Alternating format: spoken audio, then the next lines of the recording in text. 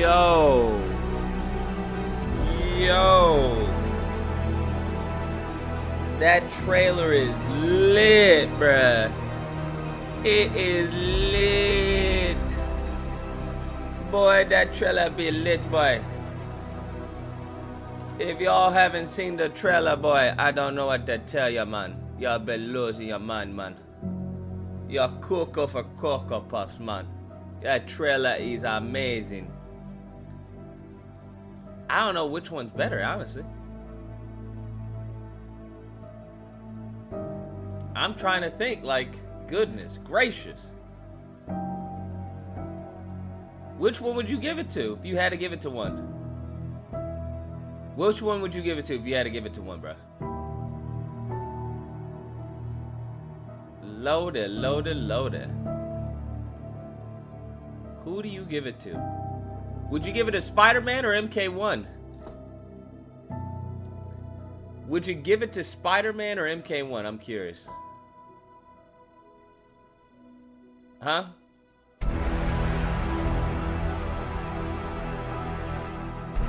Genuinely curious.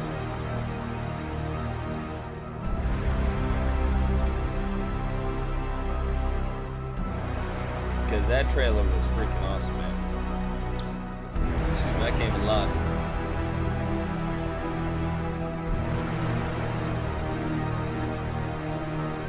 That trailer was freaking amazing. Absolutely amazing, bro. Dun, dun, dun. Actually, let's ask the chat. I'm curious what y'all think.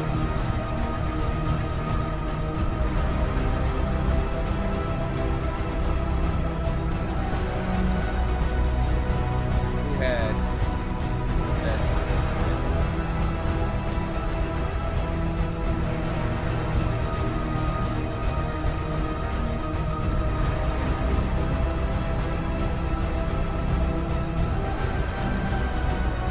Oh, I saw the AMC spike, bro. Bro, my life is in that stock. Of course I saw it.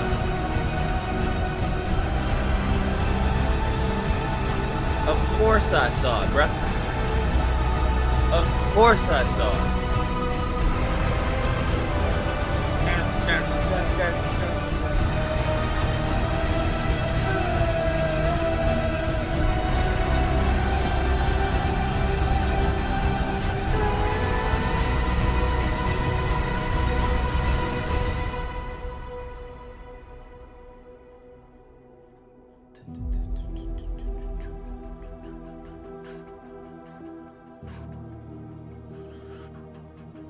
Reminds me of Inception.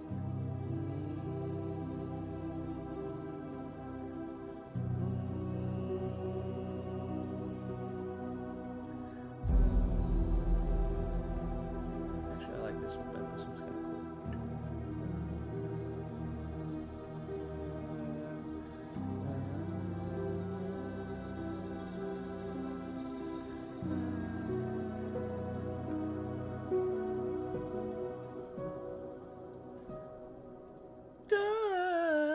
All right, y'all. We back. We here. We at it again.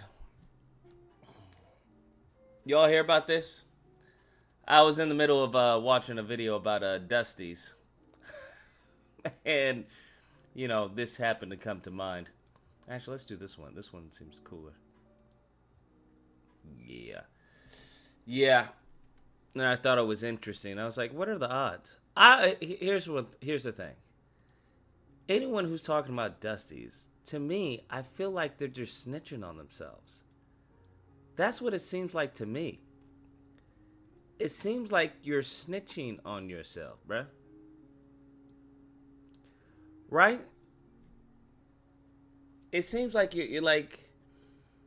It seems like you're telling on yourself. If you complain about Dusties, like, you're like, well... You kind of snitch on yourself, bro. That's what you kind of do. And it's very interesting. How's it snitching on yourself?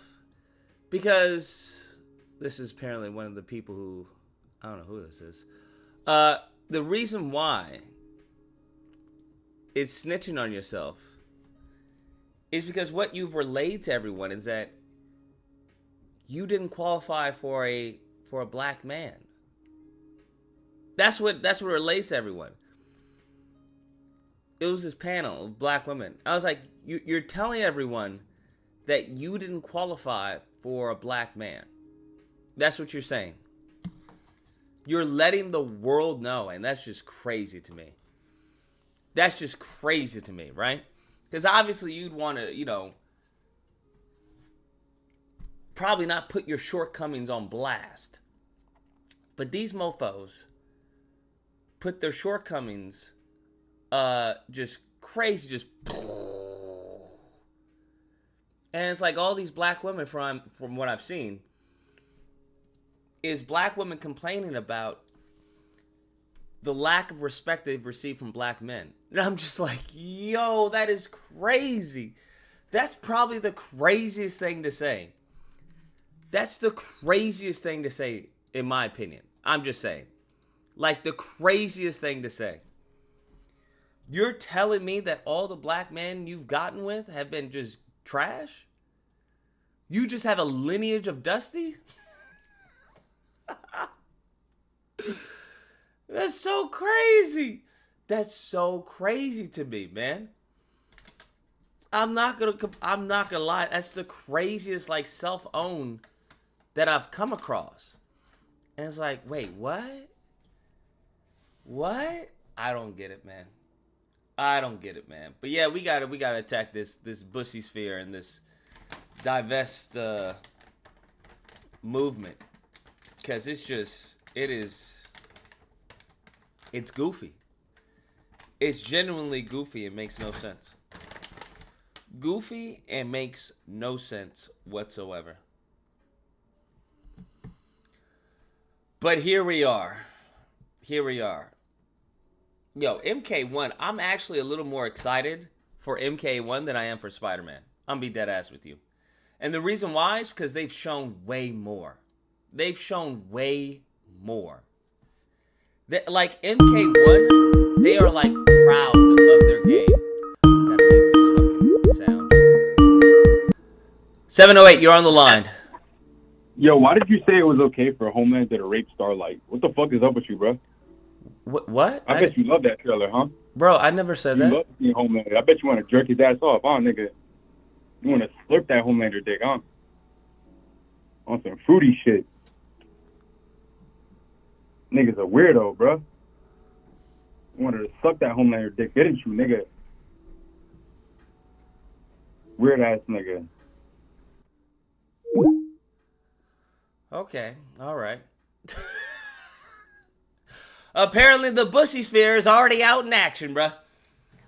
It's kind of early. That was a little early. That caught me off guard, bro.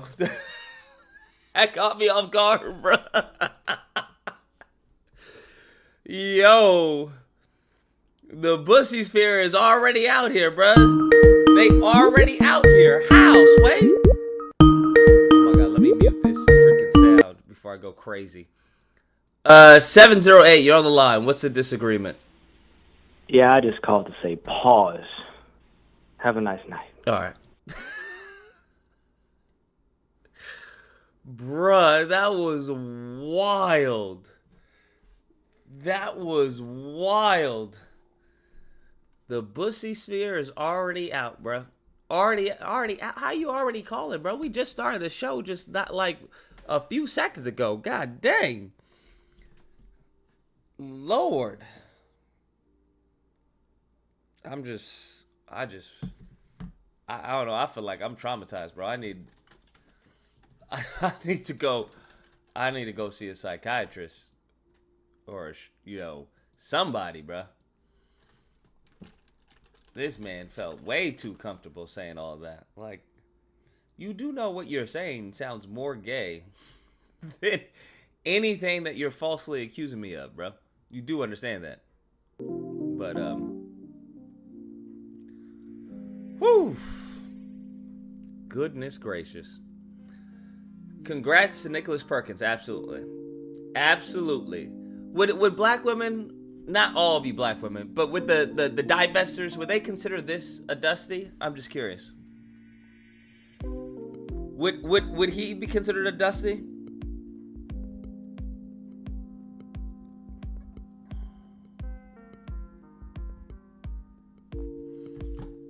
I'm just curious. Bussy Halloween? Yeah, I don't know what to tell you. Just move it to the side. Andrew Fleece Tate. Yeah, Bussy Sphere is crazy. Elliot says, Lucas Oppenheimer was the bomb. 8.2 out of 10 for me. You watching it? If it's an 8, then it couldn't have been the bomb. Because to me, I would say that Multiverse, Across the Spider-Verse was better than Oppenheimer. According to your rating. I haven't seen Oppenheimer. But based off your rating, I would give Across the Spider-Verse a way higher rating than Oppenheimer. How many of y'all are actually going to see Oppenheimer and Barbie? Excuse me, sorry. I need an adult. Lucas's last words. Nah, I don't think so. Rick and Morty is getting its own anime series. I messaged you the link on Twitter. Oh, okay, cool. I just don't... who will they replace with Roland's voice? Right? Because they're replacing his voice, or aren't they? Last I heard is that they were replacing his voice. And he does like all of the freaking voices. So, I don't know. Men's mental health is the number one problem in society today. The alphabet community is the most obvious example. Is it? Is men's mental health the biggest problem? Now, when you mean men, do you mean white men? Because you have to understand, when people say, well, it's the biggest men's problem, well, averages can be influenced by numbers. So, if you got more white men who are shooting up schools and, going bussy and everything, then that would be more so a white men's biggest problem. Because I don't think mental health is that big of a problem. Well, actually, I won't say that. I have to look into the numbers. But if I just off the top of my head, right, I would probably argue it's probably a bigger problem in non-black communities than it is black communities. Although, there is definitely mental health that's needed, but it's just not. I'm assuming. I haven't looked at it. Once again, I have nothing to back up what I'm saying. This is straight out of my ass. But I would assume it's a bigger issue in, like I said, non-black communities. Invincible Season 2 trailer dropped. Did you see it? No, I haven't seen it. Is it good? I just watched the Mortal Kombat trailer on my phone. Who was it? There was, so the leaks were true based off of the... Wait, are we getting the combat pack on day 1? Is that day 1 combat pack? Does anyone know if that's day 1 combat pack? Because I saw the combat pack. I was like, yo, this is... I guess the leaks were true. Unlikely? Alright, fair. This week, you pissed off the Black Manosphere, Divestors, Black Conservatives, and now the Passport Bros. Just saw a video of one of them coming for you. This has to be some sort of new record. Great, that sounds awesome. Niggas hate the truth, bro. They hate the truth. I don't know what it is with them. Here's what, the issue I have with all of them is that they're all exposing themselves. I'm just like, listen, if you just be quiet, nobody would even have a problem with y'all. If y'all just do your stuff in silence, nobody would have an issue. Black women wouldn't have an issue with you, and black men wouldn't have an issue with you. But for some reason, these fools are the same types of fools that have to let everyone know when they leave the classroom. They're the same group of people that have to let everyone know when they leave the classroom. I'm leaving. Nobody gives a fuck. Go use the go leave then, bruh. We're all in class right now. Go leave. You don't have to interrupt the whole classroom to let us know when you about to leave. Lord. 678, you're on the line. What's the disagreement, and tell me why? How you doing this evening? I'm doing amazing. So you still have that Spider-Man pre-order? Yeah, I still have it. Come on, they barely showed any gameplay. Well, it wasn't a gameplay trailer. It was a story trailer. Yeah, I know. Yeah, it was a story. So trailer, if you know but that, still. why are you expecting crazy gameplay? I mean, you could show a little bit in it. They did show a little bit of it. Come on, that wingsuit. Come on. There was more gameplay than just the wingsuit. I say the wingsuit was the money shot. Yeah, but what other gameplay? I didn't see no other gameplay. There was gameplay of Miles, right, where he was in front of all the enemies. That was in game. Yeah, that was a cut. That was in cutscene. That about wasn't a the cutscene. transition That wasn't into game. That wasn't even a cutscene. There was, I can't remember. There was some gameplay in there. Barely. Well, yeah, barely, because it's a story trailer. Come on, the game about to drop in October. I don't disagree. I'm not saying that I'm happy with the amount of coverage they've given. No, I'm just saying that I wasn't expecting a lot of gameplay in a story trailer. Okay. So my real disagreement. Can you explain to me how you pay? How much you pay for your PS5? I paid retail price, whatever that was. It was like $500, right? Yeah. Okay. Can you explain to me how you patronize Sony $500 for the PS5, which has less value than the PS3 and PS4? How does the PS5 have less value than the PS3 and PS4? Horizon Zero, Forbidden West, Ragnarok, and Miles Morales. Both of all those games are available on the previous console. Okay. And they are also dropping on PC.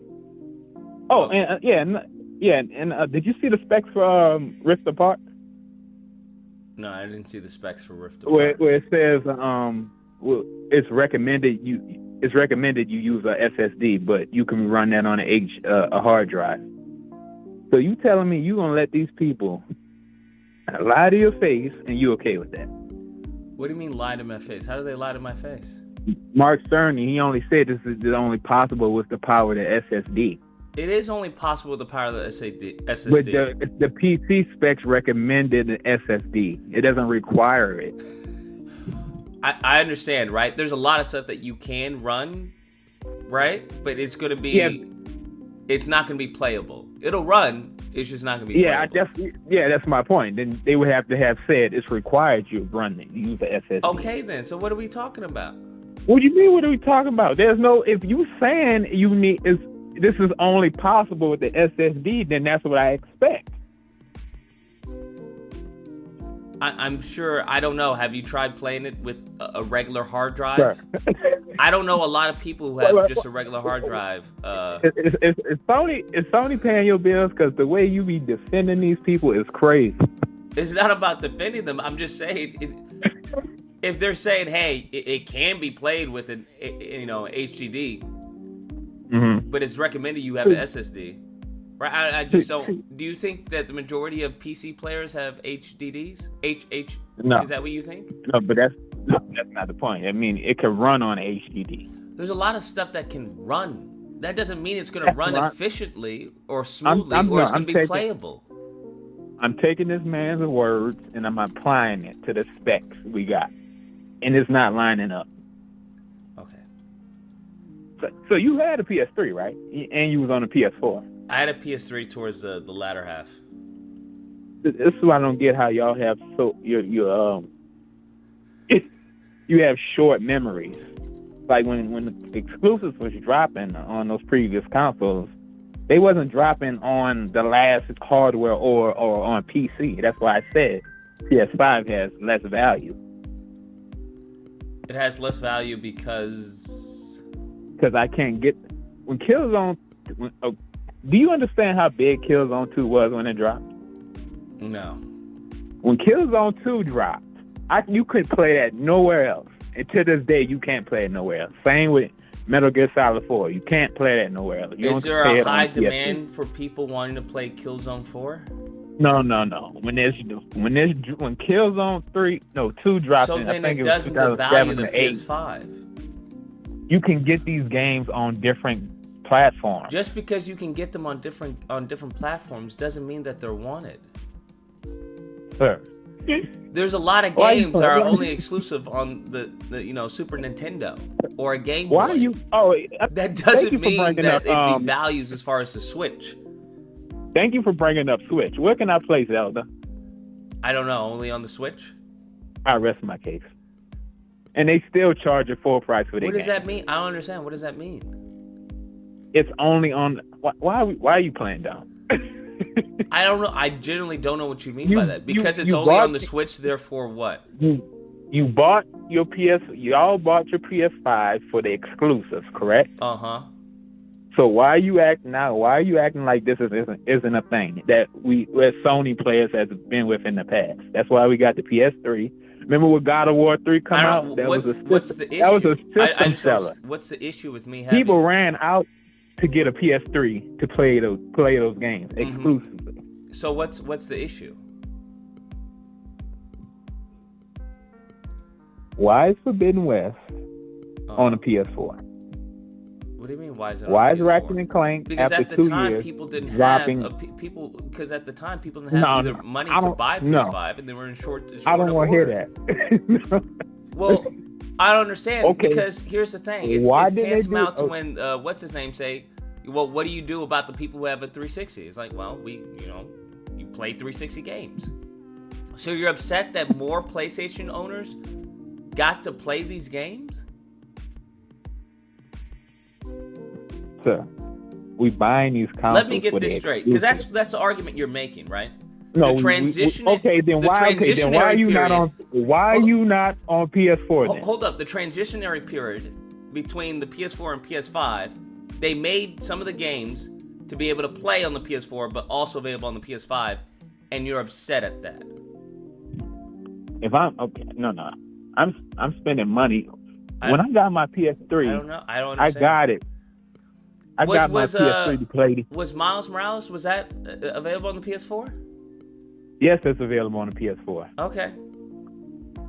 So why are you not? Okay, keep your PS4. I don't understand. Keep your PS4 and trade in your PS5. I would think that if somebody wants to do that, they're more than welcome to do that. I just wouldn't probably advise it. You do that. Why would I do that? It's available on the PS4, and the PS4 is cheaper overall.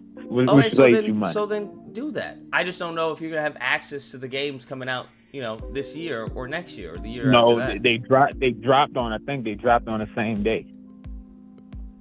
I'm not sure if you're gonna have access to Spider-Man 2 with the PS4 because that's exclusive to the PS5. I'm not sure if Horizon Forbidden West is that available on the PS4. Yes. Okay. Well, except for the DLC.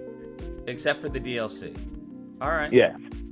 Well, I mean, that's entirely up to the consumer. Now you have options. It's another thing. Is that bad for the consumer to have options with No. We're talking mainly about exclusives, right? This is when Gears of War dropped on the 360. That's people wanted to go get a 360 to play Gears or Halo. Well, you're obviously going to have a very less than par experience on a PS4 than a PS5. So I find it interesting that the people who are constantly talking about graphics and everything and performance power would choose to play it on a PS4 when it's readily available on a PS5. That doesn't make any sense. Why not just make those games exclusive to the PS5 and take advantage of that new hardware? Well, because it's a transitionary period and people are now just getting PS5s.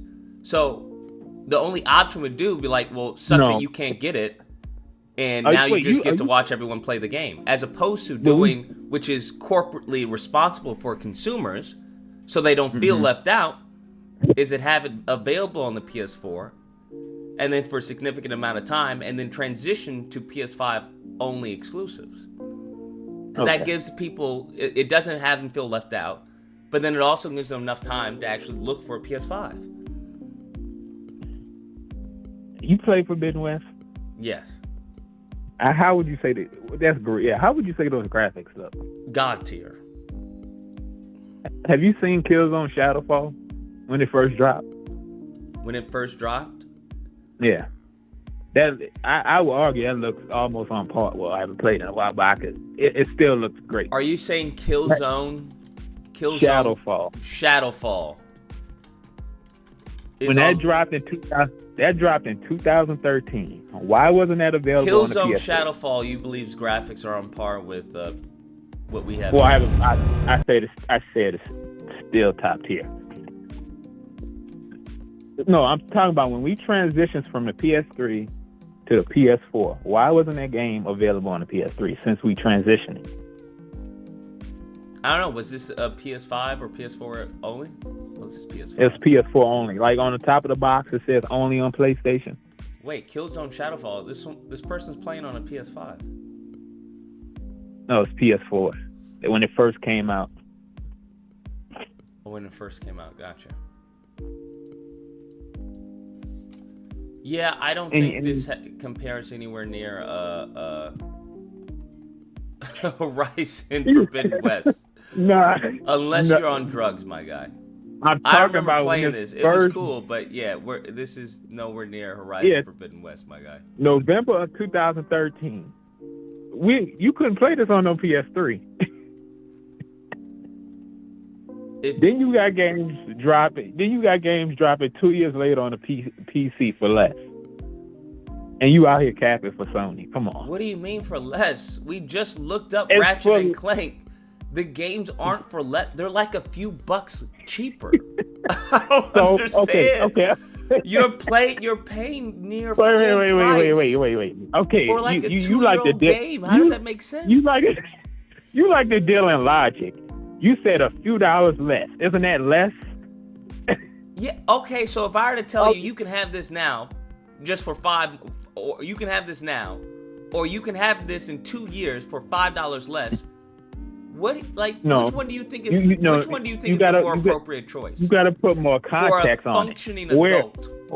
Where is this dropping? Oh, it's on PC. Oh, I got free multiplayer. Oh, I got free mods. Oh, I got unlocked frame rates. Okay. Well, if that's worth a 2-year wait, then by all means, knock yourself out. I have no issue with someone who's waiting 2 years to play a game because it has unlocked frame rates and you can play it on PC. I think that's great because it benefits me as the console owner. You're just putting money back into PlayStation for a 2-year-old game because you get to play it unlocked from frame rates, which you can't even notice. You do understand that, right? The average human eye is not noticing 300 frames per second. I jumped from 30. I mainly was a console player. I jumped from 30, and when PS4 Pro came out, I saw how 60 looked, and I'm like, yeah, I can't go back. Sure. So wait, didn't you do a review on Spider-Man on PC, and you said that game looked amazing? It did. So you telling me? We know Insomniac, they're gonna drop Spider-Man 2 on PC. Hey Lucas, so you can play Spider-Man 2 come October, right now, or wait 2 years for the PC port. I would say go fuck yourself. No, the way you was acting in that video over that upgrade, yeah, that sounds like I'll wait. No, absolutely not. I'm not waiting 2 years. What? 2 years for a graphical update?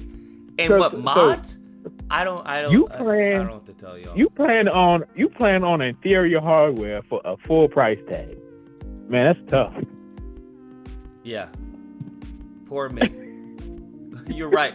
For the inferior hardware, it looks freaking amazing. Bro, you can't let Sony keep getting away with that. That's crazy to me. I don't know what they're getting away with. Bro, they dropping games on multiple platforms. Good. I don't know how. What's the problem with that? I don't have a problem if you get the game on PC 2 years after I played and beat it. That's great, because now all the PC peasants get to do work for me. They get to mod, they get to create new skins and all that. Great, that's awesome. So now it revitalizes the game for me, who's already played and beaten it. So thank you, peasants. Okay, then Sony, when these games drop on PS5, they need to drop on PC the same day then. Now that happens, I don't think that'll happen though. It'll defeat the purpose of the console. Wait. What's the purpose of the console? Is that you can get it on the console. Because they're exclusive, right? Yes. I rest my case. That's the whole point. Yeah, we buying these consoles for the exclusives. And there's still exclusives. Where's Forbidden West is on PS4? Okay, do you want to play Forbidden West on a PS4? No, you said it's exclusive. Do PS4 it's on the players... previous console? Yeah, I don't have a problem with that, bruh. It's exclusive to PlayStation. Can you play that on Xbox? Can you play that on the 360? Can you play that on the Xbox One X? I don't know why you deflect the Xbox. They've been dead. Even the CEO said it's exclusive to PlayStation. That's the point. Jim Ryan. Okay, then why did Jim Ryan say we believe in generations? So you telling me they just saying stuff? What do you mean believe in generations? What are you talking about? He believe in as in only these games can be experienced on the current console. Hold on, believing in generations is not the same thing. You can only play this on this one particular console. Hey, that's what that man said. He didn't say that.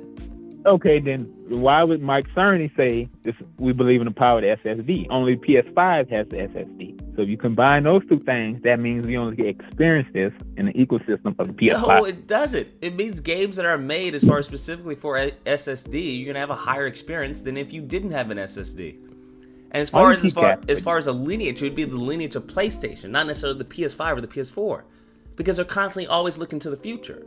Right now, they're looking at the PS6 or the PS5 Pro. Wait, how you gonna drop a PS5 Pro and we barely get any games? You can't, man. You have no release date for Stellar Blade. I don't understand. I don't know how anyone can say that PS5 barely has any games. They're dropping on other platforms. That's why. Listen, if you want to get a PC and spend thousands of dollars just for it to be outdated in 2 years, go right ahead. But you don't even need no one's stopping anyone from doing that. I looked at the requirements. Some of these recommended graphics cards are still the 1080, which came out in like what? Bro, you don't play PC clearly. No, I'm just saying though. That's okay. I know you're just saying, but you're saying from ignorance, right?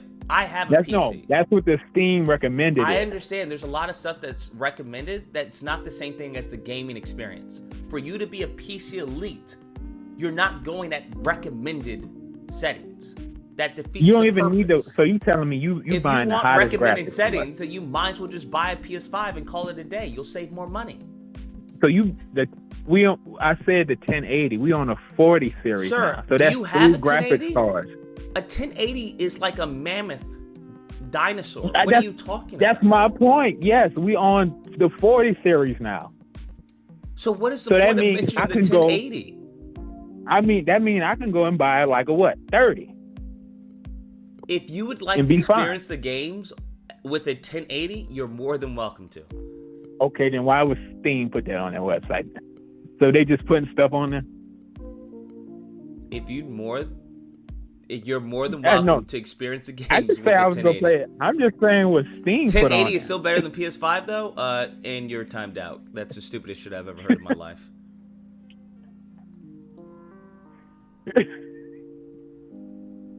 Yeah, but besides Spider-Man, what else is dropping this year? I'm not sure what else is dropping this year. That's my whole point. You see how dry it is?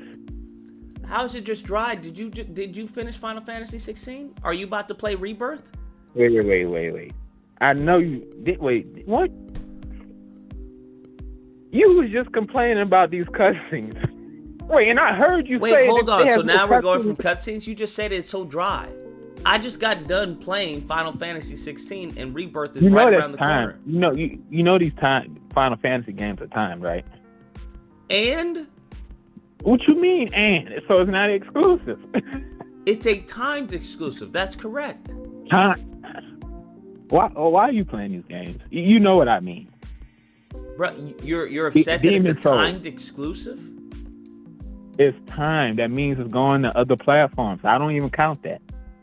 So you don't count timed exclusives? Okay. Can Xbox play Final Fantasy right now? Okay. Let me use this. Wait, can Xbox players play Final Fantasy 16 right now? No, they could play it in the future. Then.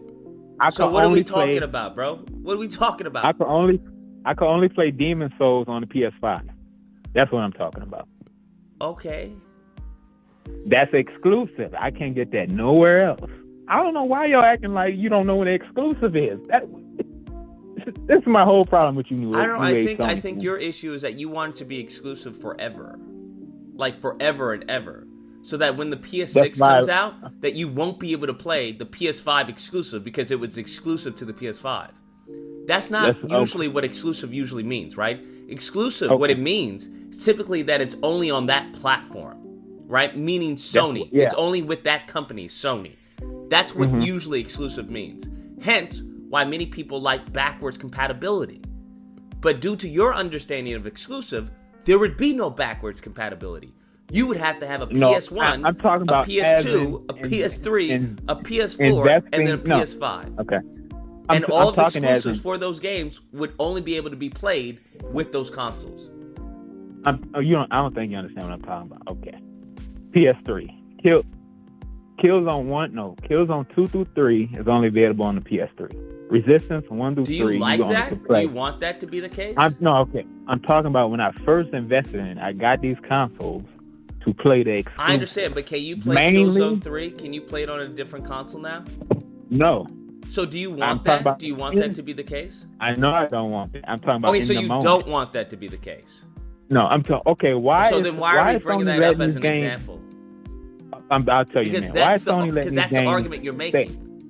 Why they let? Because anything else would be wouldn't be an exclusive, right? According to you, Spider-Man wouldn't be exclusive because it was available on the PS4. You see how dumb that sounds? When Sony revealed Spider-Man Remastered coming to the PC, why were you upset? I wasn't upset. No, you was upset. No, I was actually very excited. No, you was upset. I remember that video. Not at all. No, you damn near lost your mind when they revealed that. It was amazing, bro. Bro, come on. So, I got my own mod. Actually, I'm in the game. It's the Captain I'm talking about. Bro, what are you talking about? I loved it, bro. The graphics, they redid the Raimi suit. Like, what? It's awesome. You know, the problem is when you release exclusive 2 years later on PC, that's the problem. Okay, meaning I'm getting an inferior experience. Okay. I mean, if that's what you believe, then that's what you believe. I don't know what to tell you. No, that's a fact. If you believe you're getting an inferior experience because it's released on PC 2 years later, then I don't know what to tell you. I don't know how it's an inferior experience. If Sony is dropping these games on different consoles, why are the exclusives still stuck on PS3? Why is Metal Gear Solid 4 still on PS3? Maybe they'll do a remake. I don't know. It depends on fans' demand. We know people want that. Come on, they've been asking that for years. Even some of the Ratchet and Clank games still I understand, stuck on but there has to be a balance of remakes and then new IPs. Because you can't just have a whole bunch of consoles. You can't have a new console with nothing but remakes. That defeats the purpose. Man, that PS4 was nothing but remakes. The PS4 was nothing but remakes? What was it? Shadow of the Colossus.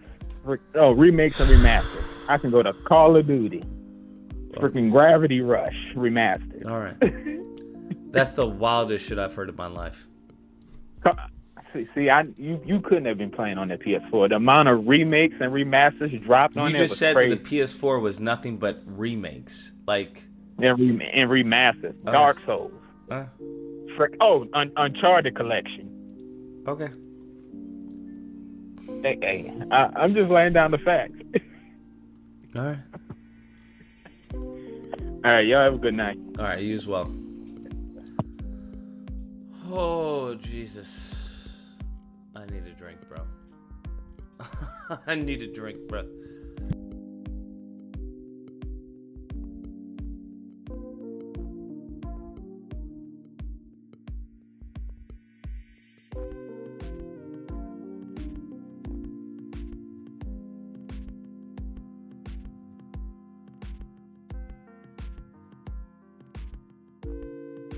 That's just crazy. Like, we're just gonna get... we're totally gonna forget about, like, I don't know, Bloodborne. We're gonna get about, what was it, Second Son? We're gonna forget about, like...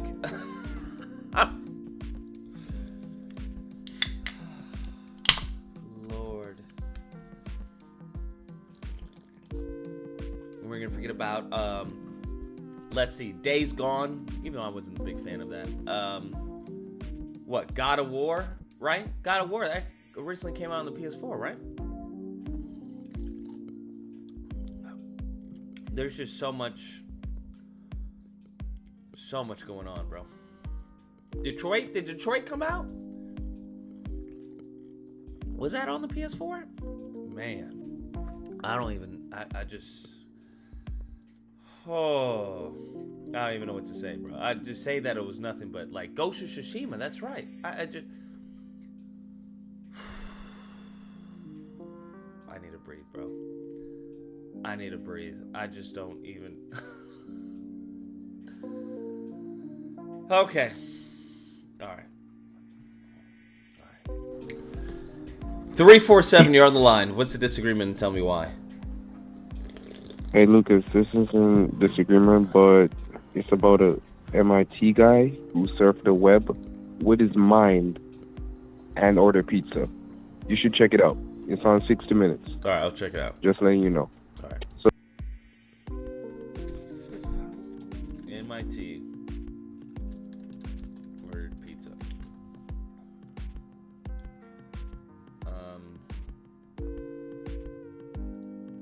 Oh, I've seen this.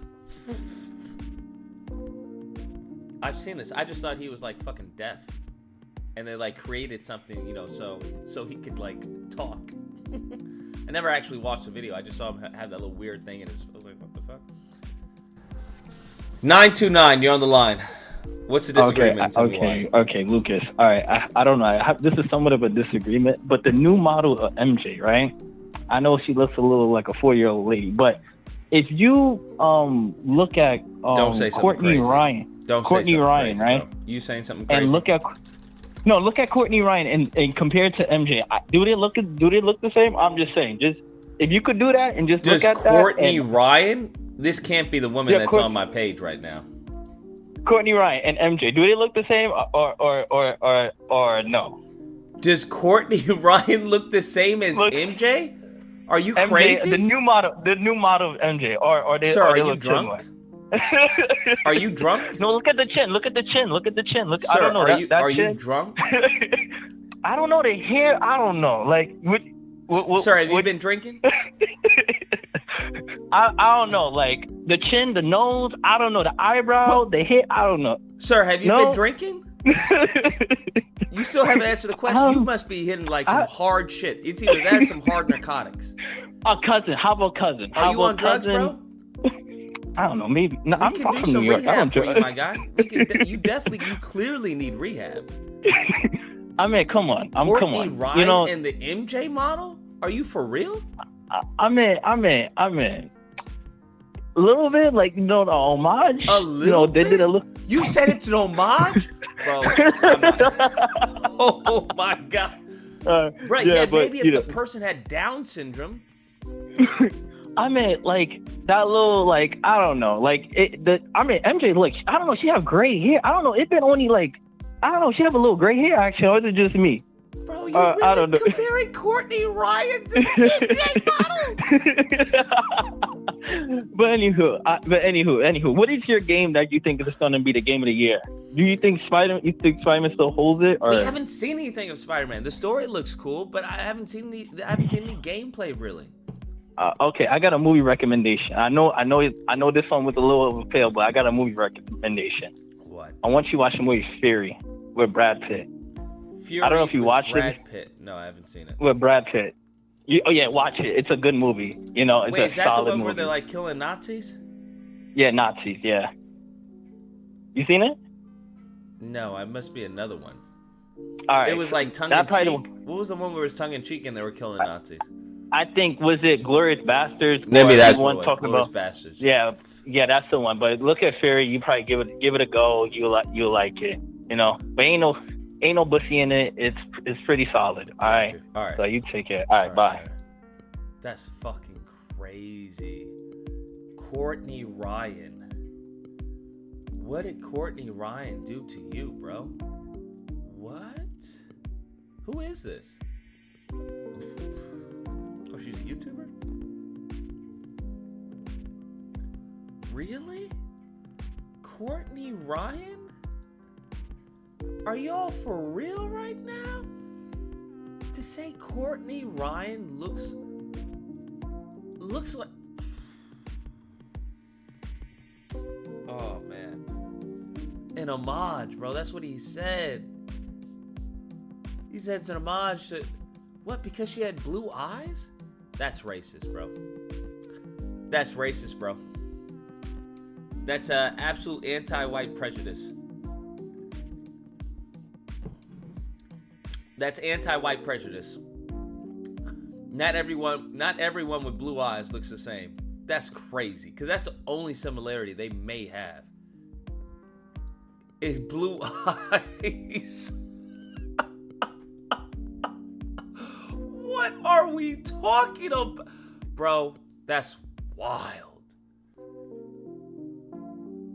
That's so wild saying some shit like that. Oh yeah, they're definitely the same. They look like twins. Crazy. Absolutely crazy. They look the same for real? Stop trolling in my fucking comments, bro. Stop trolling my comments. They don't look anywhere near the same. What are you talking about? She has a cereal box fucking face. Are you joking? She has a cereal box face. Who designed her? Oh my God. This is a 30... Honestly, I would argue this is about a 35, 40-year-old white woman. That's what this is. A 35 to 40-year-old white woman. Honestly, nowadays, she's probably about 23. She could be about 23 if we're gonna be honest. Nowadays, the way some of these women are aging, she could be about 23, bruh. But typically, this would be like 35, 44. Okay? What are we talking about, fam? This is the most unappealing, unattractive character design I've seen in my life. In my life. Can y'all name me an uglier character that was originally attractive? She looks like Chucky with the wig. Bro, I think Chucky has more appeal. Because Chucky was a doll, right? Excuse me. Even Chucky has more appeal. Right? Chucky was supposed to be a doll. Hey. A little happy doll. Nah, don't... This has nothing, bruh. This is nothing. And she got an overbite. She got an overbite. She's not good. She got good. She has an overbite. My brain hurts.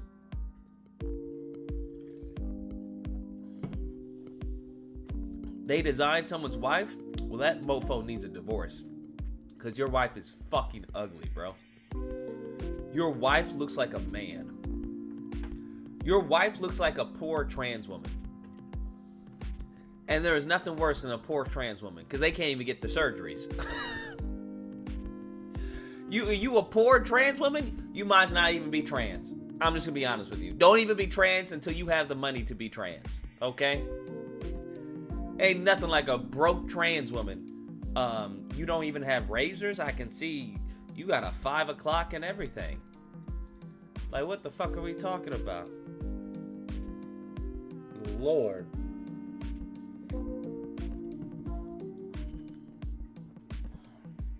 God, dog. Ugly ass woman. Ugly ass woman. Just fucking hideous. Honestly, I want Gwen to come up, to be honest. Peter, you deserve better than this, bruh. You deserve better than this. Where is Gwen? They need to bring Gwen in the story. Because this bitch gets on my nerves half the time anyway. There is no way they aged her that bad. Oh, bro, I can't wait to do a video on that. Because she needs to be roasted. People are talking about, well, of course she got older. Because, you know, of course she's going to age a little bit. This ain't a little bit. This is a whole different woman. What are you talking about? A little bit. I can't stand these fucking Insomniac cocksuckers. Anything Insomniac does, they just fucking love it. Just, I love Insomniac, please. Please, Insomniac, fuck me more. And it's like, bro, that doesn't help Insomniac. That doesn't help anyone by lying to them and saying, oh yeah, I love the design. This design is shit. It's dog shit. And it's horrible. But nevertheless, let's see what this MIT. That you can order food without lifting a finger or saying anything. Let's do it, yeah. We Yeah. want to order it. Surprise me. And he says, it's asking, what kind of toppings do you want? That's cool.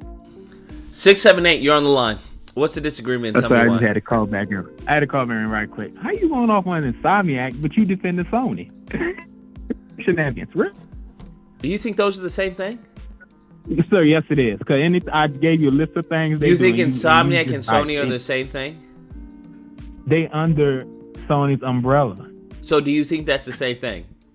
Yes, it is. Cause anything Sony does, you bypass it. Okay. All right, later. All right, later. You heard it here. Insomniac and Sony are the same thing. Oh. Oh my God, bro. Y'all, where are we on likes? Y'all better like the stream. Like, bro. We got 300 in here. Y'all not even like the stream, bro. If we don't get to 250 at least, come on now. Want a cheese pizza? Pepperoni? Let's do some pepperoni pizza. Can it do pepperoni? Let's try. Let's try.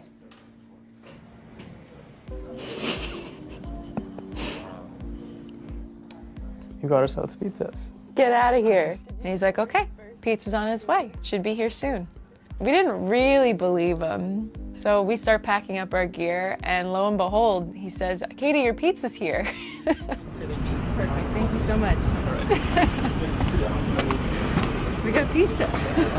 It's pizza delivered without saying a word or lifting a... He definitely smashed. He definitely smashed. He definitely smashed. I don't know if the opportunity was there. We'll just say that. The opportunity was there. I don't know if he took it, but the opportunity was definitely there.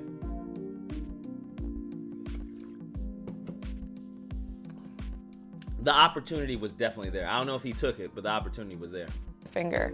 Who's returned? The first pizza How's that? ordered by Oh, good. thinking. Are you telling me that you... There you go. He definitely smashed. If he wanted to. I don't know if he wanted to. I don't know if he was ready for that, bro. I don't know if he was ready for that. But what is the Manosphere crying about? I've hit the wall. Women hitting the wall special video. Oh my God. Oh, this is the Manosphere. Oh, there's actually a channel called the Manosphere. Men don't give a fuck anymore. Why the rate of single men in the US looking for dates has declined? Is that supposed to be a win? Oh my God, this shit is so just trash, bro. Just so fucking trash. Let's see. Let's just try it out. What is this? Something that I quickly had to learn while dating at my 30s is that 30 or plus year old men would much rather date women that are on their early 20s than women that are 30 or plus years. That's not true. That's not true. And if date, I think here's what she's confusing. Date versus fuck. Because we already know the marriage statistics, right? We already know the marriage statistics. On average, you're looking at 2 to 3 years difference. 2 to 3 years difference. So you're not getting a 30-year-old who's marrying a 23-year-old. That's not happening. Those are outliers when it comes to the marriage industry. Okay? Outliers. Now, when it comes to maybe fucking, maybe, right? Maybe, but any grown-ass man, you don't want to have to deal with a fucking little 23-year-old or a 25-year-old if she's on some bullshit. Because God forbid you break her heart or something. Lord. And she goes on one of those, because we already know grown-ass women go crazy. But I don't know where this is coming from. Years old. And I think the reason for that is because when you turn 30, you hit this wall.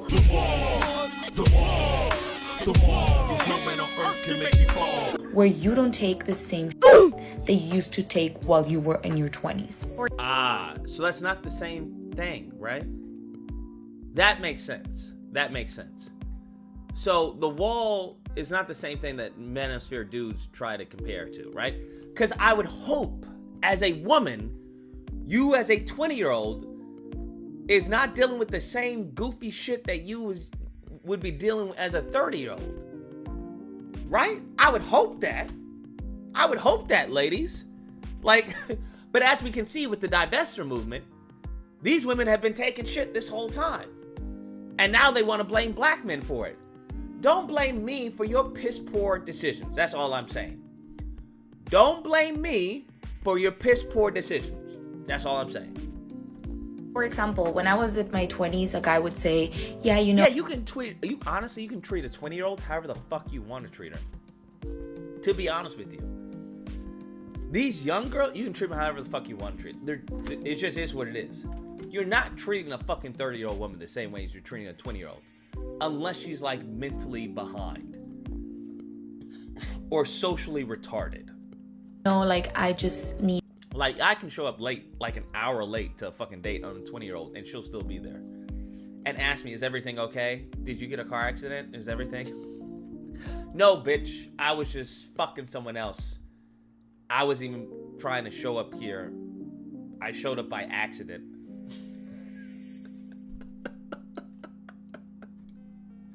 Right? You're not doing that with a 30-year-old woman. That's not happening, okay? It's just, it shouldn't happen. Some of you women allowed to happen, and that's on you. Don't blame me, right?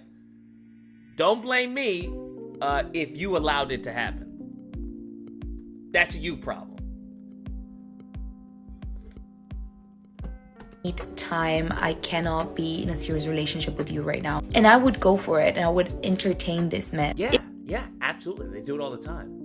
I'm just emotionally unavailable. Oh, right? You can't say that to a 30-year-old woman. At least I would hope you can. I don't know. Some of y'all, like I said, my average and your average is very different. A 30-year-old woman or, anywhere remotely near there is not going to be like, oh, okay, cool, got you. She'll be like, okay, well, it's nice knowing you. Take care.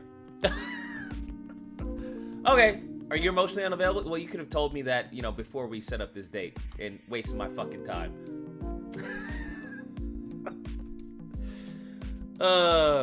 All your dates sneaked out the back of the restaurant? Why would they sneak out the back of the restaurant? I don't understand. That doesn't even make sense to me. Like, if I'm paying for the dinner, why the fuck would you sneak out? At least get a doggy bag or some shit. Bitch, take something home with you. Take something home with you and your fucking 3 roommates, bitch. Take something home with you. Feed the fucking family, bitch. Okay? That doesn't even make any sense to me. What are we talking about? What are we even talking about? Some of you bitches order for the next day, too. I don't care. It is what it is. If you a sock to me, go ahead. I understand. You got nothing in the fridge. It's okay, boo. Feed up. Eat up, bitch. Eat up. You not stressing me. I don't give a fuck. What is it? 50, 30, whatever? Okay, cool. Knock yourself out. All right? I know some of y'all got to provide for your roommates and shit like that. I don't care. Sure, by all means. Go back to my place. I get what I want. You get a fucking meal. Or whatever the fuck it is. You get to be in contact with me. But you're a sock. So, yeah, sure, I'll see you. Maybe, next week. Next week, sure. Have you ever scheduled someone to a weekend where you literally only see them on the weekend? Oh, it is fucking beautiful, y'all. It's fucking beautiful. It's the best thing ever. You only see her on the weekend. So if you go out and you don't pull, say you go out. Hey, Sharif, drop the bomb. I'll read in just a second. But say you go out and you don't pull. You always have the weekend. She's the weekend chick. She's always there. She always say, hey, where you at? That's all you have to say. Where you at? Oh, I'm out with friends, blah, blah, blah. It's only on the weekend. It's like a win. You win even if you don't win, bruh. You win if you don't win. But, never mind. Lucas cooking, passing the collection plate. Can I get an amen? Thank you, Sharif. Thank you. I appreciate it. I very much appreciate it. Very much appreciate it. Bro, I'm dropping bombs, bro. I'm dropping bombs, y'all. I'm just saying. If a man comes today and says, hey, I'm not ready for a serious relationship, it's like, babe, you're 30. The hairline is going back. Ma'am, we don't want older women because you have more baggage, you have more trauma from previous relationships, and you have... What? That's so crazy that you don't want older women because they have more baggage? They have trauma from previous relationships? That depends on their previous relationships, right? That depends on the maturity of the woman. What it sounds like is that you just seem to be an inferior male that can't handle the competition. That's what it sounds. I will never in my life not fuck a woman because I don't know. Because she has, I don't know, because what did he say? She has baggage? What fucking baggage, bruh? I don't understand. How the fuck you have that much baggage at 30? Is she a fucking sock? Who are these women that just have crazy baggage by the age of 30? Bitch, what type of fucking have you been doing? And we're not even talking about fucking, right? We're talking about relationships. What? You got that much on you by 30? That shouldn't be the case. So once again, it sounds like a you problem. These niggas getting women with fucking mileage on them. I don't know what to tell you. So you get with the younger ones so you can be the one that traumatizes them? Because what are you getting with the younger chick for? Are you gonna marry her? Is that what it is? No? Then you're just fucking her. So you're gonna be the baggage, right? The same baggage that the 30-year-old has, well, now you're just getting her at an earlier age and giving her that baggage. And trauma. It's so fucking, it's retarded, bro. I don't even understand. Now, if you have come to the conclusion, Lucas, I want to be a bachelor for the rest of my life. I don't ever want to settle down. I don't want to have kids. I don't want my offspring. I don't want any offspring. I want my genetic DNA. I want my shit to end with me. Then by all means, you go for it, pimpin'. Knock yourself out. Knock yourself out. But I don't understand the same dudes who won't talk about, well, I want a wife and I want to try this. I'm like, what? Because why would you be dating younger? Because the younger they are, we've already looked at the data. They have a higher, inclination to divorce. And because they are younger, they have a better chance at remarrying than other women who are older in their 30s. So I'm just like, if I was a woman in my 20s, and I know everybody, these fucking lames are out there who love my fucking youth or whatever they think my youth is, right? Because there are 23-year-olds, I hope people understand, there are 23-year-olds out there with fucking bodies. There are 23-year-olds, 25-year-olds out there with fucking bodies, bruh. Girls with fucking bodies. Okay? Especially nowadays. So, I don't know what the fuck you think that age represents. I really don't know. But it's a different world out there, pimpin'. It's a different world out there, okay? Just letting you know. That's how that's why I'm like, I don't know why these dudes say this stupid shit. They have less baggage. What is baggage to you? What does that fucking mean? Because when you ask them what baggage, well, I want their leg count to be low. Nigga, are you asking what their leg count is? Like, I don't understand. You think because she's younger, she has a lower body count? No, nigga. A sock is a sock. A sock always has bodies, bro. What do you mean? I don't understand. Especially nowadays. Where it's like more acceptable now. Like back in the day, I understand, right? You can make that argument. But nowadays, what the fuck are we talking about? There are 18-year-olds, bitches who turn 18 on their birthday and like, hey, I'm 18, join my OnlyFans. Finally, I'm 18. Like, it just sounds goofy to me, bro. For anyone who's been out there looking, and, you know, been in the streets in the safari, when you hear dudes say shit like this, it's like, oh, you don't fuck with women. you don't fuck with women then. Because I've met 18-year-old socks. There have been 23-year-old socks, 25-year-old socks, and they all say crazy shit. Oh, we just get along. It's like it was made to be. Yeah, absolutely. When are you going back? Oh, you go back tomorrow? Those are the best ones. The ones that fly over here like on vacation or some shit or visiting. Oh, best. Fucking amazing. Fucking amazing. Because you don't even have to worry about anything, right? They just out here, right? They from some foreign fucking country. They wanted to come to the States with their girlfriends. I just wanted to see. I wanted to travel. Okay, well, I'm travel dick. Hello. Travel dick. Well, you take care. Let everyone know that, you know, black Americans, we hold it down. We hold it down.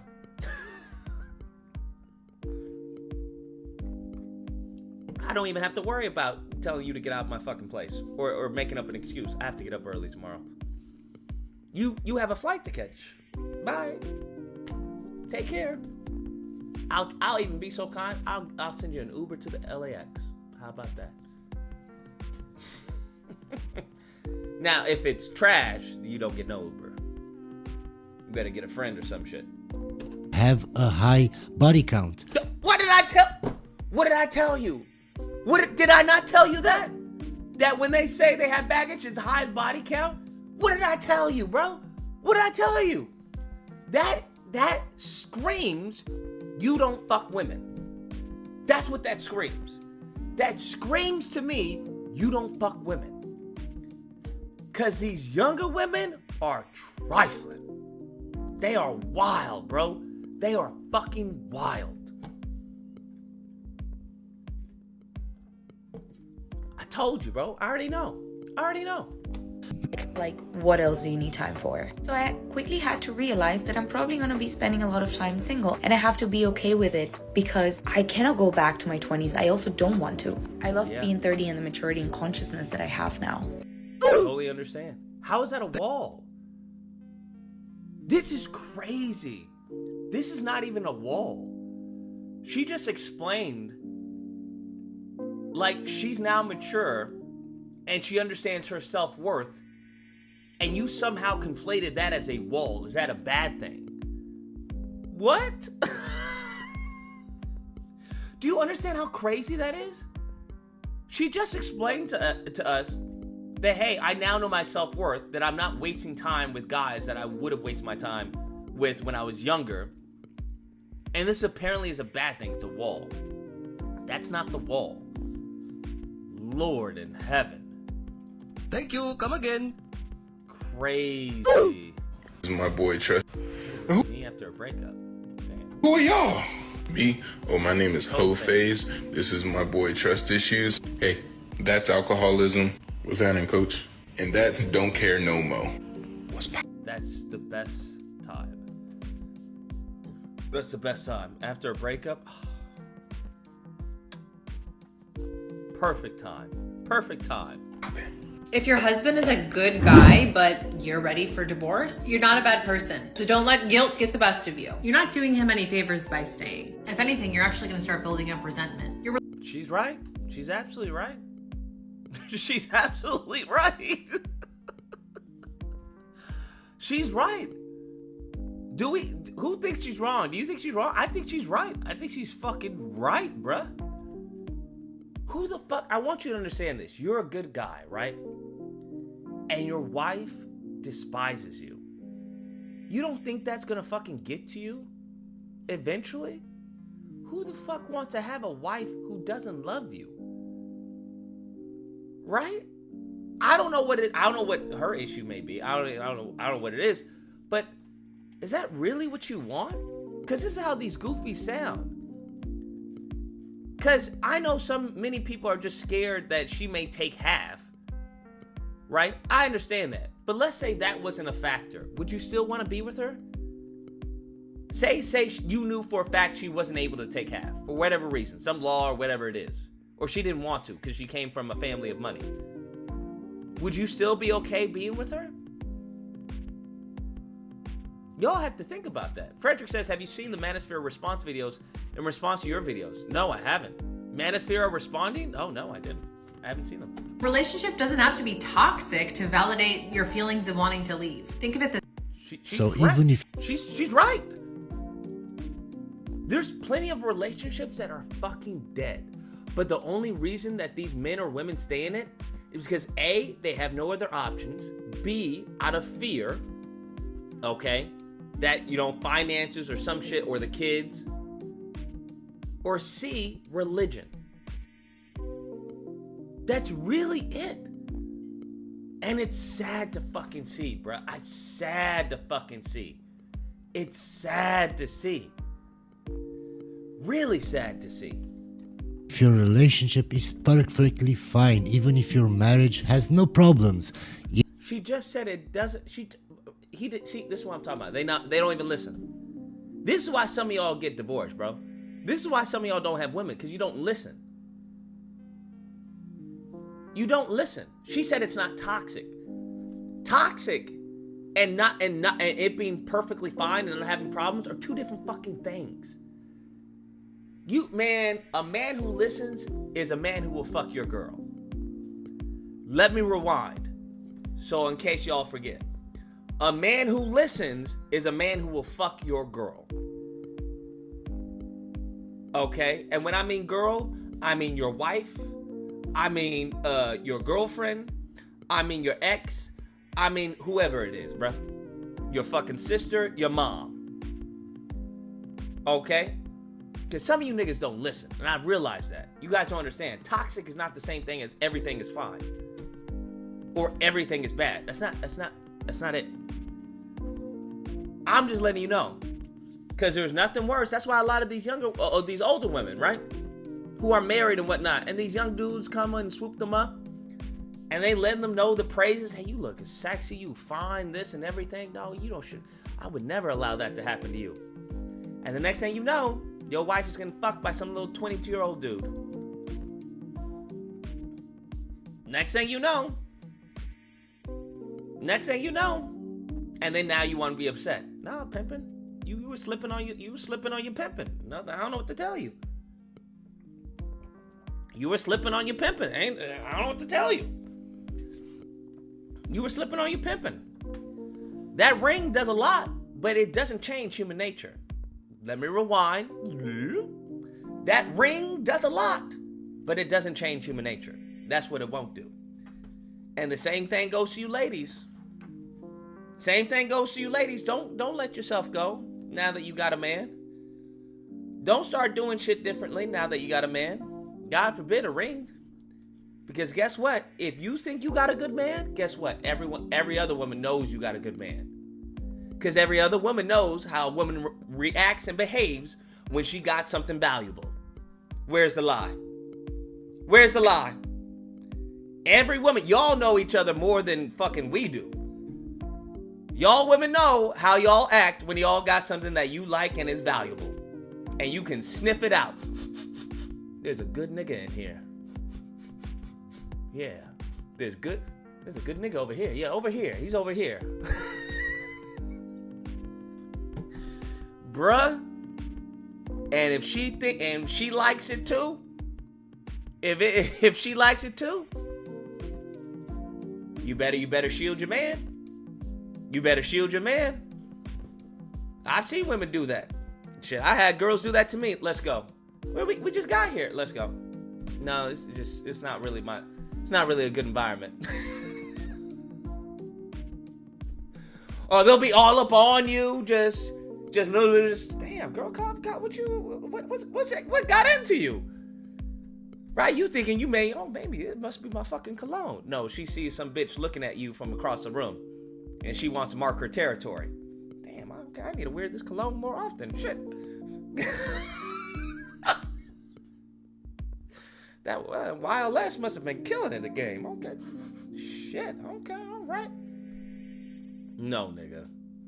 She sees two bitches looking at you from the corner of her eye. She want to let them bitches know this nigga's mine. Back the fuck off.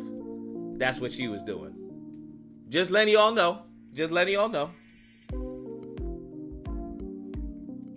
That's those insecure Beckys? No, boo-boo. Every woman does that. Maybe not to that extent, but every woman marks her territory.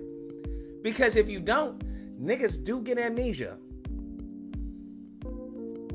Because if you don't, ladies, niggas do get amnesia, okay?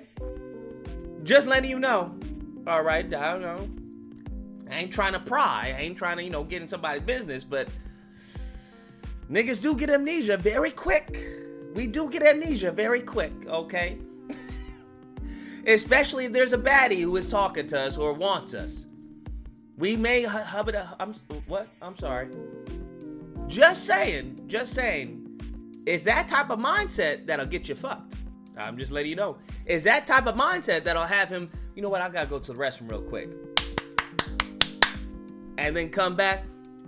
What's that smell on you? Oh, nothing. It's, the restroom was just stinking. It was funky. Just saying.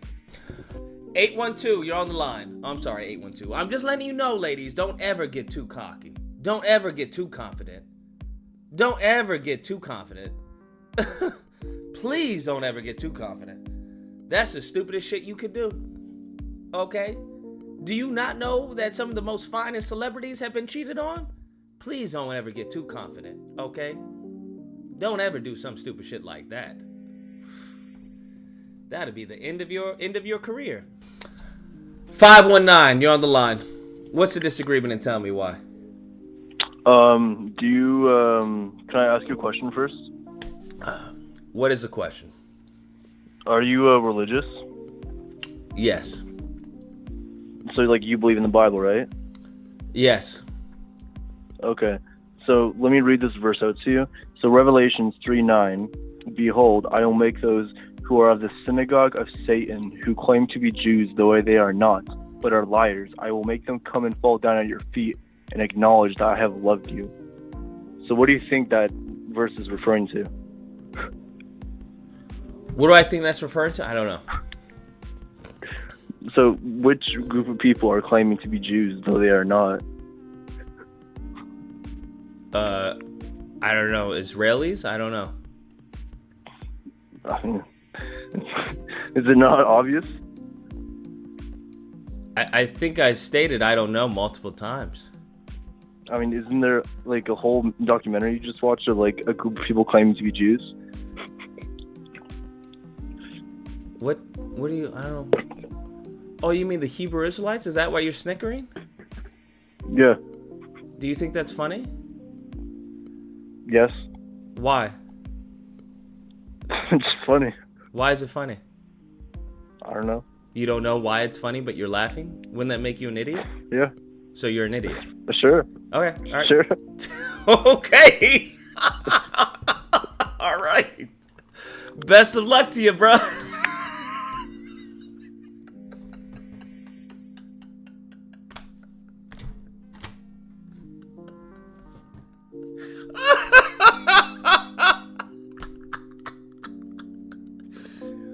And you wonder why your population, your birth rates are declining. Hot damn, bro. You wonder why your birth rates are declining, bro.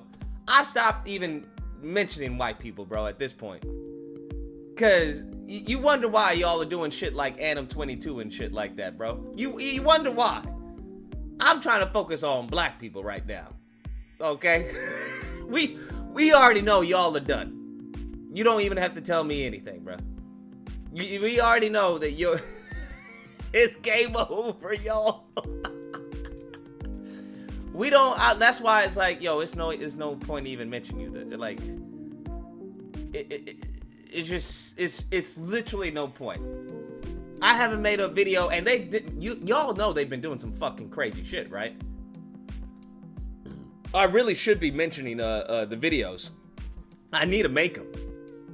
Fucking Florida. What did I tell you what was gonna happen in Florida?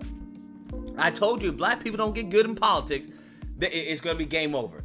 These motherfuckers in Florida have erased black history. Okay, they are redefining black history. I want you to think about that. They're redefining black history and what can be taught in the schools. All right.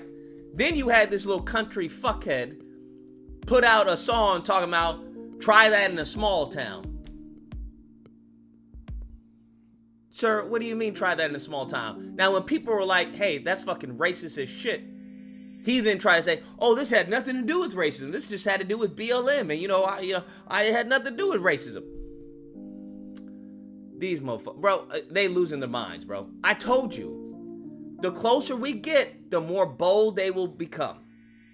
The more bold they will become. But I find it funny that, the little white kid would say that, because if you speak to a Hebrew Israelite, they'll say that the Jews that are saying that they're Jews right now are the fake Jews. That's the funny part.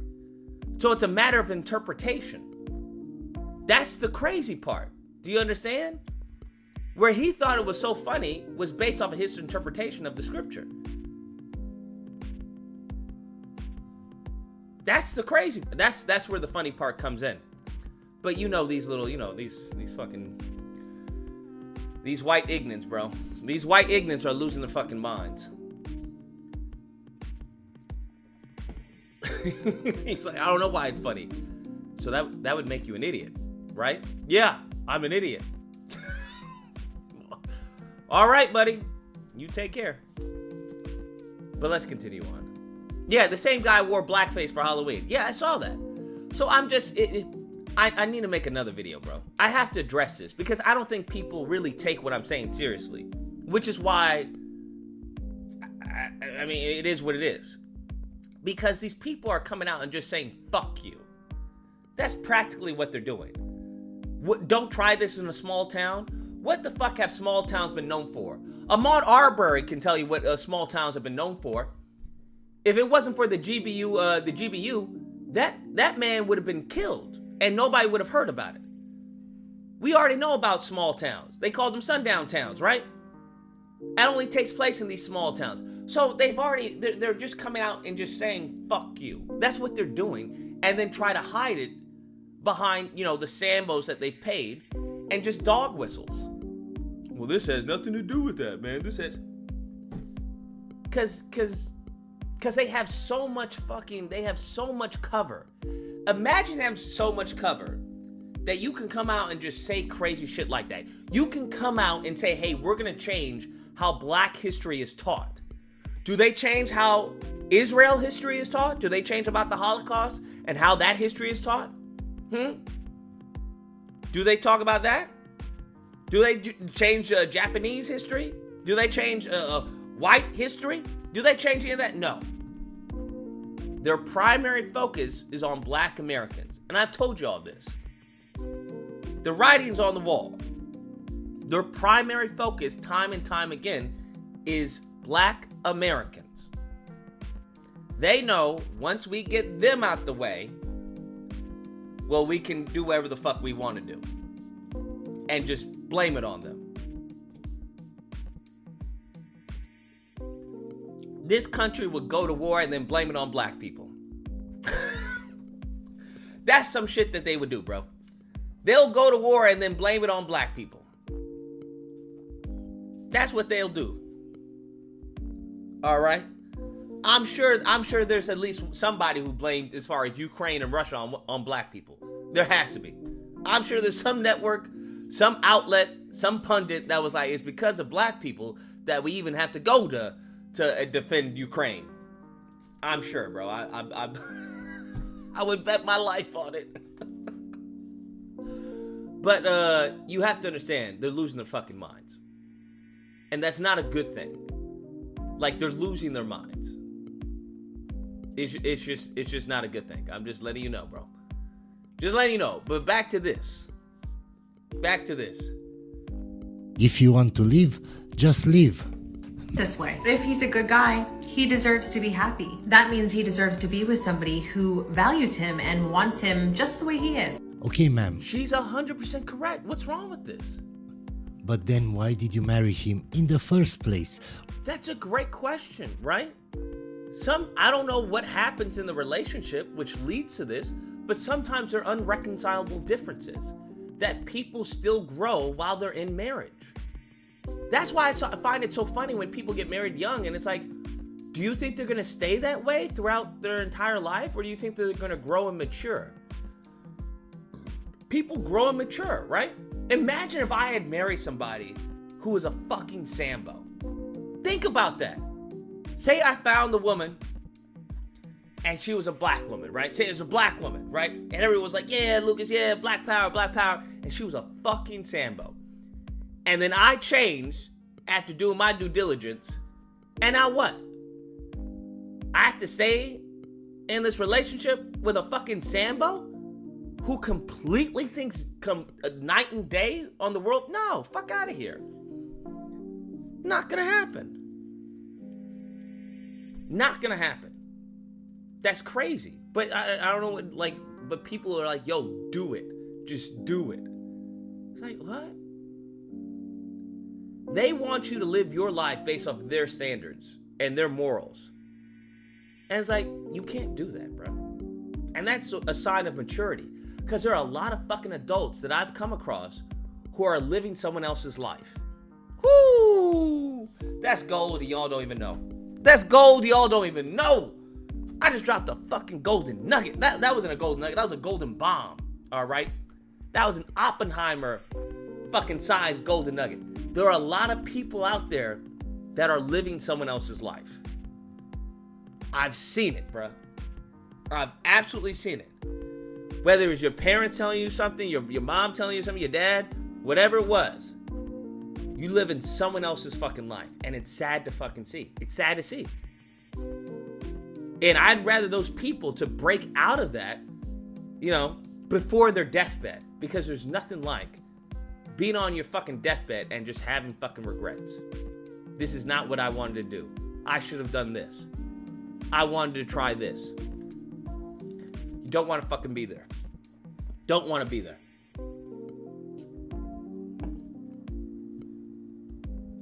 Why make him grow through all of this? Why?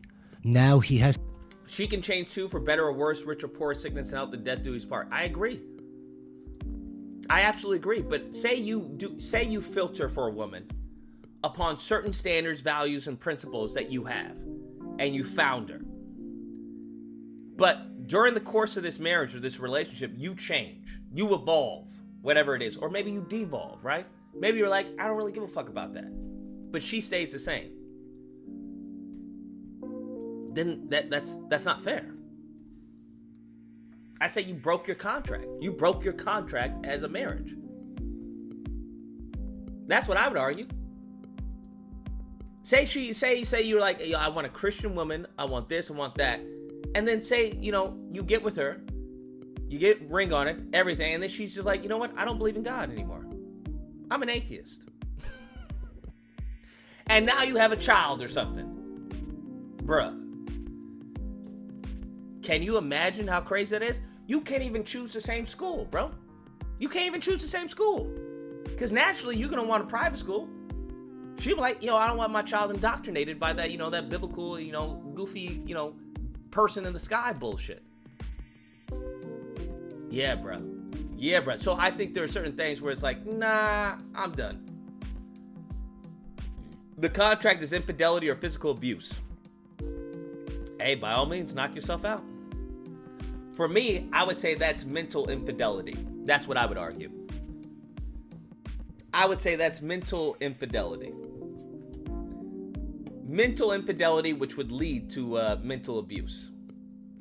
I'm not doing that. That's fucking crazy. I'm not having it. I'm not doing that. Fuck no. That is horrible. That is a life I wouldn't fucking wish on my worst enemy, bro. On my worst fucking enemy. Frederick says, 5 years still. I still say 5 years. I still say 5 years. If somebody can work through that, by all means, and work through it. Knock yourself out. But not everybody is built like that. Not everybody's built like that at all. And I think there's a difference between, as far as the person you love may going through an illness or, you know, some type of sickness where you have to care for them, and the person you love is no longer the person you love. It's completely someone different. Where it's no longer the person that it seems that you're cheating on the person that you loved with this new embodiment of some random person. Because they're night and day from the person you were, you know, you put a ring on or you met. So I would say that's infidelity. That's what I would argue. I would argue for an annulment. Has to lose half his money, maybe even pay child Once again, there we go. Half his money in child support.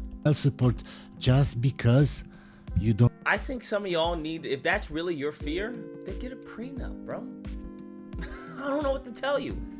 If you're really, I gotta put this in the vet program. But if that's really your fear, then calibrate for it, right? Mitigate that.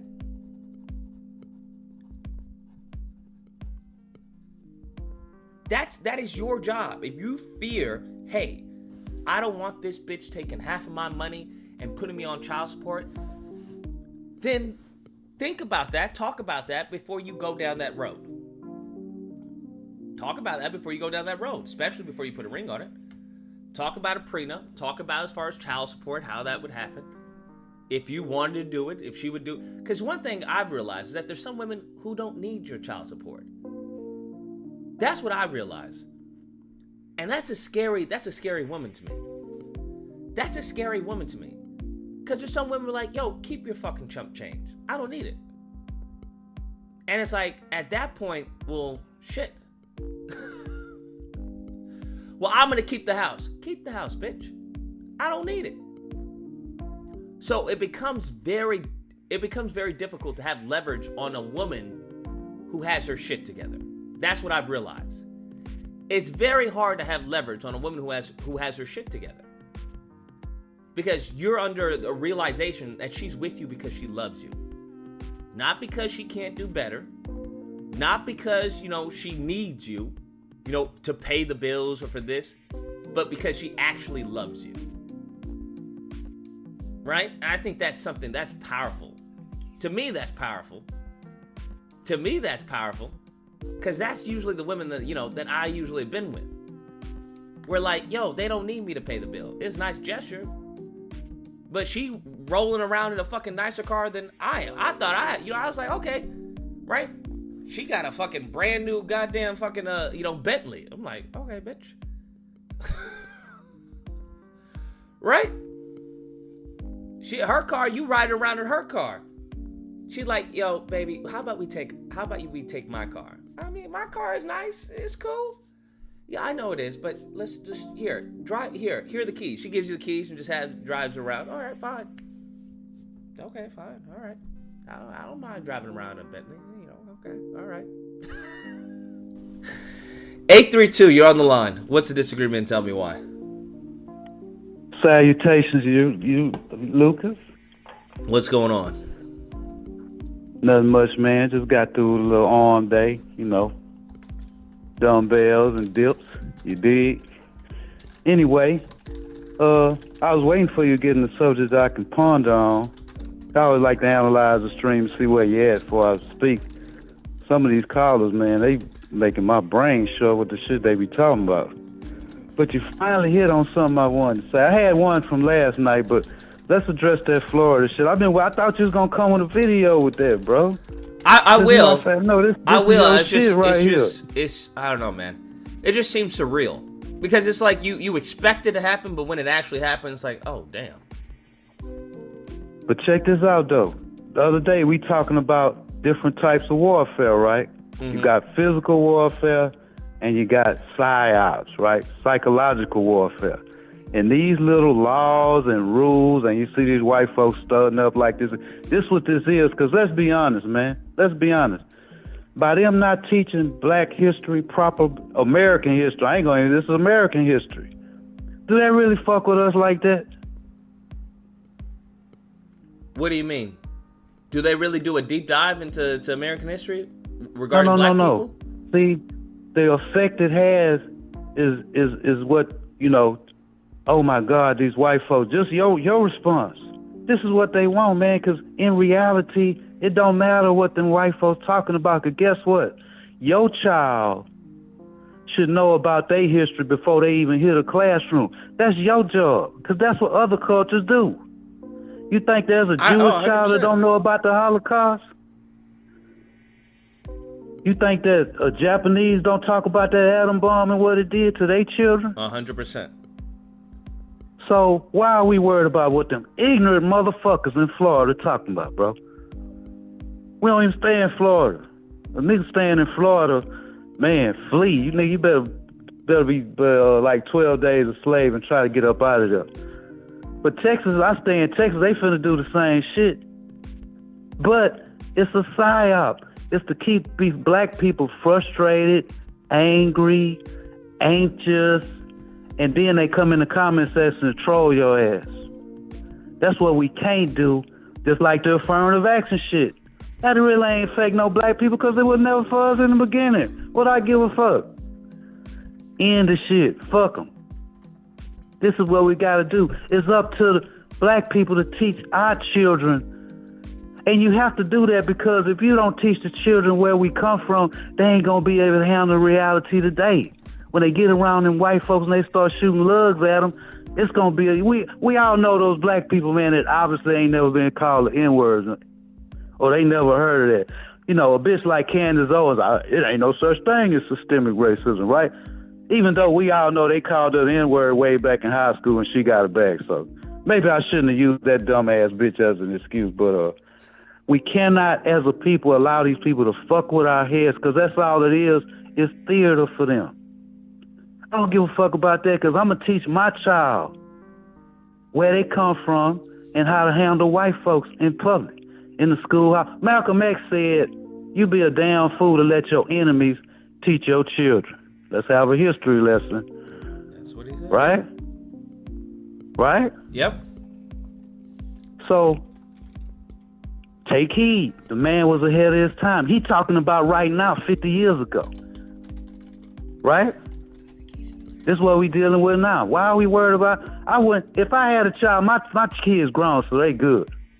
They rebels just like their old man. Okay? Right now, I wouldn't have my kids go. Either I would have to stay home and teach my kid, or more directly, my woman probably, hey, your job in this world, I'm going to get all the bills. Your job is to prepare our children. That's what a parent's supposed to do. See, a lot of people don't understand parenthood. Your main objective when you have kids is to make sure they good. And black people, I don't think we ever really, some of them do, but most of them really don't. I had a boomer daddy. He could give a fuck.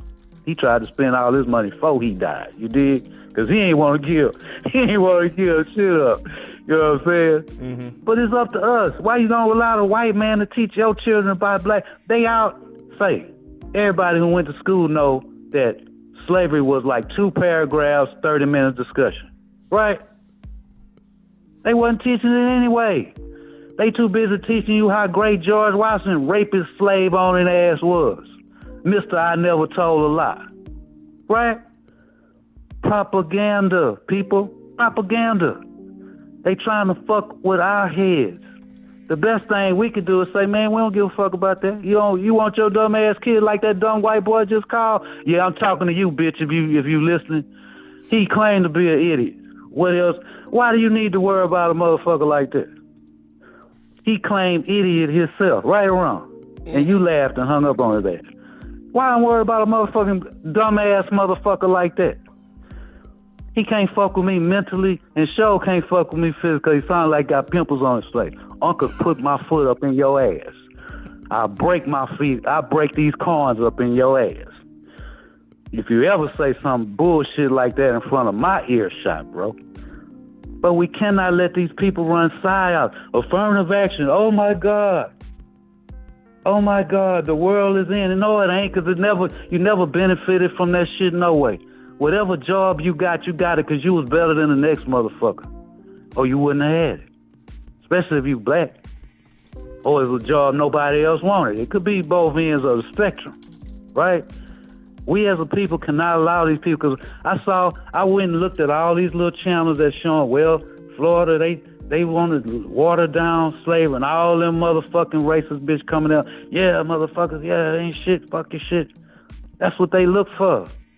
And I'll be like, white boy, you can't even read history anyway. Why would I worry about what the fuck you think? Look at your history. Even if you teach your history, all you ever did was wage war. That's the only thing y'all good at is trying to subject other people. Other than that, you're nothing. You have no culture. Every culture you got from somebody else, all the way from Egypt to this very fucking day. You try to copy black people. Even the racists walk around with the cap turned back and shit. What the fuck? What? You know what I'm saying? We as a people cannot allow ourselves. You have to have mentally strength. It ain't all about physicality. You have to steel your mind to what the world, they've been feeding you propaganda in school all the time. I don't want my kids going to see a bunch of trans damn. I kind of agree with that shit. My kids don't need to see that shit. So it's both ways. George the Fourth, the great founders of the country, no, the great slave owners of the country, right? Ain't they been teaching you how great these motherfuckers was? If they was living today, they'd be the worst scum of the earth motherfuckers, right or wrong. George Washington, Thomas Jefferson, Ben Franklin, all the motherfuckers was scumbags, man. So they've been teaching you propaganda. We ain't never worried about that. They've been teaching you that white is right, white is great. Jesus is white, the biggest propaganda game in the whole fucking world ever invented in history. That the God that motherfucking black people were is a white boy with blonde hair and blue eyes, and there's no way physically possible that could have been at that time where he was located. What's the difference? It's up to you to prepare your children for the world they gotta live in as black people. They supposed to know about slavery before they hit third grade. Fuck what the teacher gonna do. That's your job. So why we worried about that? We can't fall for that. It's just a show theater. Even the white people really don't care about it. That's just something to jug at us with. You can't allow that, man. Okay, y'all don't want to. Y'all want to be stupid. Okay, ha ha ha. My kid gonna know that shit, whether he learn it in school or not. You got YouTube video. All the little kids got phones now, right? You go to the phone. You turn to YouTube. You get a black history teacher on there. Look, son. Look, daughter. You listen to this shit, and we're going to have a pop quiz when you get through. Holler at me when you get through. No, you're not finna look at no TikTok. We ain't finna do no Minecraft or none of that shit right now. Here goes some history Daddy wants you to look at. That's your fucking job. Why are we worried about this? Can't allow the psyop, man. It's a big, huge psyop going on to try to soften you up for the real battle. We already scared. Even in YouTube, we scared to say white people sometimes. I see people typing YT. I'll be like, what the fuck is they talking about? They scared to say white. I'm going to say what the fuck it is. Fuck them. YouTube been banning me for 2 years. Anyway, what I give a fuck. Can't allow the psyop because they soften you up for the real thing. That's a deflection for all these motherfuckers plotting in their little space about what they really want to do. They don't. The real hardcore racists don't give a damn about that either. They plotting to knock us off. You heard what Trump said, right? Trump said, if y'all send me to jail, it's going to be a problem. Huh? But we ain't worried about that. That's what you should be worried about, because he gaslighting his people for some actions. That's why Unc ain't scared to say what I want. I don't give a fuck who listens. And by the way, man, I thought we were better than that. You ain't know no cops be on your channel, man. Come on, dog. I thought we were better than that, baby. You supposed to drop. You always gotta have cops, bro. You always gotta have people on the inside. Man, I know that, but goddamn, man, that nigga say, I'm Officer so-and-so. I'm like, goddamn. Even though legally I didn't threaten nobody, I don't know where that bitch at. I can't get to her, so. But I think he a cool dude. Hey, Mr. Officer, I ain't got no problem, man. I know it's cops and robbers. I ain't never got beat up by no cops in a traffic stop, and that has happened a lot to Unc. I ain't never got beat up. We ain't had no problem. I give them their respect. Yes, sir. You go to life. Here goes. I ain't scared to go to jail. See, some of y'all get beat up because y'all simply scared to go to the jail. Don't be scared. Proper respect. I'm gonna give y'all some game tonight. If you ever get stopped by the cop, put both your hands out the window as soon as he stops you. I guarantee you, that man ain't gonna fuck with you. 9 times out of 10, he gonna let you go. Trust me. Trust it. I'm give y'all game, free game. I love community. You know what I mean? So, y'all don't worry about all these little laws. DeSantis ain't finna be president because most of them white folks don't like his ass either. Don't worry about that man. That man is putting on stunts just like Trump put on stunts. And you see where he's scared them feds, he got some hell of a charges. And I don't think the man gonna go to jail. I don't know. He should go because we all know if it was black and 16 women said somebody raped their ass, we'd be up under the jail. So we all know how the law go. Just us and you ain't that color. But do not allow these psyop games these white folks playing to fuck with your mind. Be at peace, people. If it's not a physical threat, it's not a threat. They soften you up for the main event. That's what we ain't ready for. I'm ready. Whatever they got, I got 2 of them. I got a little change. I ain't broke no more. I got a little change. You know what I'm saying?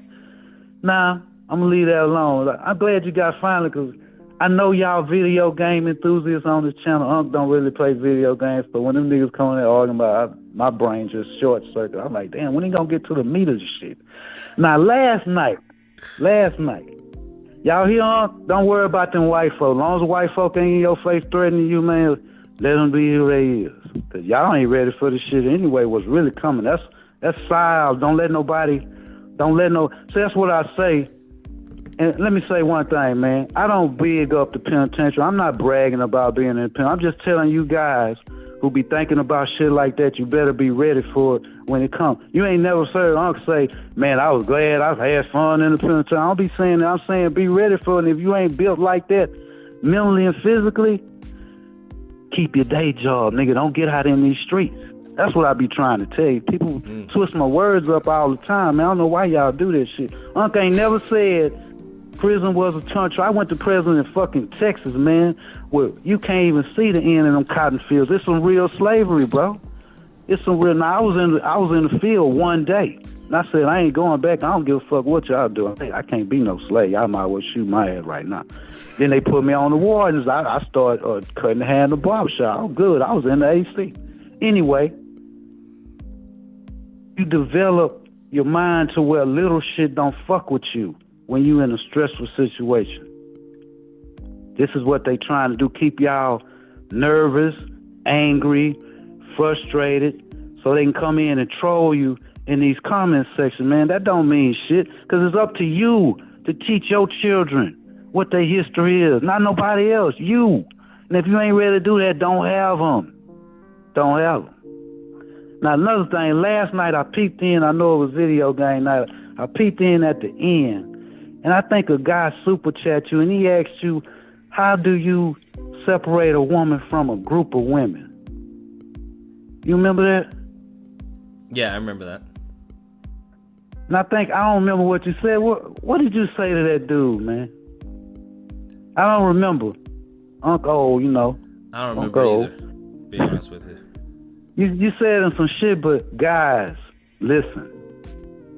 You cannot separate a bitch from the herd. You're gonna lose unless you that nigga. It's a useless task because they are there to guard each other. And the main reason why you ain't gonna win that is because it's gonna always be a mascot bitch in that group, the ugly one, the big one, who they just let her hang around so make her look better, right? Make the other ones look better. She gonna hate on your ass. She gonna cock block. Cause they there together for a reason. This ladies' night. It ain't about niggas that night. You gotta let the bitch have her space. Now, if she stroll away to the restroom or something where she leave the herd, then you might could make a quick move on it. But trying to approach a whole group of bitches, you gonna be the clown. You gonna be the entertainment that night. Don't do that, bro. Don't do that. One line will not attack a herd of wildebeest. You dig? Take a pack. Now, if you got your boys with you, then you could use your boys to distract them other hoes who gonna hate. Then you could do that. But by yourself, you cannot approach a whole group of women because it's ladies' night. Ain't about no niggas that night, because really all of them going to have marriages and boyfriends. The other one that'll protect each other, because see, if she see her girlfriend slip up, she going to go tell the nigga anyway. So they all on their P's and Q's. They ain't finna talk to you unless you that nigga. Oh, there's one exception. If they start fucking with you, if you see they looking and grigging and whispering, then you might confuse. They talking about you. And that's in dating general. You know what I'm saying? I never cold approach a hoe. She got to do something for me to let me know she giving me a green light. She going to either wave her hair around, give a nigga a double take. You dig? She might give you that look. Other than that, I'm not finna cold approach no hoe, man, because it's too hard these days. They love to reject niggas. Even if they like you. Even if they like how you look, they'll do it just on the G. Because even though they hoes, they don't want you to know they a hoe. Right? But she will give you physical. You got to learn the body language of a female. You know what I'm saying? She'll give you a sign. She'll give you a sign. But approaching a whole herd of wildebeest, yo, you're going to lose that one, baby. You're going to lose that one, man. You're going to lose that one. Don't do it. If she stray away from her, you got to be like the lion. See, they cut one of them off from the group, the herd, and then they go after. If we try to fight a herd, he ain't gonna take that wildebeest herd. You can't do this. So I don't know what you said, but I was like, nah, I don't know. Maybe Lucas could do that. Maybe the amazing Lucas could pull a bitch out the herd, but the average y'all niggas in the chat, y'all can't do that. Y'all ain't got it. Y'all can't get one bitch that's drunk on the dance floor. Come on, man. You gonna attract a whole herd of bitches? Come on, dog. Be real with yourself. You can't do it like that. I can't do it like that. I ain't gonna do it like that, because I find the path of least resistance with a female. I want to be with a female that like me first. And that's y'all problem. Y'all chase after bitches that don't give a fuck about what you looking like, what you got on, your car, you riding in a Hyundai. Nothing against Hyundai, some of them look cool. But y'all ain't it. A bitch, you can shoot. We animals, bro. We ain't nothing but very intelligent animals. Animals have signals they give to other animals. You know, it could be a smell. It could be the male. Notice the male got all the cute feathers. The broad is she brown with some tan tuft. The female will give you a sign that she's open for you to approach her. You never do a cold approach. You ever see them niggas, Lucas, when you go in the club? It's gonna always be this one dude that go from bitch to bitch and get rejected. Right? he gonna get rejected by this bitch. He gonna go try to talk to a friend. All these hoes looking at you going from bitch to bitch trying to win. You look like a fool, right? You can't do that. You like a vacuum salesman going door to door trying to sell a fucking vacuum, man. You talk to her, you run the same line on all of them. You look like a damn fool. They watching you, bitch. Oh, I hope this nigga don't come over here with that lame ass shit. No. Wait for a hoe to give you the signal. Guys, women like fucking just like you do. That's y'all problem. Y'all think it's something that just niggas want to do. A bitch wouldn't have a baby and go through all that hell, 12 months of hell, and ain't T-Mo after that if she ain't like doing it. They gonna act like virgins, because even the hoes, you could tell a straight up prostitute she a hoe, she gonna get mad as hell. And she been standing on the corner all night. You hoe ass bitch. Nigga, who you calling a hoe? You, bitch. You. You know what I'm saying? Take your time. You know you gotta be a predator. Watch the bitch. A lion don't attack every animal on the plane. He watching, he making sure, he's looking to see which one weak, which one is vulnerable. So you gotta be a lion about the thing. One lion ain't finna attack a whole herd of wildebeest. It ain't gonna happen, and y'all ain't got that skill like that. If y'all talking about y'all can't get no bitch, man, how you gonna run up on a whole herd of bitches? And one of them gonna hate, cause she ain't gonna let her girlfriend go home and get fucked, and she going home to cat chow. She ain't finna do this. They gonna hate. They gonna cock block. Two of them, maybe you might get, but you gotta buy everybody a drink. You gotta buy a girlfriend a drink, her a drink. Then you gotta have a conversation. See, you gotta entertain bitch. Unc could go out with two bitches, cause I know how to talk. I tell him it's babysitting night. I'm babysitting y'all niggas bitches tonight. You know what I mean? But if y'all can't get one bitch, how you gonna attack a whole fucking herd of bitches, man? Come on, man. Come on, nah. I don't know what you said, Lucas. I'm gonna have to go rewind that bitch. I don't go with that, Luke. Nah. But we all know Lucas don't like giving the game. I get it, bro. But you gotta help the community. You gotta help the community. Your disciples must know how to do this thing. Come on, dog. You gotta give them some. Uncle Ty, so I'm not in the game no more. I'm not competing with the young bucks no more. I done did mine, baby. I ain't no hater. I ain't in the game. Game is, I don't have to sell nothing. I don't have no channel. I don't have Patreon. I don't have none of that shit, so I don't get nothing out of it. You know, but man, like I say, man, them white folks, man, they pulling the side up on niggas, man. I don't give a fuck, because I'm going to teach my kids everything they need to know to survive in the world. And as a black child, you need to know how to handle white folks in a logical, calm manner, because they want to see you angry. They want to see your ass frustrated and mad and making videos. These motherfuckers they even had Kamala Harris down there talking shit. Now you know that's fake. Ain't none of her people ever been slaves.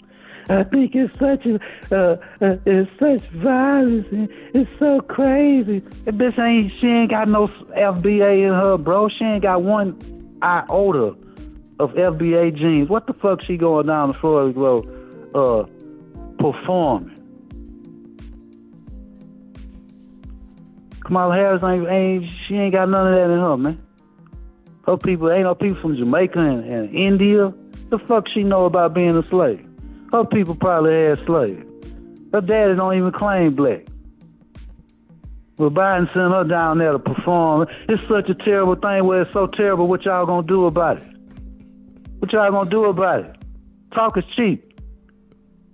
Talk is cheap from California to Texas. What you gonna do about it? This is our performance. This is theater, bro. Because, lookers, you say 5 years, we already at the point where they don't have to have our votes no more, man.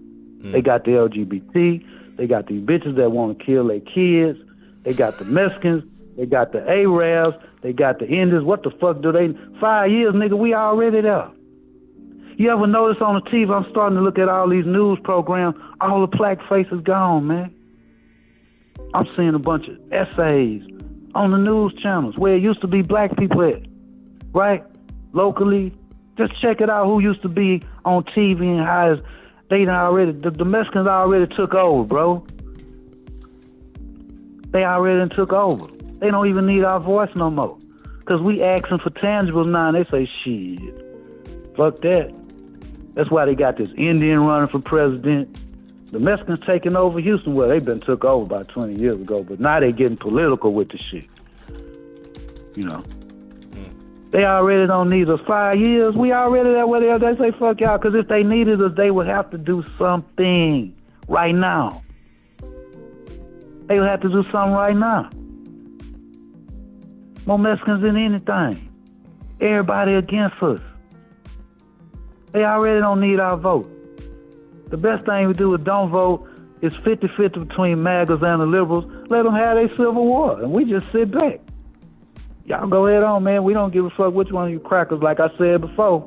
They all evil to me, bro. And let me clarify what I said. They all evil to me, because even if you're not a conscious racist, if you ain't speaking up against that, Lucas, then you just as racist to me, because you allowing it to happen. Because if enough white folks say, hey, man, we need to progress from this shit. Let's stop this shit, man.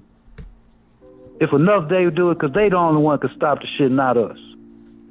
And while we talking about teaching your kids, don't they teach their kids white supremacy? Lucas, don't they teach their kids white supremacy? Some of them they do, yeah. So you have to teach your kids black supremacy. That's how you do that. Every generation we got a whole. You think by now that the young white folks wouldn't talk crazy like that fool called in. You foolish motherfucker. You more than an idiot. You sound like you got a death wish. Cause I guarantee if you say that shit around a motherfucker like me, your ass will be exterminated, nigga. Stand on that too. Fight, go with that. Punk.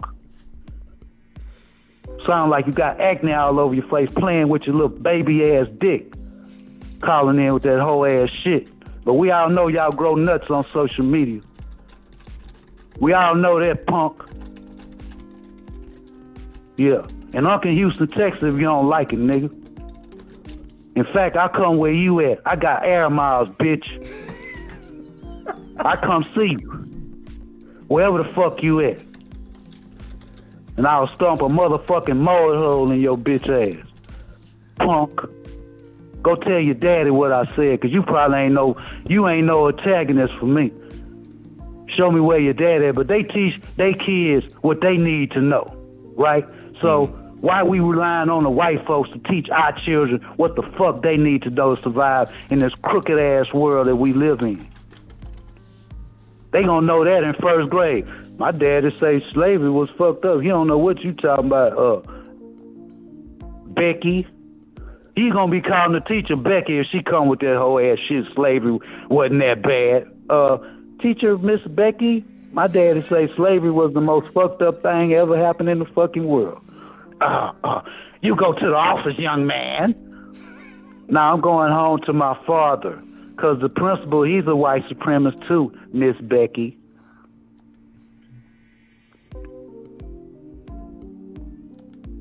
Are we worried about what Ron DeSantis? Ron DeSantis is a weenie, bro. A weenie. Look at that dude, man. Look at him. That bitch couldn't spell man, let alone stand in a married man's feet, man. Look at Ron DeSantis. I bet that bitch wear diapers at night, bro. She ain't holding nothing. Why we worried about that scumbag? He's nothing. He'll never be president. Never be president. Why we worried about what he doing in Florida? Unless you live in Florida, unless you got kids. And you ain't, my kid wouldn't be in no motherfucking Florida public school. But like I say, they gonna be able to tell Miss Becky, nah, that's a bunch of bullshit, Miss Becky, nah. Slavery wasn't good. Ain't nothing good about slavery. Can I make you a slave now, Miss Becky? Can I whoop your ass right now? That's what slavery all about. If I take my belt off and whoop your ass with it, do you think that'll feel good to you, Miss Becky? Are you threatening me, young man? I just asked you a question, man. Ain't this school? They been gaslighting y'all ass for years, talking about George Washington was the greatest motherfucker ever. A fucking slave-holding rapist is what he was. Lied every day. It's like talking about he never told a lie. He told a lie to them Indians, right?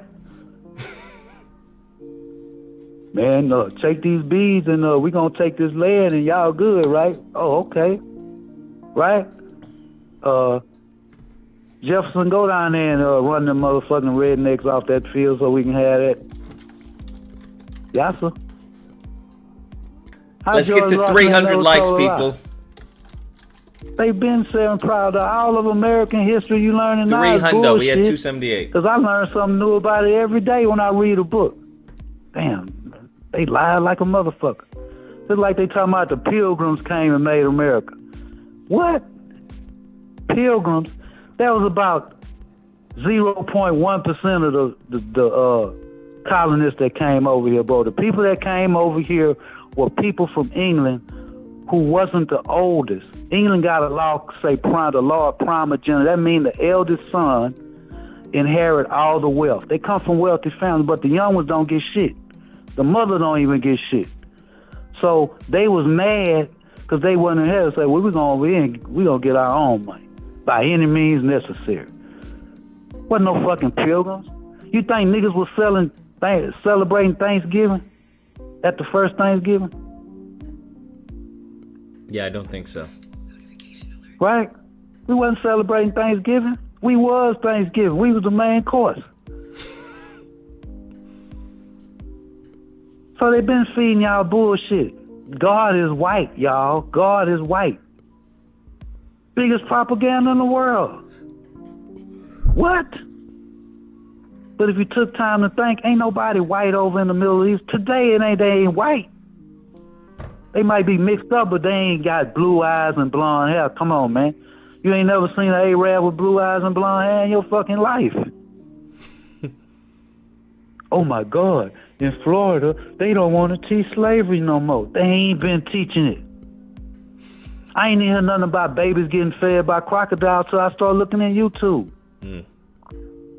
Right? Nobody ever heard that shit in school. That's X-rated material. It's not PG-13. I didn't know that Thomas Jefferson had a kid by his own baby, by his own slave. I ain't know that. Man, when I went to college, you ever heard of them bitches called the Daughters of the Confederacy, bro? You ever heard of them people? Yeah, I've heard of them. Right. They had a bitch that was part of that group in my American government class, right? We used to get into some knockdown, throwdown debates in that bitch about American history. Because every time I would say some shit like I just told you, like if I said George Washington wasn't nothing but a slave-owning, rapist motherfucker, that bitch would jump up, her hair turn red, and we would go at it, right? Because she refused to accept the truth. When did the white man ever accept the truth about his own evil? His evil motherfuckers. When has he ever said, yeah, you know, that was fucked up? When has he ever taught the true history of America, that America was built on bloodshed, slavery, and the theft of land and genocide? When have you ever heard that about America? But that's the truth. That's the history. So what we give a fuck if they don't teach slavery? That's your job to teach your children the knowledge that they need. What else can I say, bro? I don't have that kind of weak mind that they have to come in me physically, bro, because my mind is too strong for them hoes to try to run a psyop on my mind. I know what's right. Like you asked me before. Ain't nobody can't tell me something is wrong when I know it's right. Because I'm built a man from head to toe. And my mind is the most dangerous. I talk a lot of shit. I got thug in them, but I ain't all thug. It's more complex than that, bro. It's more complex to me. Teach your own children what they need to know about their history. Everybody else teach theirs. Them rednecks in Florida teaching their kids right now. They got them gathered up in the living room. Right? Right? They all sitting at their daddy's feet with his pot belly with a Bud Light in his motherfucking hand. Right? Now kids, them niggers, you know what I mean? They dumb. They're criminals. You don't trust them. You don't wife them up. You don't marry them. You don't fuck them all. And every time you see one, it's open season. Kids, pass me that tobacco over there. Right? Fuck you gotta do? I ain't raising my children to be no kumbaya motherfuckers. Same thing I told y'all. Same thing I tell you. The white boy is your fucking enemy. Period. And don't let them play that game, that friendship game, patting you on your back, patting you on your head, and talking about that friendship. Because the most liberal white people I ever heard, ever been around, was some fucking racists. Right? I'm manager, and they hire their babysitter. She come in making more money than me day one, and threw the pay stub on the floor so I could see it. Oh yeah, bitch. Oh yeah. I'm out of here. Y'all come work this double shift. I'm out of here. Cause Unc ain't never been scared of job when motherfuckers get out of line. Fuck that. I'm just like the black woman. You know, the black woman quit a job in a minute. She don't give a fuck. Unc the same fucking way. You know that? We know about our women, right? They ain't going for the shit. Bitch, fuck you in this job. Fuck the CEO. I'm out of here. And she gonna throw a wig in the trash can. I'm out.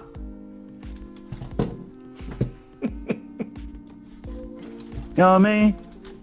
Don't let these white folks run psyops on y'all, man. I know y'all got to be smarter than that. They want you crying in the comment section. They want you all these fucking coons. It's the end of the world. Notice they ain't even talking about affirmative action no more. You notice that? It's gone. Yeah. Right? Because they see niggas wasn't really, man, you know, just like the video game. Man, it's okay, but, you know, I don't know. The graphics ain't too much. They see we wasn't tripping on that because everybody know we ain't never got a job behind no fucking affirmative action. Notice they ain't talking about that no more. And once we show them we don't care about Florida, I don't live in Florida. I don't give a fuck if Florida fall into the fucking ocean like Atlantis. Well, I'll give a fuck. Now, I know Texas finna do this shit too. But like I say, my kids have already been indoctrinated. Black power or nothing. I don't give a fuck what you gotta do. Never let no motherfucking Caucasian punk you. I don't give a fuck what you gotta go through.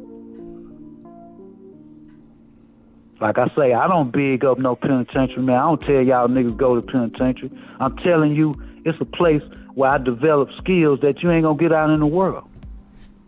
It was an ordeal. But every ordeal, if it don't kill you, it make you better. You done heard that saying before. Whatever don't kill you or make your ass stronger. That's true in a whole lot of ways. Don't let these people gaslight y'all, man. What's next? Boy, we finna put, y'all got to go pick cotton. Who finna do that? Oh, yeah? Oh, yeah, nigga? I don't think them youngsters now, as much as sometimes these Gen Z's, I know them youngsters, they ain't trying to hear that shit. I know one thing. Y'all do got balls. Some of y'all. Some of y'all. I don't think they going for the plantation shit no more, do you? I don't know of no black person that's about to get back on the plantation because some white boy say, well, we finna bring it back. You niggas gonna have to work for it now. We finna show y'all what bootstrap really mean. Oh yeah? Oh yeah? Try that. Try that. Don't let these motherfuckers come up. Fuck Florida. Motherfuck Florida, Alabama, Mississippi, fuck all y'all. I hope Putin shoots some missiles at y'all ass. I wouldn't miss you. I ain't gonna miss y'all punk asses. Why we worried about best thing a nigga making, you don't know? Teach your own children knowledge. Your knowledge, the best knowledge they ever get got to come from their parents. Cause you are their example, not some bitch in a classroom. You are who they look up to. You are who you gotta teach, and they looking for you to show them what the game is. A hard head like me, I had to learn the hard way. Everything I ever learned, Lucas, was from the hard way. Come on, man, teach me shit. Everything. That's why when Unc tell you something, it's solid gold, baby, because I done lived it, I done did it, I done bled for it. I done cried for it. I ain't gonna shoot no shit up in. Well, why would I do that? I got better things to do. Let these people gaslight y'all with all these psyops and shit. He trying to show out for MAGA. MAGA don't give a fuck about DeSantis because they all under Trump. He ain't going. He probably get out at the first round of the primaries. He gonna probably be out. You want to bring someone else on this call? It don't matter to me. All right, we got 785 on here as well. Oh, hello? Yeah, 785. You're on the call with Unc. Oh, yeah. I was wondering, when you call in to disagree, do you disagree with Lucas or the caller that's talking to Lucas? Either or. Oh yeah, I just wanted to point out something from the caller that's on talking to Lucas. Yeah, go for it. Yeah, I'm listening. What's up? I'm listening. What's up? Wait, is this Lucas? No, nigga, do I sound like Lucas? No, man, it's just a phone. I don't hear people the same over the phone. I got a hard hearing. Well, what the fuck you calling in for if you don't understand shit? What's your point, homeboy? You got something direct to me. What's up? Well,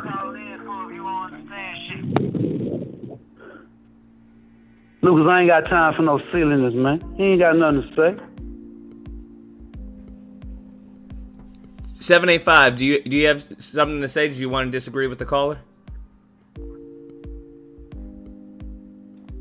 785. They gone, man. They gone. I guess they never heard a man's voice before. Must have scared him, you dig?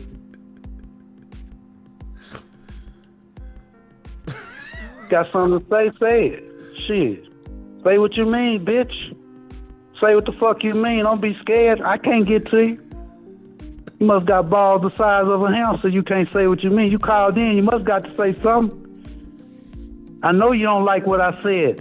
That's why I said it. I don't want you to like shit. I think we got there we go. 785. Do you have something to say? Yes. Who am I speaking with? You're hello? You're speaking to Unk and Lucas. This is Lucas. Oh. Hey, no, I was just wondering, like, how this works, because I don't know who I'm actually talking to. Yeah, so this is Lucas. You talking to Mr. Death, nigga. That's who you talking to. You may have some background noise, some feedback on your phone. There is more than one person talking. Who am I talking to? So this is Lucas, right? And then we have another caller, Unk, who was on the line. Okay, well, I'll just go ahead and say this. Who am I talking to? So this is Lucas, right? Yeah, I can hear you. I was getting like two different voices coming through.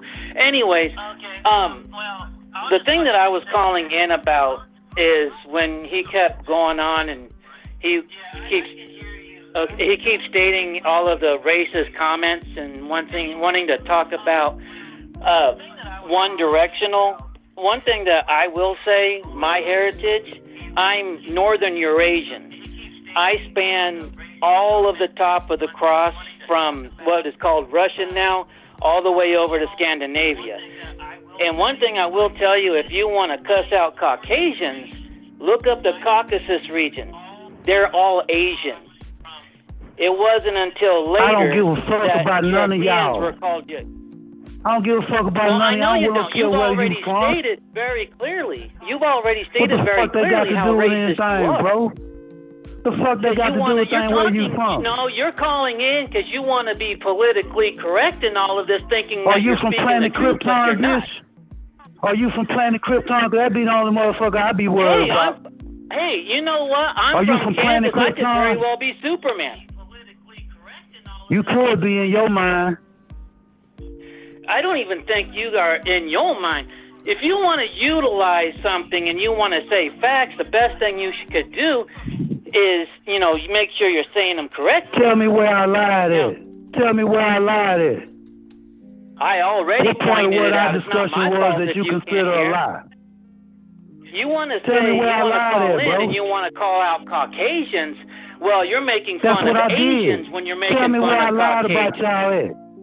Tell me where I lied about y'all at. Hey, how about you sit down and let me help you out a little bit? When you want you can't to, help me and do I'm a goddamn thing to break my foot in your ass. You can't help me do a goddamn thing, partner. Nobody can help you do a damn thing. I don't need your help. I think your you're help. all out of help. Y'all don't need no punk ass help like you. You can't do nothing but help me pull my foot out your ass. That's all you could ever do, punk. Yeah, are you on Bud Light right now? Did you get yourself like a Moderna? You sound like you got 13 with pimples on your face, bitch. Did you Moderna thinking it was a Bud Light? Grow some hair on your nuts before you try to talk to me. I don't talk to children. You sound like a little punk that never even smelled a piece of pussy, man. Ain't you got better shit to do? Are you sure your wife's not your dog? You hear this nigga Lucas? You sound like a little bitch giggling. You sound like a nigga tickling your butthole with an ostrich feather. Why are you so interested about my butthole? Why are you making all these questions about my comments about my butthole? I made one comment. One. No, you didn't. You're talking about putting your foot up my butthole, and then you're talking about tickling my butthole. I mean that from the bottom of my heart. What did I lie about white folks on? That's what I want to hear, bro. Don't everybody want to hear what I lied about? You don't even understand white folks. What are white folks? Caucasians are Asians. Devils. So you can say what you want to, but you... What am I, Asian or Caucasian or white? You gotta make up your mind. That's what you are. So, is it my Asian side? That's what you are. Is it my Asian side? Is it the... Man, I don't give a fuck about no Asian, white boy, Swedish. I don't give a fuck where you from. Asians aren't white. Asians the fuck is your point, bro? I'm from Houston, Texas, and what? And what? Don't be putting anything bad on Houston, Texas, all right? I know a lot of good people down there. It would have been best if you had left that out. I bet you do. I got a whole lot of friends down there that are really good people, and don't be making fun of Houston, Texas. And what? And what? Why don't you call one of them up and tell them to come meet me somewhere? Call one of them Dude, up, what bitch. the hell is your... I am not threatening you, dude. I'm saying you I'm don't be threatening you, admitting bitch. that you're from Houston, I'm Texas. threatening It's you. gonna make Houston, You don't Texas get look it. bad. You don't have to threaten me. You say you know a I bunch ain't of good old threatening boys in Houston? You're the one that wants me to threaten you, and I'm not threatening you. I never said anything. I'm just saying stop admitting where you're from and stop making Houston sound like it's a bad place. It ain't a bad place because we want people like you off a million years ago. Y'all don't stay in Houston no more. You do realize that what is referred to as Caucasian is the youngest race, right? We didn't even exist 1,500 We years ago. own Houston, bro. We own Houston. We won all you white boys out many decades ago. Y'all stay in Spring, in Kingwood, I don't have in Clear any, Lake, I don't and all have that any shit. relatives in Texas. You didn't run me out of nothing. What is you trying to say, bro? What is you really trying to say? Because I ain't gonna go up. Hey, this I'm bullshit speaking you talking clear about is here, boring. man. If you can't figure it out, what I'm saying is, man, if you want to seriously be as racist as you are, get your Yeah, racist nigga, I'm correct. racist. Yes, Because I'm a if you're racist. gonna, if you're See, I'm gonna, more honest if than you're y'all gonna are. say Caucasian, I can't you stand better be you little referring pink to worms. Asians. And if you're gonna say white, you I don't can't give a even fuck get your about no races Asian straight. either. I don't give a fuck. Bruce Lee dead. I don't give a fuck about no Asians. Bruce Lee's dead. So Bruce Lee was as far as you would go for Asians. You ain't making no point, man. What is you calling for? What is your question? Tell me where I lied on white folks at. That's what I'm waiting to hear. Where did I lie at? Do you live in Florida? You must live in Florida, right? I told you where I live, dude. Are you really that drunk you don't know You what must state be I from live in? I Florida, man, 'cause literally you sound like told somebody you. that's uneducated. Like them uneducated motherfuckers in Florida. Uneducated. I told you where I live, and you're telling me I live on the other side of the United States now? I What's the literally point of told you calling, man. man? What's the point you trying to make here? All right, let me rewind. Let me rewind. All right, you need to hear this. Get your races straight. Now, you've already admitted you're racist, so you really don't care. Yes, most definitely, And so, 100%. But the thing about it is, and if you're going to make fun of them, get him right. Because if you're going to, now I'm What not, did I get am wrong? that exception. What did I get wrong? Tell me what I get wrong. If I'm wrong, I'm mad enough to say I'm wrong. Tell me in my monologue what I got it wrong at against you Caucasians. I've already told you, man. You don't even. You You're ain't told me racist, and shit. you can't even get your races correctly. Lucas, do we have to carry on with this here? The dude ain't talking about nothing, man.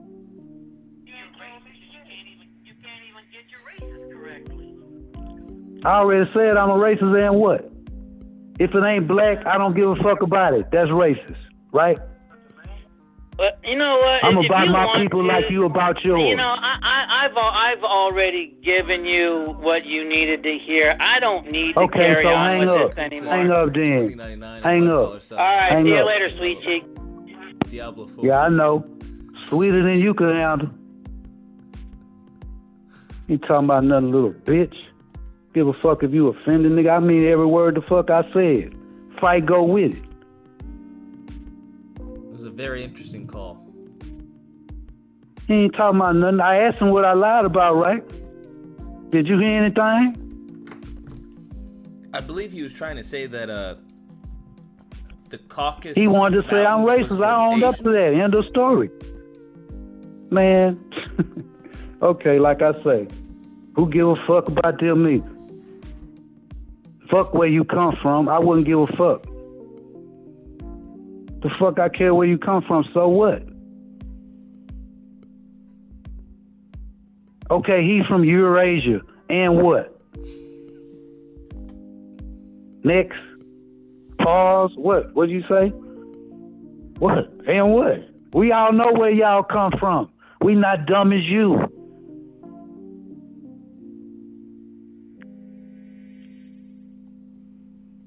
We know where y'all come from and what? I admitted to what I was. Didn't I, Lucas? Did I hide behind it? Did I say, no, I ain't say that? Like they do all the time? I said something racist, but I'm not racist, right? I ain't say that. I kept it 100. I don't like y'all ass. Period. Ain't nothing else to say. He couldn't tell me where I lied at. Instead of addressing what I lied about that offended him about white people, he go tell me where his people from. And what? What can I say? He know people in Houston, nigga. I know a whole lot of motherfuckers and people too, in Houston too. I stay here. And what? What that mean? See?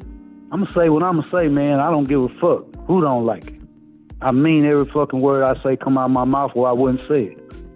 Now, if you had something to say about what I was talking about, the history, then let's have that discussion. You call and tell me you from Asia. Okay. And what? Who cares? I said I think y'all from Mars. That's why you try to study go home. That's why I only think y'all Earthlings. I think the black man is the only human was ever born here, and you white boys flew in a couple of centuries ago. That's what I think. Are you really from Asia or are you from Mars? That's what I think. That's why y'all spend billions to try to get back there. You know what I'm saying?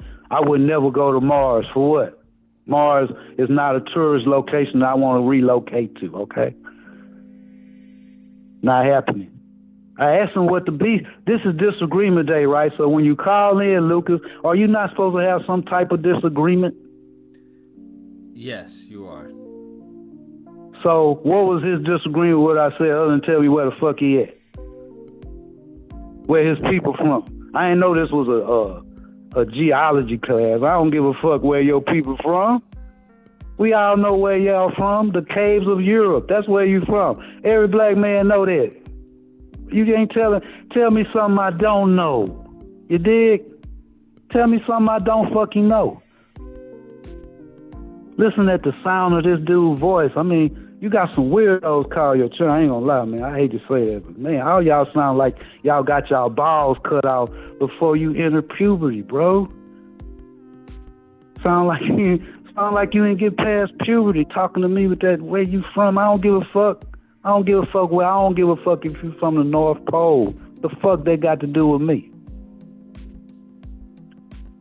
I'm here to tell you that all black people ain't finna be scared of you and faking and shaking and frustrated. Nothing y'all do could harm me. Not mentally. And if it's anything else, well, it's the first who strike. That's all. Frederick gifted 20. We all ain't the same, bro. The motherfucking niggas y'all used to dealing with, that's old shit. That's dead. It's a new day. It's a new day. We ain't having it.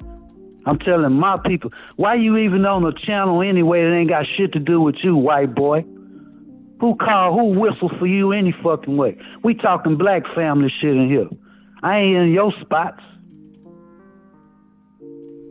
Cause ain't nothing you talk about interest. We talking about why you over here ear hustling in the black channel any fucking way in black spaces. Why? You ain't got nothing better to do? Did Fox News cut off the comment section again? Why you ear hustling over here, bruh? We talking family shit over here.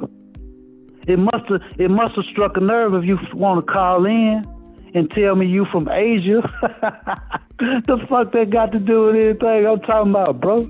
I asked you a direct question. What did I say about white people that you disagree with? And Lucas, did he provide any info on that? The only thing I gathered was that white people didn't come from the Caucasus Mountains, I believe, or the Caucasus region. Did I say anything about where they came from? Did I speak on anywhere where the origins of the cave dwellers, where they came from in this whole conversation we done had? I believe you obviously say that it was he from needs the a Caucasus remedial Mountains. class in English, because the context of my sentence didn't have shit to do with where y'all came from. Ask the people in the chat, did I speak about anywhere where I give a fuck where white people come from?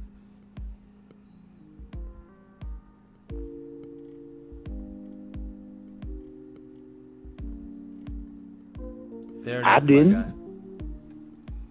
I didn't. So if you had something to say it. We could have that discussion. But I don't tolerate silly motherfuckers talking to me, bro. Unc ain't got that kind of patience to talk to a childlike level with your little baby voice, with your little baby nuts talking about where you come from. I would give less than a fuck where y'all people come from, bro. The fuck that got to do with me? I wish y'all would go back. How about that? If you like the Asian mountain so much and you don't know where you come from anyway, whoever proved that? They always want to talk about the Caucasus Mountains. And who know that? Who know that? So you speaking bullshit anyway. Ain't nobody ever proved where y'all come from. All I know, y'all from Europe. You and the Asian don't look alike. Y'all don't have the same culture. How the fuck you an Asian? How the fuck you an Asian? If anybody came from the mountain, it was the Indians. That's their culture. Some of them think they white, but we all know if a nigga darker than me, you ain't white. So that's a lie. So you call to tell me a goddamn lie about where your people come from. You were from European caves. That's where the fuck you came from when y'all walked y'all ass, when the real people ran y'all ass out of Africa. That's where you from. You had to go where it was frigid at. That's where you from. I'm gonna give you that piece of game for free. That's where you from.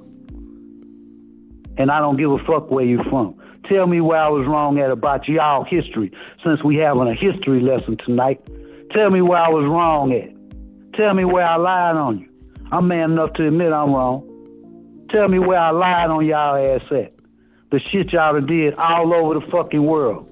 Tell me where I'm wrong at. That's what you need to call in for. Calling in and tell me where you think you from is bullshit, bitch. You thought you was finna win the argument. You thought Uncle was gonna bag off. I'm not a racist. No, I ain't like y'all. I meant it. I ain't like y'all. I stand on it with all 10 toes and all the coins on them toes. I stand on I don't like y'all whole fucking race. Stand on it. I don't give a fuck who don't like it. I don't give a fuck who Ron DeSantis don't like what I say today, because he ain't gonna see me. You dealing with the wrong one, homie. Dealing with the wrong one. I done dealt with y'all A1 brotherhoods and shit in the penitentiary. I know what's up. We done had combat, bitch, and you ain't even on they level.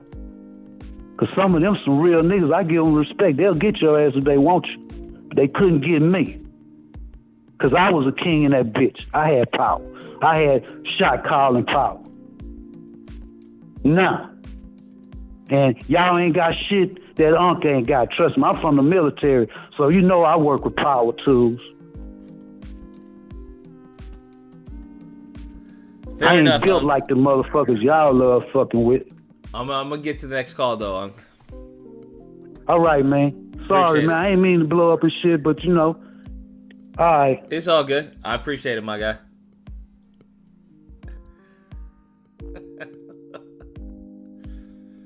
Woo! 606, you're on the line. What's the disagreement and tell me why? Hey, Lucas. What was his argument about? Because I just tuned in. I believe it was regarding the Caucasus Mountains. The Caucasus Mountains. Yes.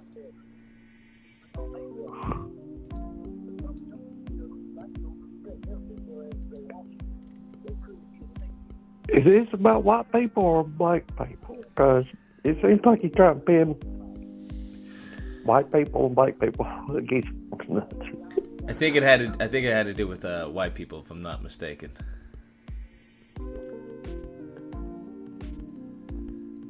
Well, one thing that is kind of weird about it was his argument that I really do disagree with. It's pretty much, he says that white people does the war when a pretty good bunch of the daggone people in Congress on Democrat sides and Republicans, because it don't take just the Republicans to go to war.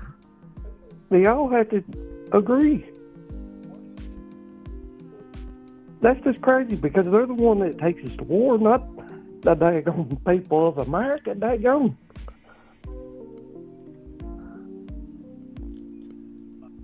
How can your guess you got talking not even understand that? Because there's black people in Congress and white people. And you can't discard that. And they all agree on that.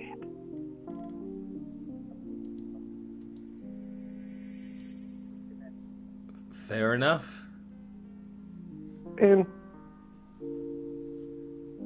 just because someone's black or white, that should not be the thing. Because, yes, I agree with you on black history. They should be teached. Because, really, the black people here in America got sold. Their ancestors got sold by the people in Africa to America and brought here. And there's no way to discard that, or else they wouldn't be here.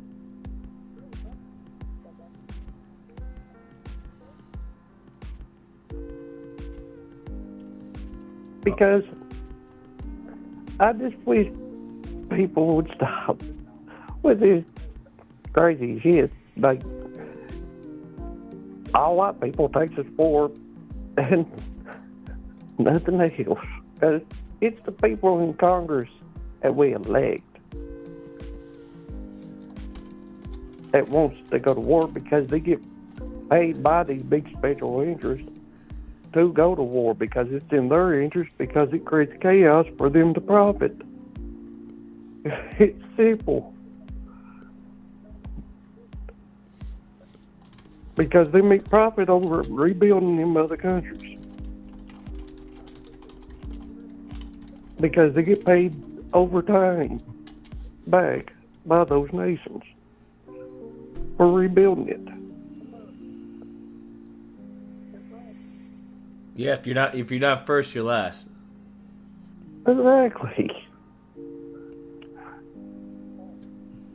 That's mostly the reason why we go to war, because these daggone people, it pays them. Because they lobbied the president, then the president goes with Congress. Pretty much, they're also done the same way the president is, lobbied them, so we will go to war. It's just crazy. People don't even understand this and realize this.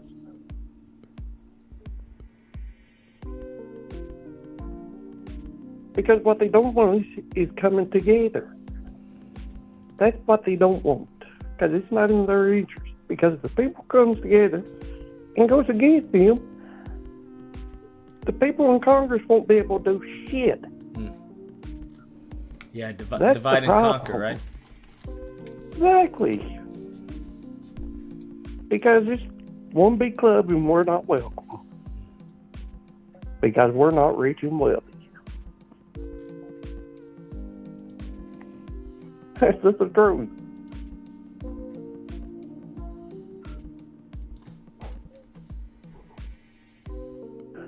I just wish people would wake up and understand this. That's just crazy. Because hell no, I don't support no damn transgender shit. Never will. There's a reason why I won't, because pretty much it was a way to alter the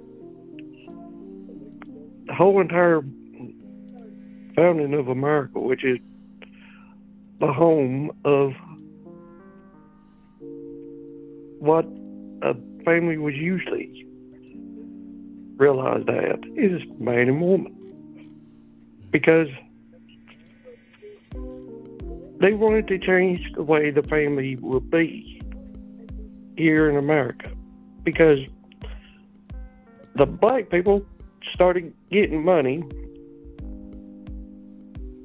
well, the women, because to get the men out of the house. Because it made it easier to keep the men out of the house. And all that stuff also proceeded to where Bill Clinton signed the crime bill, which pretty much locked up a bunch of black people, which was Biden's daggone bill that he pushed. So if you... Oh, my fault. Shit, I must have disconnected. Hello? Yeah, 785. Yeah, I just wanted to call in because the new caller was wanting to know where I was wanting to go with what I said. Uh-huh. And I just wanted to, sorry, it's really late then. I wanted to just prove the point that when a lot of people keep saying one race or color or another, they don't really know who comes from where. And I was wanting to just point that out to the previous caller. And I wanted the new caller to understand where I was actually trying to go with it. It did get a little ridiculous. Gotcha. Because it made it easier. All right, fair enough. All right, thank you. All right. The other caller, my fault. I hit the space bar, and it connected another call. That's what happened. Oh boy, we were supposed to be talking about Manosphere and Divestors. I don't know how we got to this though. Very interesting. Very interesting, to say the least. Very, very interesting. Do do do do do do do. Loaded.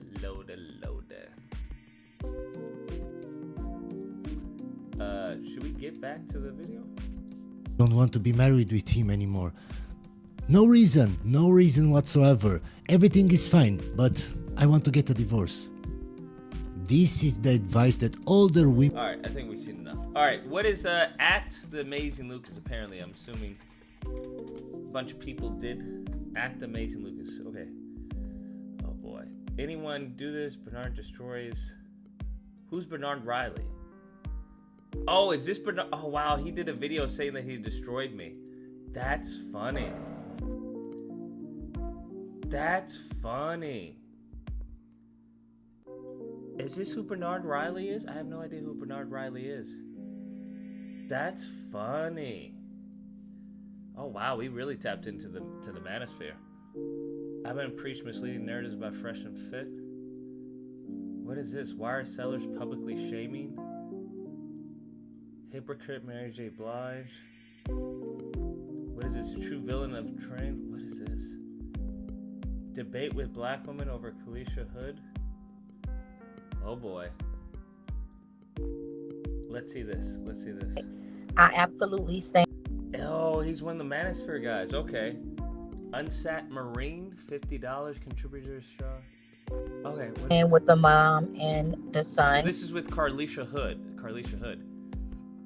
These are the guys I just don't understand. I just don't get it. I do not feel as though she called her son into the... Let's get this. Let's go to mine. Right? Let's go to mine.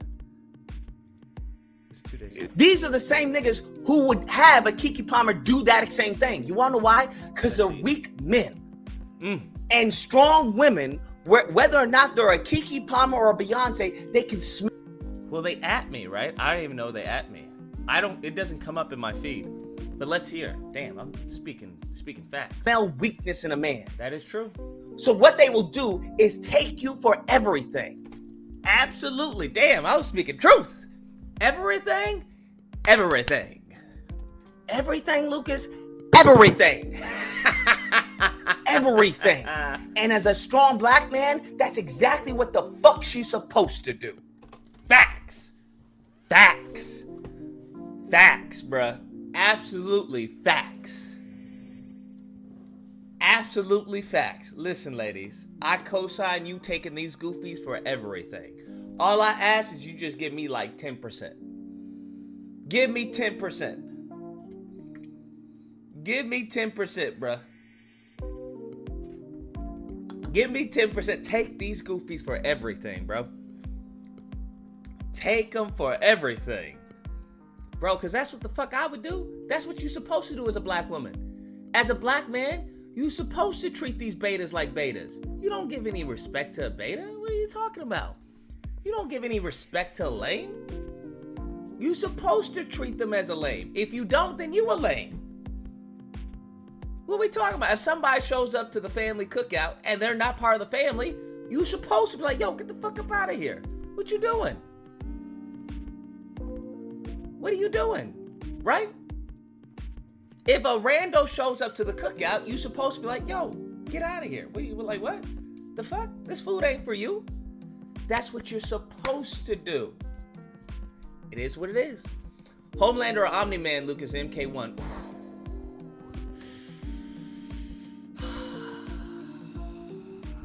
I may have to go with Omni-Man, because I think Omni-Man is a more powerful character. But I do like Homelander's arrogance. But let's go on.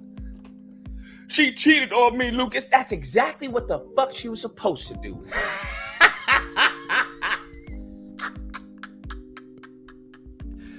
Facts. Nothing but cold, hard facts, bro. They can't handle the facts. She cheated on me. That's exactly what she was supposed to do, bro. These women aren't cheating on actual men like that. Cause you know how rare they come by them? Very rare, apparently. I didn't know. I mean, once again, once you filter your social circle, then your standards are all messed up. But yeah, I guess so. Cause you a bitch. Lucas, she went out and had sex with her ex. That's exactly what she was supposed to do. Cause oh, they don't like that, bro. They don't like hearing these facts, bro. They don't like hearing these facts. You's a bitch. Now, facts. That's facts, bro. That's facts. Today's topic, the Amazing Lucas attacks the Black Manosphere. It's not the Black Manosphere. It's the Black Bussy Sphere, bro.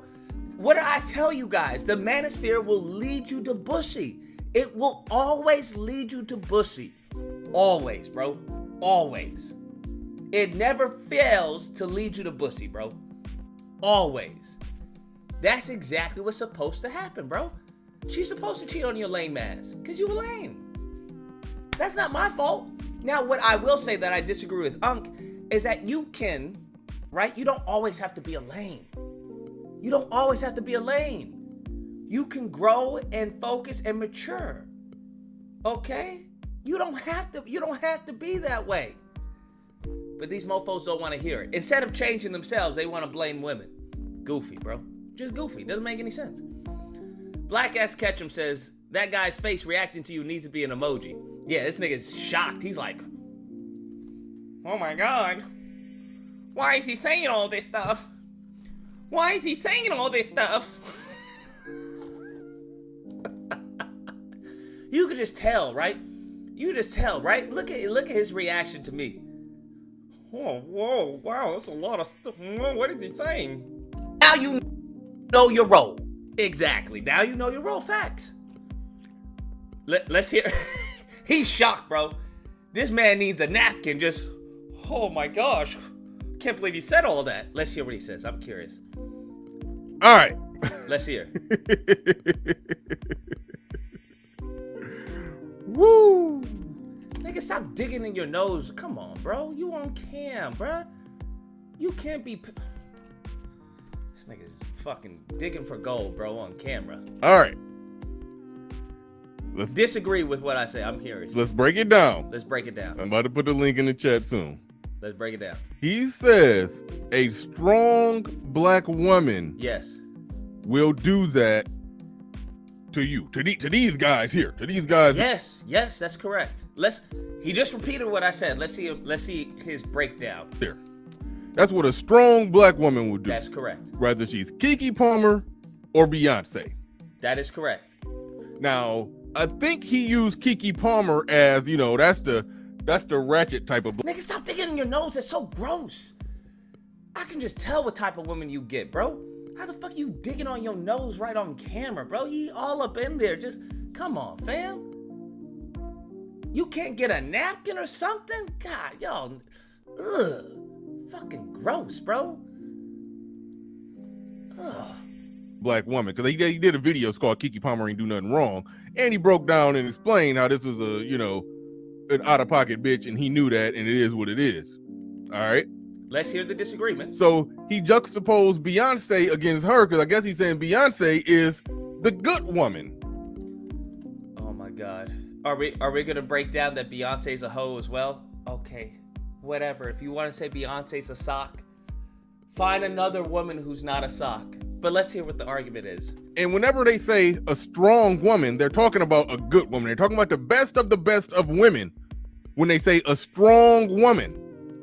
So, not necessarily. A strong woman is just usually a confident woman. That is usually a good woman. But those aren't the same. Because there are a lot of confident women that have false confidence. That's the difference. The difference is calibration. That's what really separates the men and women from the girls and boys is calibration. That's really what separates them. Now, y'all, I don't expect many of y'all to understand that. I sure as fuck don't expect this mofo to understand that. But, so that's why it's so hard to speak down to these niggas who aren't on Mount Olympus. See, I know some of y'all in the chat like, Lucas, why even bother? Because they need help, bro. Because guess what? If the mofos who are down there, okay, if they're not happy, guess what? That shit is going to go upstream. Them niggas is gonna look at, why are these niggas up on Mount Olympus? And it's gonna come knocking on your door whether you like it or not. All right? It's gonna come knocking on your door whether you like it or not. All right? Because if you have a group of men that make up the majority that are weak, beta, submissive, cuckified men, that problem is gonna come full circle to your doorstep. You may try and insulate yourself from it. You may try and ignore it, but sure enough, it's going to impact you. It's going to affect you one way or a fucking another. So either you confront it head on or you confront it later, bruh. And when it gets later, then there's going to be more of them than there are you. Right now, I would hope that these Negroes are just the vocal minority. That's what I would hope. Oh, God forbid. But I would hope they're the vocal minority. And the rest of the black men, right, who have our shit down or got a woman or whatever, we just not really fucking with the community like that. Unfortunately, don't get me wrong. Unfortunately, I don't agree with that, but that's what it seems to be. Like, happy wife, happy life. Those dudes who have the wife, have the girlfriend, whatever, they probably not fucking with dudes. Or, not like that, obviously, pause. But they're not messing around with the community who are full of fucking ignorance and fucking lames. It's like, yo, I'm not dealing with that, bro. We trying to get out of this bullshit. Unfortunately. But you have to understand, those ignorance and lames are gonna fucking reproduce. That's what's gonna happen. As we saw with the data yesterday, lower income people right now, whether it's education and income, reproduce at a higher rate than those of us who are higher income and higher education. Okay? Because if you're a man and you say you make good money, right? You're not a goofy, you're not a dumb, you're not a lame. You think about things like, yo, I have to think about college, I have to think about tuition, I have to think about savings, I have to think about emergency fund, right? And you understand that having a child is just not like, oh, well, we got a new dog. That's not how that works. So you're going to have a more practical and pragmatic perspective on certain scenarios as the mofo's like, well, we're just pregnant. Well, we'll just figure out a way, right? You don't think that way. You're a little more analytical, right? Because you understand there's consequences for your actions. Now, the goofies and the lames don't get that. They don't get that. So, just say. When he said that even a strong woman, a good woman. Now, he's doing nothing but repeating what I'm saying. We're almost halfway into the video and he hasn't refuted anything I'm saying. The best of women. That's correct. When she sees weakness in a man, yes, she's going to do that shit. And she's supposed to do it.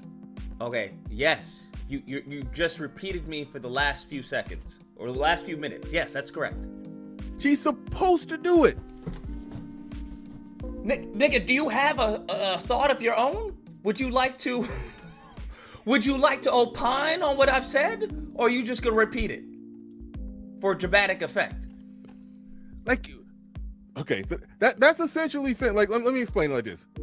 He's just repeating what I'm saying. Now, you notice the difference, right? You notice the difference between alpha and beta.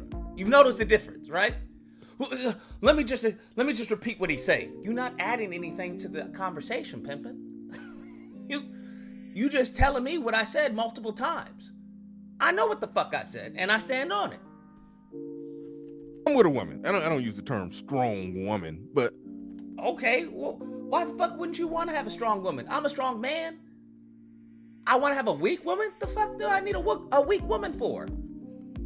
A weak woman can't raise my child.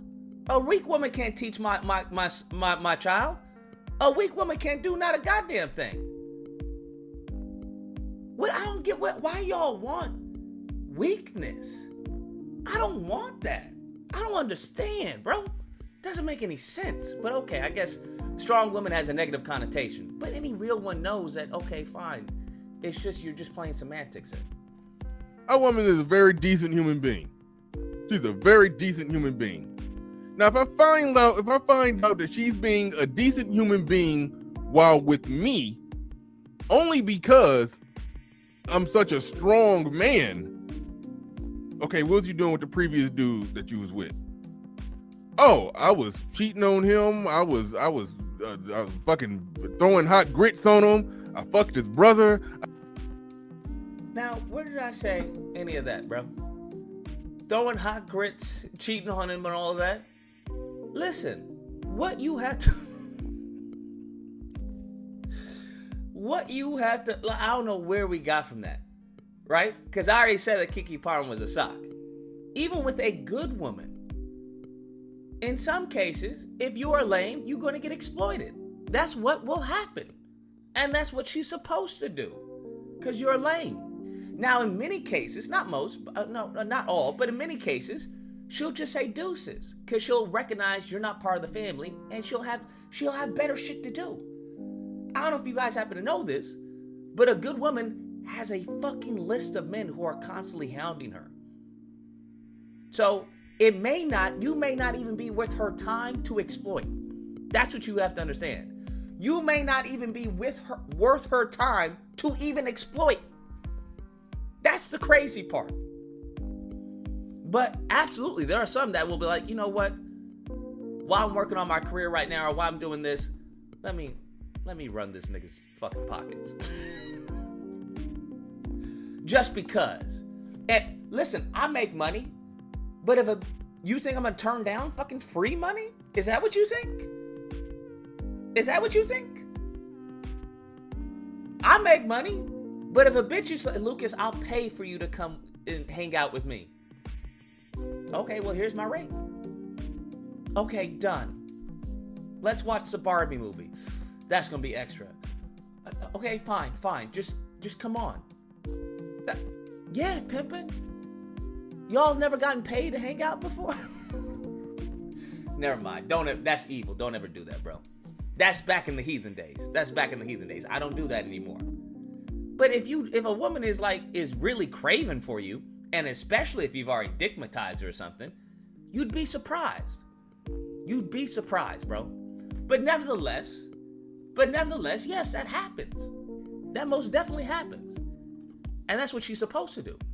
She's supposed to walk over weak men. Because you're weak. I don't understand. I did, I was like, why the fuck you do all that? Oh, because he was weak. And he let me do it. Yeah. I don't understand. What's the problem there? I've had women tell me, yeah, this dude was weak, blah, blah. The crazy part is, there have been women, when a woman is weak with an inferior male, and she somehow got in a relationship because you tricked her or something, or you came off as something and she discovered that you're not, she's already looking elsewhere, bruh. That's what you don't understand. She's already looking elsewhere. That's why when dudes say, I can't believe she was cheating, no, bro, she was already disconnected. You were single for a long time. I know you may not have known it, but you were single for a long time, bruh. I don't know what to tell you. Because he was a bitch, and that's what I'm supposed to do. Yes. When I'm dealing with a weak man, I'm supposed to dominate him and cut his balls off. He has no balls to begin with. That's the whole point of a weak man. JB says, Lucas, throw some hot grits on this dude already. Bro, yeah, throw some hot grits. I mean, honestly, what are you going to do? If your woman right now would throw hot grits on you, what are you going to do? Hit her? Nigga, what are you going to do? What you all don't understand, here's what you guys really don't understand, which is crazy because the Manosphere constantly screaming about the fucking, the justice system, right? Man, they're going to take my kids away if I go to court. Court's going to take half away. So I'm like, if you already believe you're cucked from the beginning, then nigga, what are you going to do? Say your bitch does throw hot grits on you. What are you going to do? Hit her? What the fuck are you going to do? I'm just curious. What are you going to do? The crazy part is that a woman knows her power. That if she wanted to get in your ass, she could very easily do that shit. She could fuck with your money, fuck with your job, fuck with your career, fuck with your mental health. She could very easily do all of that shit, bruh. That's what y'all don't understand. The difference is she chooses not to. That's the difference. The difference is she chooses not to. That's really the difference. She could fuck with your fucking freedom, pimpin'. Okay? Very easily. Very easily. That's what I think a lot of these Negroes think that they underestimate. Please don't underestimate the woman you're with. Don't ever do some stupid shit like that. Don't ever do some stupid shit like that. Because like I said, no matter how good they are, everyone is human. And everyone does have an ignorant within them. Right? I say I'm a good man and whatnot. I do this and do that. But if you push me so far, bitch, the ignorant is gonna come out. Okay? Now, my ignorant reaction may not be the same thing as a full-blown ignorant, but it's gonna be an ignorant reaction. So best believe you push a good woman so far and she was really invested in you, nigga, that's on you. You may actually get some grits thrown on you. Hell, I'd rather take fucking grits thrown on me than a bitch fuck with my money. Right? If you got children, hell, I'll take grits thrown on me, whether you trying to take away my child. The fuck are we talking about? So in many cases, you gotta think this through, bruh. And I don't think, that's what I'm saying, a lot of these lames don't think it through. It's just words to them because they've never actually had to be in those situations. They've never been in such situations like that. So they don't even know, their minds aren't even thinking like that. So yeah, I cheated on him, I fucked him over, I stole his shit, I did it. But she's being... Now, here's the thing. Can y'all tell me a woman who's gonna say this to you? Can you tell me a good woman? Because good women are smart. I hope people understand that. They're not stupid, right? Just like a good man, he's smart. Okay? Can you explain to me any type of woman that's gonna say, yeah, I fucked him over, I screwed him over because he was weak, no one's gonna tell you that, bruh. No good woman's gonna say that. The only type of woman's gonna say that is a fucking sock. Yeah, that nigga was weak, so that nigga was fucked. Yeah, I treated that nigga like shit. That's who's gonna say that, a sock. A good woman, you wanna know what a good woman's gonna say? We decided to go our separate ways. We left in a mutual, amicable situation. That's what she's gonna say. That's what's gonna happen, bro. I'm just letting you know. You're out of your mind if you think yeah, I cheated on him. That's not what's gonna happen, bro. No one does that. No one does that. Except socks. And like dusty dudes. No one does that. So, I don't even understand what he's even talking about. I genuinely do not understand. Jamie says, Lucas, throw some hot... I read that. Diamond says, this dude is so lame, it's painful. Yeah, I mean, you can just tell the lames, bro. It's just easy to spot them, bro. It's just easy to spot them. And usually women who are with lames, once again, they're either extremely narcissistic, which is where they manipulate a lame and they treat them like trash, or either B, they're heavily insecure. Those are really the only two types of women that are with lames. Frederick says, you think Omni-Man will be more broken than Homelander MK1? Hopefully no one's broken. But if I had to guess, I'm gonna guess probably Homelander, bro. I'm gonna guess Homelander would probably be more broken than Omni-Man. Given that we got Homelander and COD, we got The Boys next season coming out. I think there's a lot of hype for Homelander. Although Omni-Man is legit. Omni-Man, especially with the Invincible Season 2 trailer coming down. Sharif says, the skin graft from the grits will come from recycled foreskin in some cases. I don't know about anybody throwing fucking really hot flaming grits on you. That's not gonna happen, bro. That's not gonna happen, bro. That's not gonna happen. Like, come on now. Let's temper our expectations, okay? Because an actual good woman is, to get her to that point, like, I don't know what the fuck you would have to do. What she's going to do, you have to understand, and this is the double-edged sword of a good woman, is because she is smart. So she knows if she throws some grits on you, get the police involved, yada yada, you may have to do paperwork. If you can make a case, then she goes to jail, right? File charges, right? She's gonna think how you're gonna be thinking. So in most cases, she's not gonna do some shit like that. She's gonna do some petty shit that really hurts you. Okay? That really hurts you. You may think, oh, this bitch took it on the chin. Good for her. And then next thing you know, there's fucking, I don't know, applesauce in your fucking tank or some shit like that. All your J's are fucking missing, the fucking tongue out of them or something like, she'll do some shit that'll really get to you. Okay? That's what she'll do if you really fucked her over. She'll do something, she'll break you down. And you have to understand, in order to hurt somebody, it doesn't have to be physical. Some of the most pain you'll feel as a human isn't physical. That shit is emotional. Some of the strongest pain you'll feel as a human being is not gonna be physical. Unless you're doing some crazy shit. It's gonna be emotional, bruh.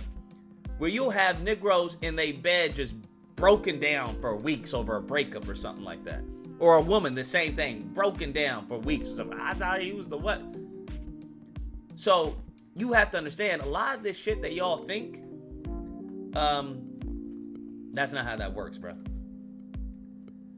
Especially if you're dealing with an intelligent woman who has a career and going for her or whatnot. She's not gonna fuck up her shit to get back at you. No, she's gonna make sure she's very, very insulated, bro. And the thing is, the worst part is when they play the wait game. Where you did some fuck shit and she doesn't do anything. A week goes on, nothing. She's cool, acts like it doesn't even happen. 2 weeks, 3 weeks, 4. And then you forget about it. And then the next thing you know, your car's on fire.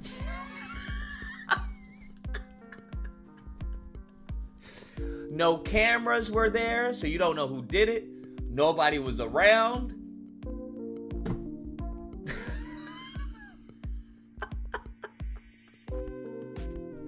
You can speculate, but you have no fucking evidence, pimpin'. You got no fucking evidence. No fucking evidence. That's the crazy part. Or your place gets broken into or some shit. And it's like, what the fuck? Yeah, it just seems like somebody just trashed your fucking place. Damn. Yeah. Interesting.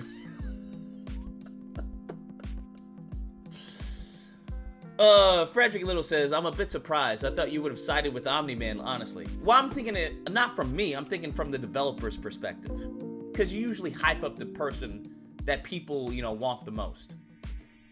That's what I'm thinking. Delete all the saved data or break your $500 PS5. I may take the judge by 12 model. Yeah, bro. 100%. 100%. being a good woman to me because I'm a strong man. You know, do you know how fast she getting the fuck up out my house? If I found out that that's who she been, that's who she was before me. Do you think she's gonna tell you that? I don't understand. That's also another thing that I don't get with, like, if you ask her body count, what do you think she's gonna say? Like, I don't know. I just don't understand.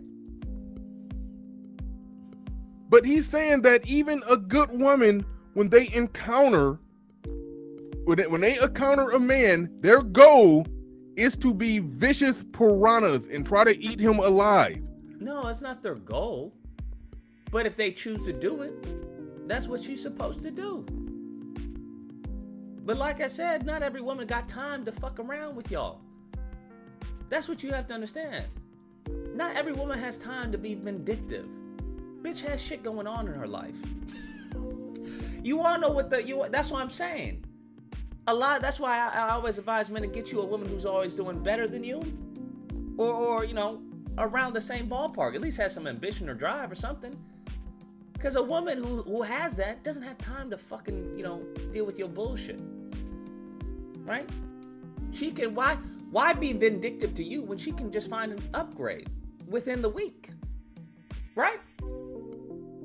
If you're a dude you're used to dealing with women, are you really, and some girl does something to you, are you gonna sulk about it when you know you can get an upgrade within the fucking 48 hours? No, you're not gonna even remember her, right? Now, if you wanted to, I say, hey, absolutely.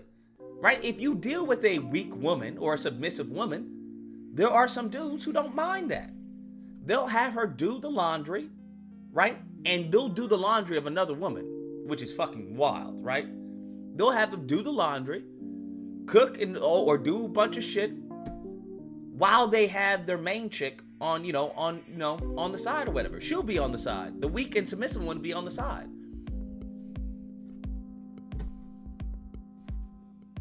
I don't know what to tell you. That's what happens. It just is what it is. However, there are men who don't do that. There are men who be like, yo, cut the ties and move on. Because it takes energy. You do understand that. It takes energy to do that. Your job is to not be ate alive. These chicks, they're the raptors from Jurassic Park, constantly biting the electric fence, probing for weaknesses. That's what she's supposed to do. This is called the process of vetting. This is how I know niggas don't talk to women.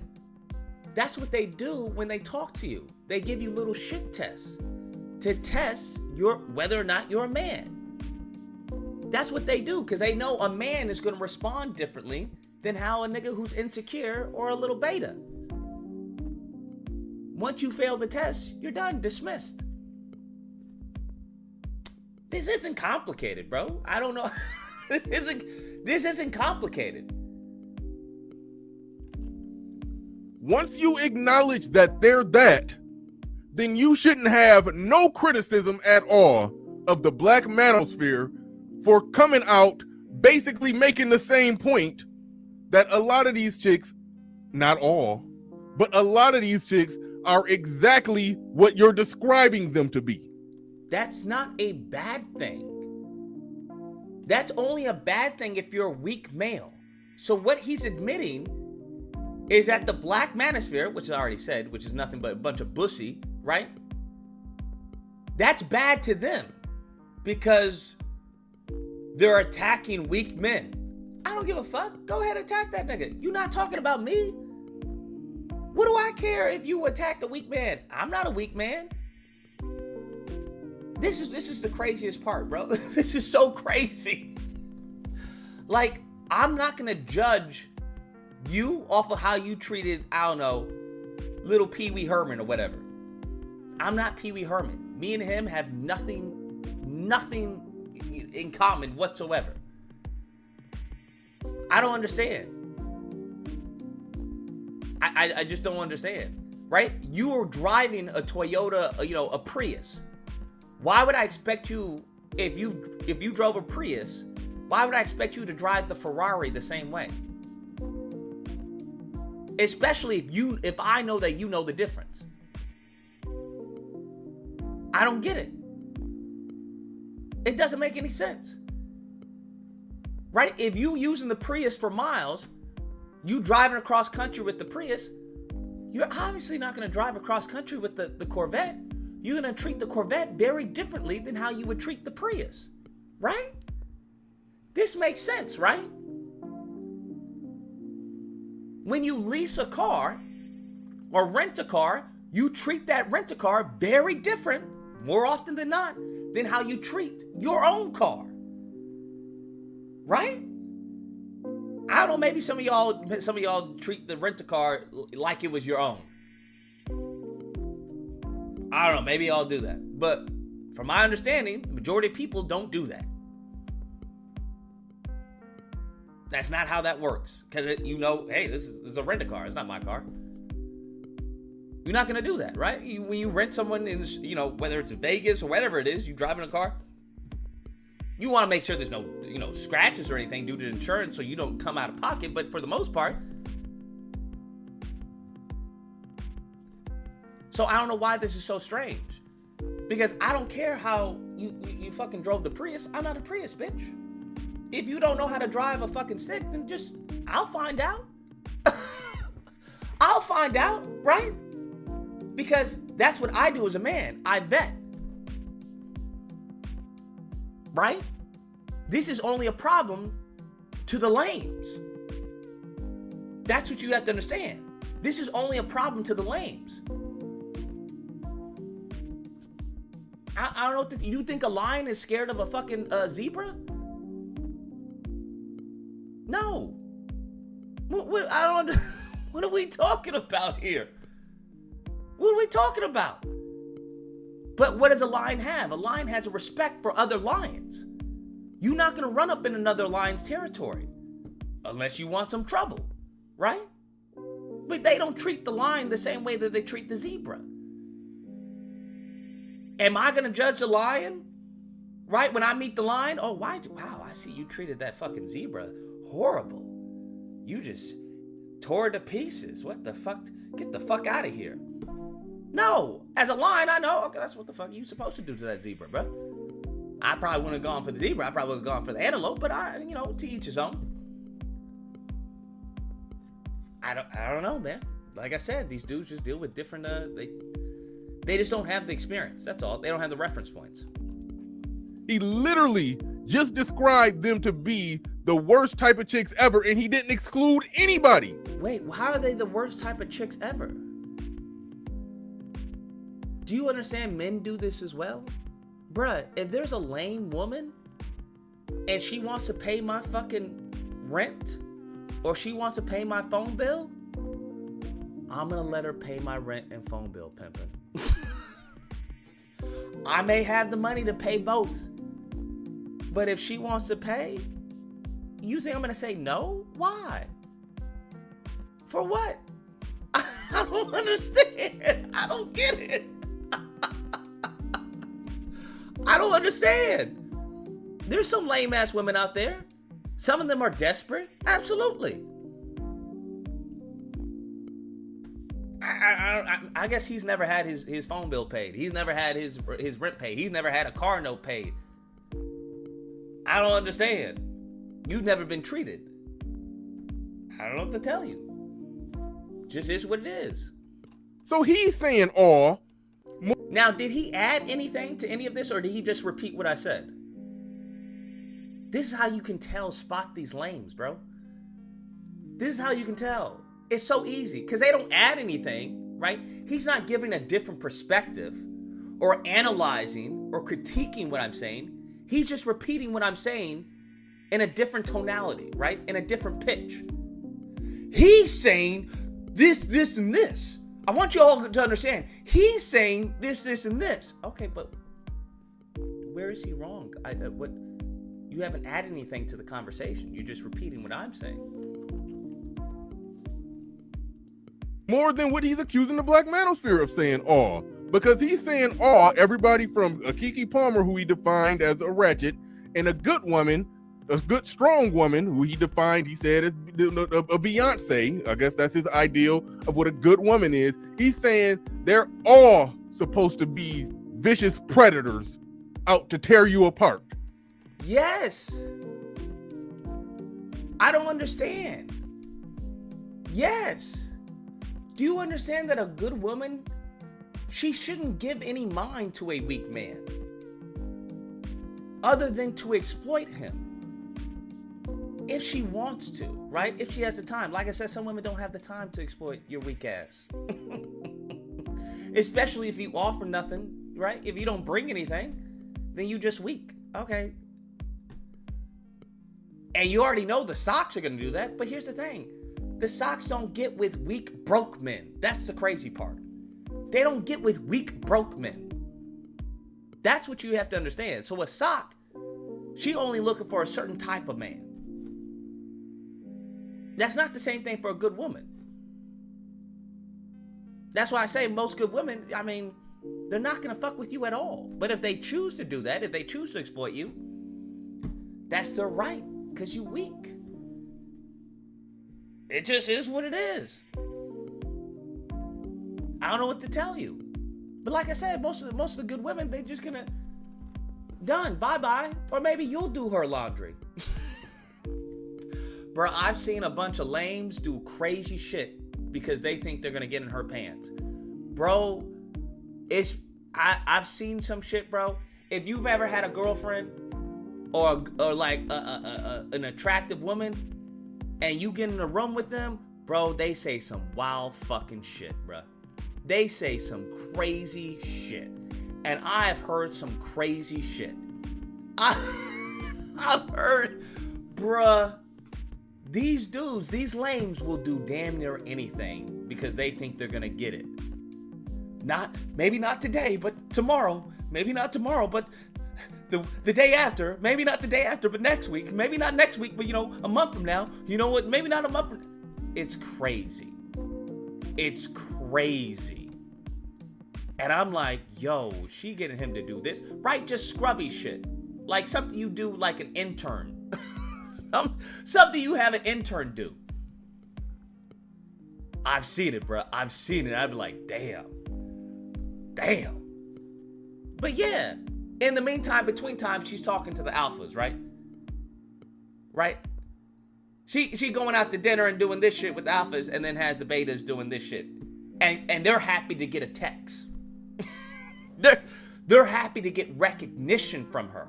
That's where it's like, yo, that's crazy. And there's dudes out there like that. They're happy to, God forbid she gives him a phone call. Nigga, you just made this nigga's whole year. He'll do anything for you now. You called him? Bruh, it's crazy. It's crazy. So, that's just how the game is played. Don't be upset. Don't be upset at the player. Be upset at, hate the game. And it's your job not to let them. Well, if that's the case, you should have no problem with the Black Manosphere trying to get black men to move in a certain way, understand the bullshit that's coming, and have your guard up and a fence up so strong to where if they bite that fence like the Raptors in Jurassic Park testing it for weakness, your electric fence so strong that they damn near fucking die from one bite. You should have no issue. I don't understand what that means. I don't understand, because like I said, Bussy talk. I don't want her to die from a bite. I want her to understand, okay, this is a man, right? The whole point of the electric fence is to let the animal know, hey, you can't go here. It's not to fucking kill them, stupid.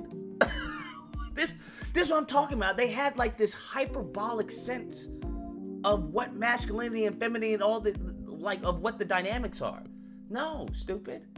There's a great book. It's God dog, it's a great book. It's I think it's like Force is Silent. Power is Silent. It's a great book. I wish I could remember. Silent Power? No, that's not it. I can't remember. If I remember it, I'll tell you guys. I'll link it in the description. But the gist of it is essentially that someone who is powerful doesn't have to do much. Right?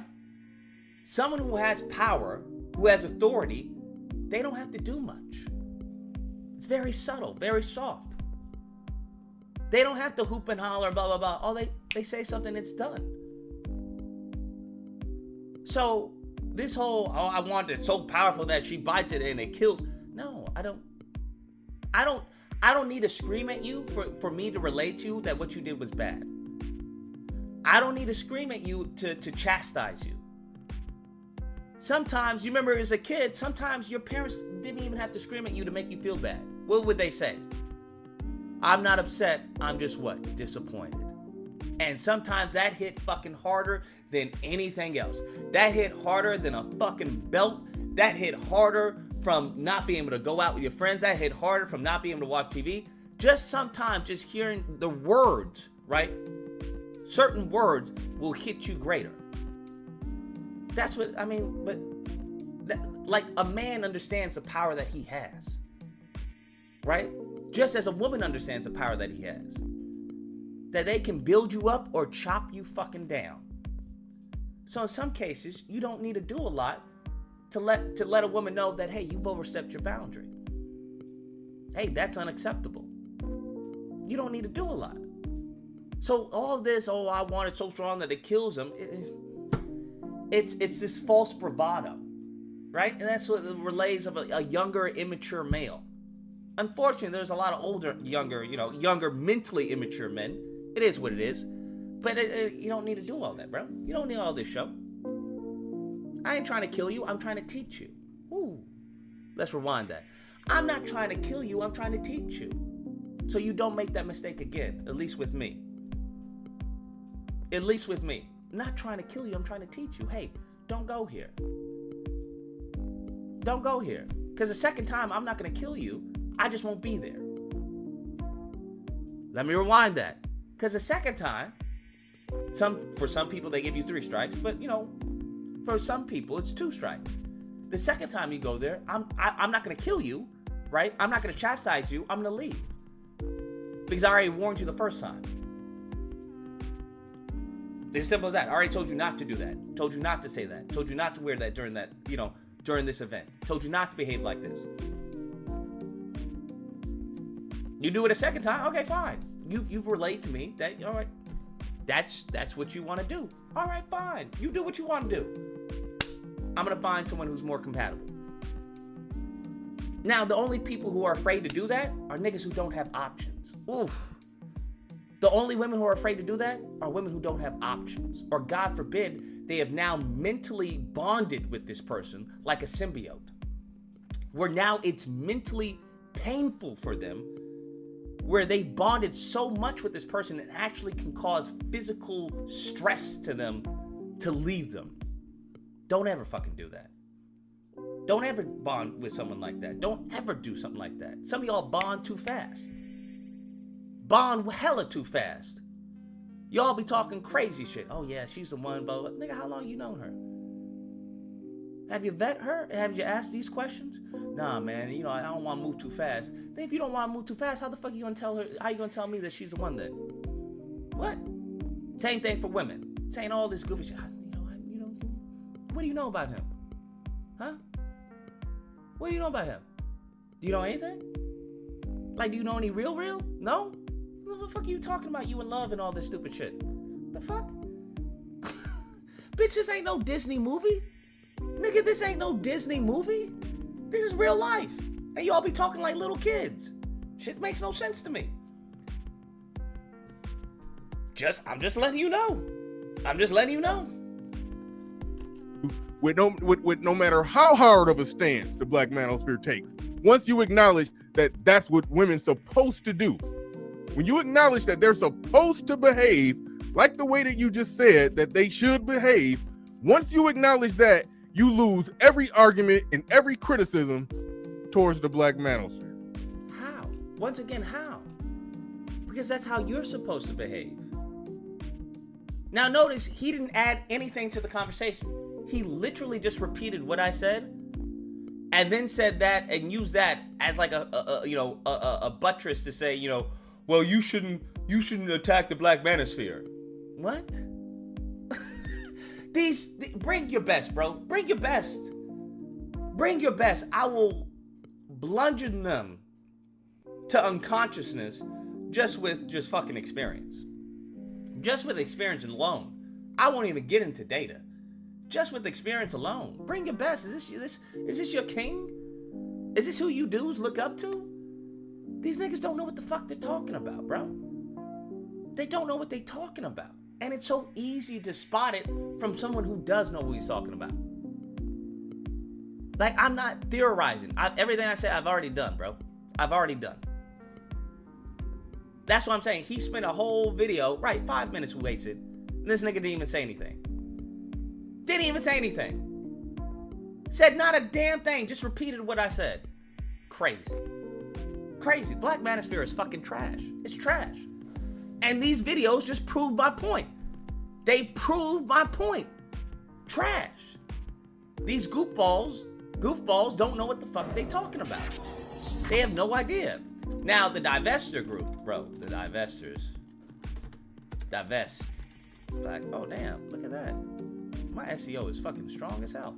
Divest black women.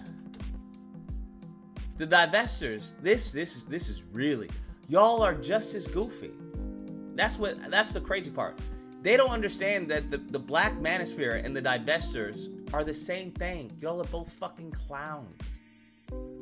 Y'all are both fucking clowns. What is this? Hey guys, it's Julesy, and we are back for another video. We are starting another critical conversation that I'm sure things. And firstly, we're also most likely for us to pass on trauma and oppress. Now, we all have root systems of harm in our lives. And oh yeah, I know what you're at. What is this? Y'all be thinking y'all the only option. Baby, I can go date an Indian, a Hispanic, a white man. Y'all not the only options out here who think y'all doing well for yourself, and that's the problem. You know what's the problem? Now, that right off the bat, I'm not dealing with that, bro. It's just, they're harming themselves, both of them. The Manosphere and the Divest, they're harming themselves. Y'all think y'all the only options. Not once did we ever say, or that I've ever heard, that black men are the only options for black women. From what I've heard, correct me if I'm wrong or mistaken, but from what I've heard that we're the best option. That's usually the case that's being made.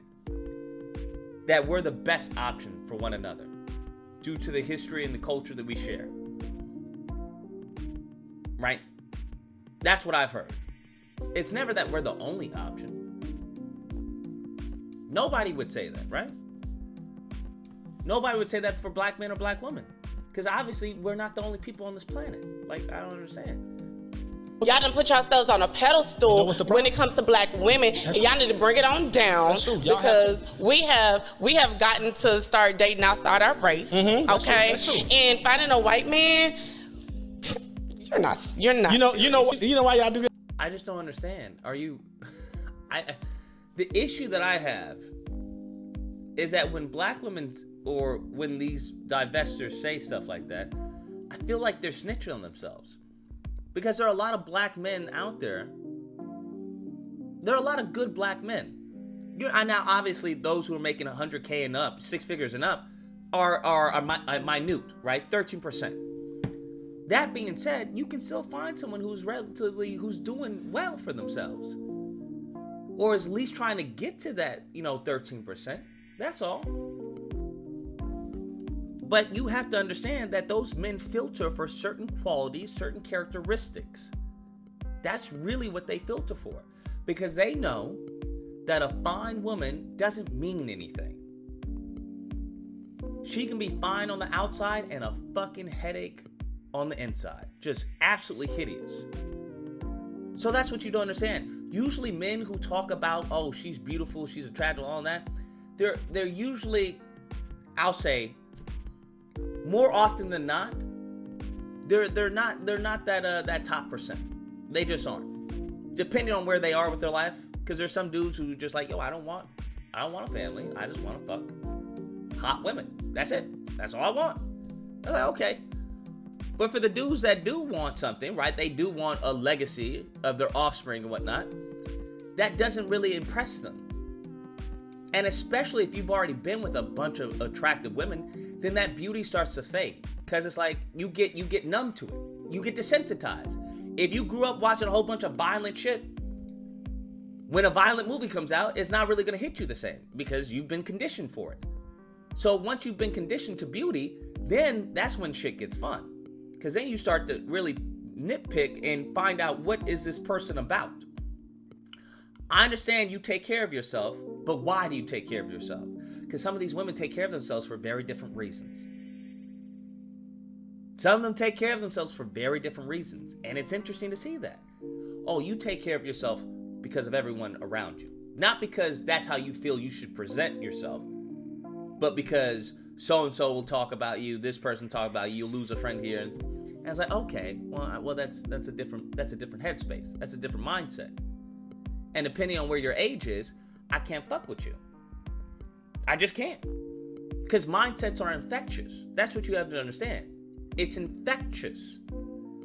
So if you hang around said people, and God forbid they make up a majority of your social circle, it's going to infect you. It's going to impact you. Sooner or later, it will impact you. And that's what good men and good women understand. Yeah, y'all do that and go make it look pretty, right? And we having a time of our lives. You is. But that's the thing. Do you want the time of your life? Or do you want to get married and have a family? Because the issue that I have is I don't have an issue with socks. I don't have an issue with the dusty men. I don't have an issue with good. I really don't have an issue with anybody. It's your life, live it. If you want to be a sock, then go be a sock, but be the best sock you can be. Be the best sock you can be, okay? I'm just saying, just don't live a certain lifestyle and then complain about something you don't have, which that lifestyle doesn't provide for. You can't live a homosexual lifestyle and then complain about why you can't find a girlfriend. Let me rewind. You can't live a homosexual lifestyle and then complain why you can't find a girlfriend. Shit doesn't add up. You're a goofball, right? You can't live the sock lifestyle and then complain why you can't find a good man. Doesn't add up. You can't live the bachelor lifestyle all day, every day, and then complain, right? Why you can't find a good woman. That's the issue. That's really what it boils down. Really what it boils down to. You can't go to McDonald's and ask for a fucking a Whopper. And that's what most of these people are doing. You go into McDonald's and then being upset why you can't find the Whopper on the menu. Because, bitch, you not at Burger King. You at McDonald's. Well, I don't like Big Macs. Then, bitch, you should probably get out the fucking drive-thru of McDonald's. I don't understand. I don't get it. Nigga, I don't even like fucking Big and Tasties. Well, Nick, you know this is the only place to eat. You do understand that, right? There are other options.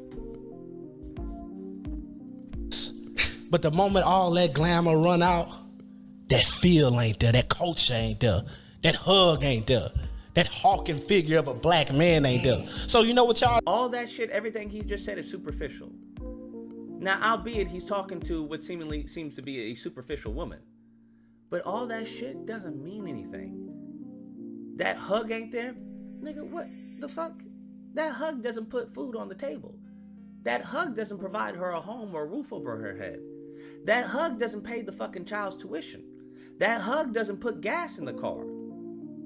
Neither does that culture or that hulk of a black man. That's what you have to understand. So if you're putting all your fucking eggs in the basket of the avatar of the black man, you're gonna lose that. You're gonna lose that job 9 out of 10. You're gonna lose that bet 9 out of 10. 9 out of 10. I'm just letting you know. That's the same thing with women. You putting all your eggs into, well, I got my nails and I got it. You're gonna lose that bet 9 out of 10. That's what's gonna happen. Because what you're gonna become a trophy. And I don't know a lot of women who want to be a trophy. Because trophies, guess what? Trophies don't get a say. You're a trophy. You're there just to look good. Trophies don't get an opinion. You're a trophy. You're there to look good. So, if you want that trophy lifestyle, you just have to be wary of, be aware of what comes with it. I do, please. Y'all stay with this good. He may be a good man, but he ain't giving you that feel. Again. My family don't look at him the same. He don't look right in pictures with me. All that shit superficial. A woman doesn't give a fuck what her family thinks, right? Because she understands the family could be wrong. And she also understands that it's her life. Unless the family is given actually sound advice, she don't care. And it's the same thing with a man. All your friends could fucking not like the girl you're with. But if you like her, you be like, yo, nigga, I'm with her. Deal with it. This is what it is. But I don't give a fuck about any of that, right? The family ain't gonna be with her. The family isn't, it just is what it is. You have to put on your big boy pants sometimes. So if you're so concerned about all superficial things that don't really have a significant impact on your life, then that's what the fuck you're gonna get, unfortunately.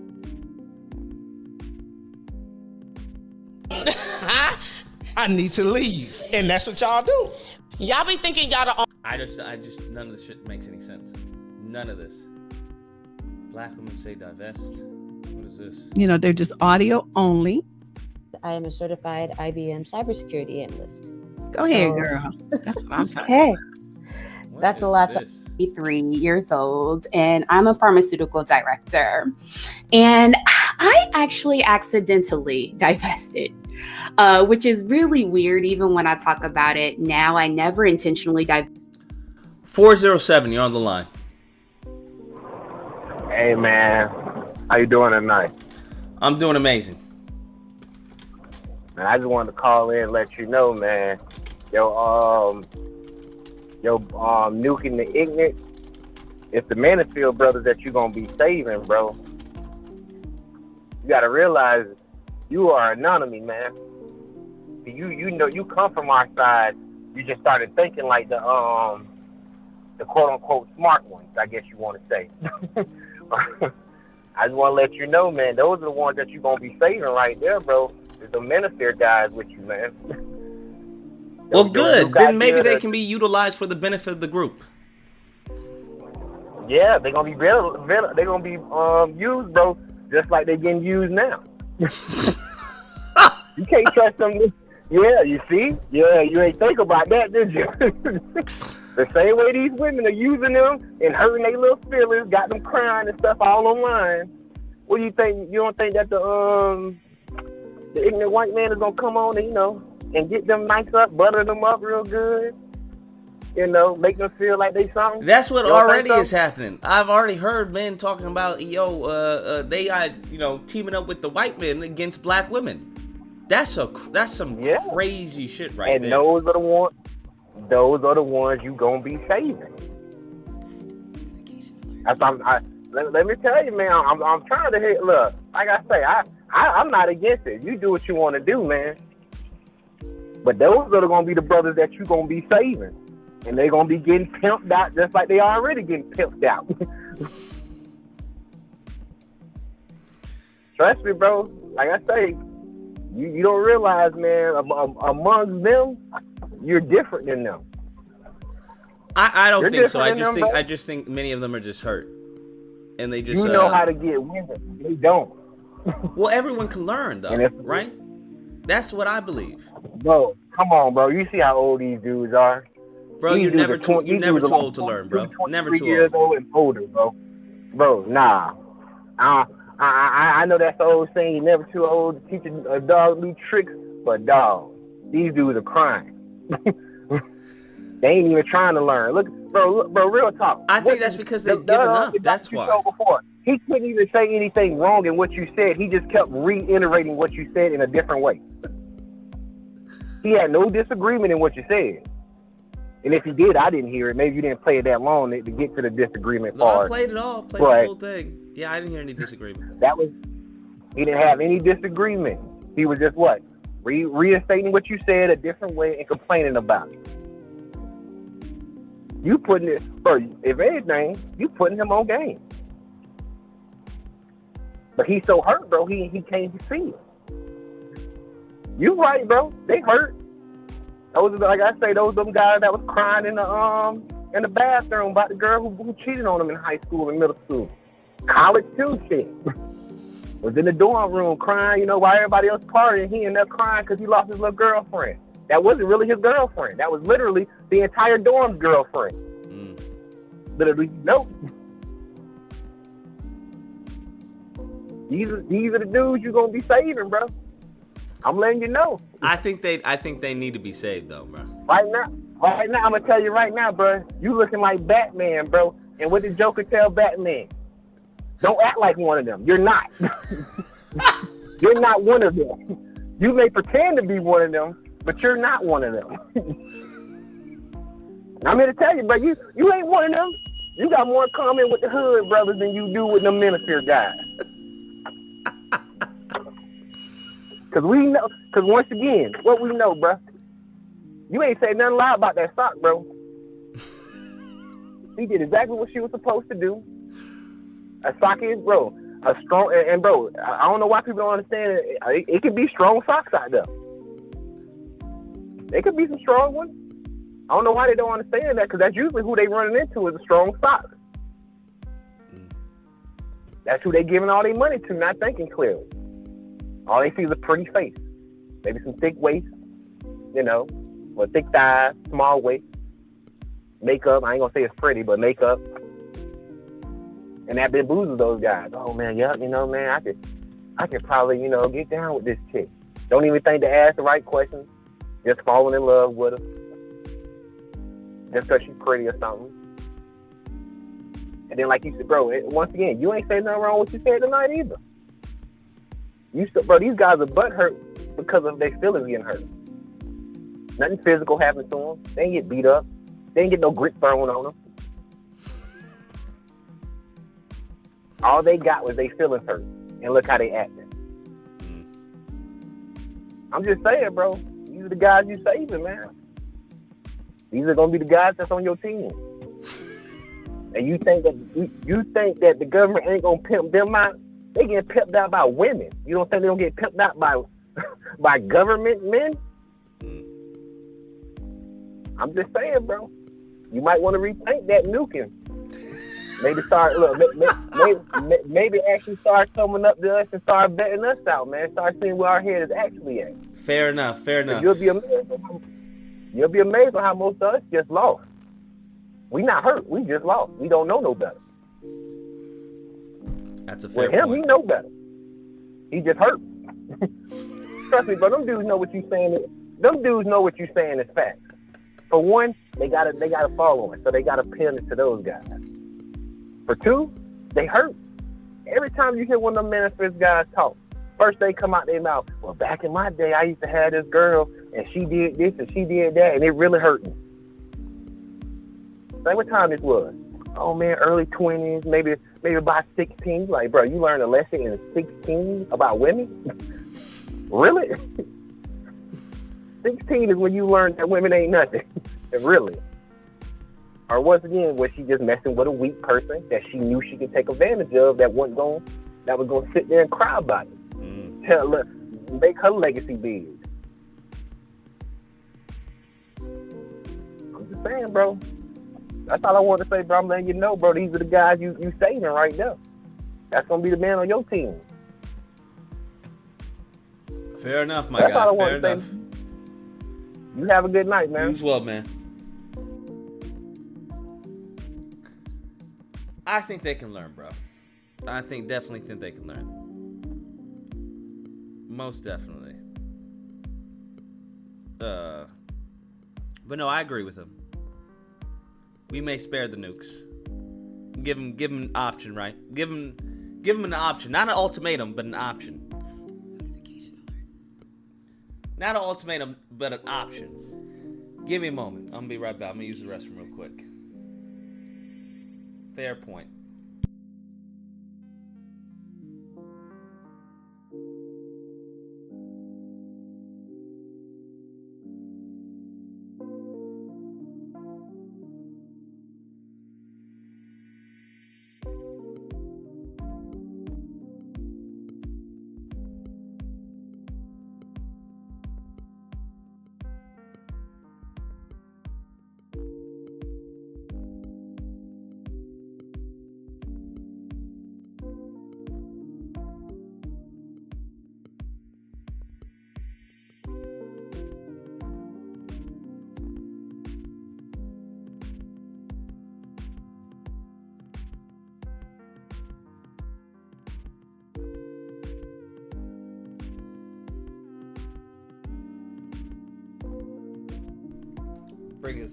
Brings up some fair points. Fair points. Oh man, crazy stuff.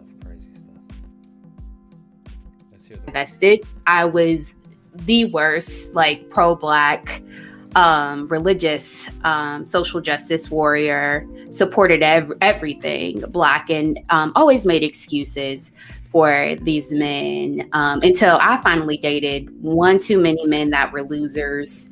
I mean, I ran the gamut, and I feel like I divested very young. So I actually divested technically, I guess, when I was in my mid-20s, and I've dated all of them: uneducated, educated, unemployed, abusive. Now, what does that sound like?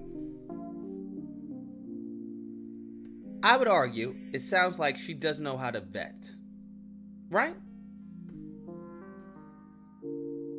Right? Or am I mistaken? Because I haven't dated all of them. I'm not trying to date all of them. Who the fuck's trying to date an abusive woman? Who the fuck's trying to date a meth head woman? Who the fuck's trying to date these women? I don't know what to tell you. Maybe you guys like to do all that shit for experience. That's why I don't get when people are like, well, the majority. I'm not trying to fuck with the majority. Who the fuck's trying to fuck with the majority, bro? I don't understand. Adult girl.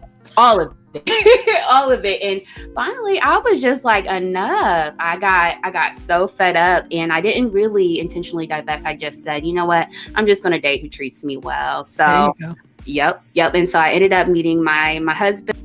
But here's the thing. You want to tell me you couldn't find a black man who would treat you well? That's what I don't understand. Because that's what it sounds like she's suggesting. That's what it sounds like she's suggesting. Now, I don't have a problem if you found a non-black man who treated you well. Good for you. That's awesome. I'm not going to knock that at all. Like I said, it doesn't make any difference to me. What matters is the mindset. However, don't put this on black men. That's all I'm going to say. Don't put this on black men. Then my husband, who happens to be white, 6 years ago. And I mean, he came in like a knight in shining armor. He swept me off my feet. He was everything that I was looking for when it comes to, you know, what we want associated with masculinity. So a protector. Okay, hold that thought. That's going to be another question. So Okay. mute your mic for a minute here, and let me get Danny up here, and then you, Dahlia. Hello. Hi, Deborah. Hello, panel. What's up, lady? Hi. So my name is Danny Steele. I'm the host of Danny Steele, my channel on YouTube. And I started my channel out just trying to have fun, to be honest, you know, and just thinking I could have the same fun that any other woman on YouTube had. And then a lot of things came my way. So that was very surprising. But in terms of divestment, for me, I actually divested as a child. As Aja said, I'm also a black sheep. How do you divest as a child? Here's what I don't understand. A black sheep in my family. So I've always been a black sheep, just in the hood, right? I grew up in the hood during the crack cocaine epidemic. I went to private Catholic school on scholarship. I met my husband in undergrad, and we started dating when we were both in grad school. But I've always just had an understanding that the toxic cultural norms around me were wrong. And I was able to assess that based on the way other people moved in my school. So I always, just knew like, that's not the direction I want to go, the way that I'm seeing things. And I don't accept this. So that's how I came into divestment, and that's how I view divestment. And this is the issue I have. The issue I have is that you're what it sounds like is that you're maligning black men as being of a toxic culture. Not all black men are of that. That's the issue that I have. Okay, hold that thought. Let me get Dahlia in to introduce herself, because we're going to get more into that part. I just wanted you guys to just give a brief introduction so they would understand who they were talking to. So Dahlia. Hi. What's up? Hi, panel. Hi. I'm Dahlia. I'm born and raised in San Francisco. I'm a legal professional, and I'm a first-year law student. I just started, and I am a single mom of one son. Single, never married. And I'm just over black men. They are not the unicorn that everybody swears up and down that they are. Now, why am I shocked that a mother of one child has an issue with black men? Why am I shocked? That's almost like the dudes who get, their heart broken by a black woman and then blame black women or something. Why am I not surprised? I'm just saying, why am I not surprised? They are. Well, yeah, snap the fingers. Not in agreement. Okay. So while I have you on, let me start you with my list of questions here. This is wild. And like I said, for those of you who are just coming in, we will be taking your, so just listen to them. Now, I would like you guys to each briefly explain what the term divest or divestiture, or what this movement means to you. Because yes, what does this mean? I know I've been kind of asking people, and I got so many different views. So I thought, okay, this would be a good question to ask the panel, because, to see where you're coming from on this issue. So let's start with Dahlia, since she was the last. We'll start with her this time and then go around. Okay, so the divestment movement, based on what I've seen, is black women divesting away from black male dusties, which comes in many forms. Okay. Why would you get with a dusty to begin with? Am I missing something? This just seems so crazy to me. Do you really need a movement for you women to choose better? That's like saying, hey, we're having a black male movement. Okay, what's it about? It's about black men not getting with women with dicks. Wait, what? What? You need a movement to tell you not to get with a woman with a penis? Is that you? That's what you need a movement for that? Shit makes no sense to me, bro. Makes no sense to me. Those black men could be educated and dusty, uneducated and dusty, and just run the gamut of dustiness.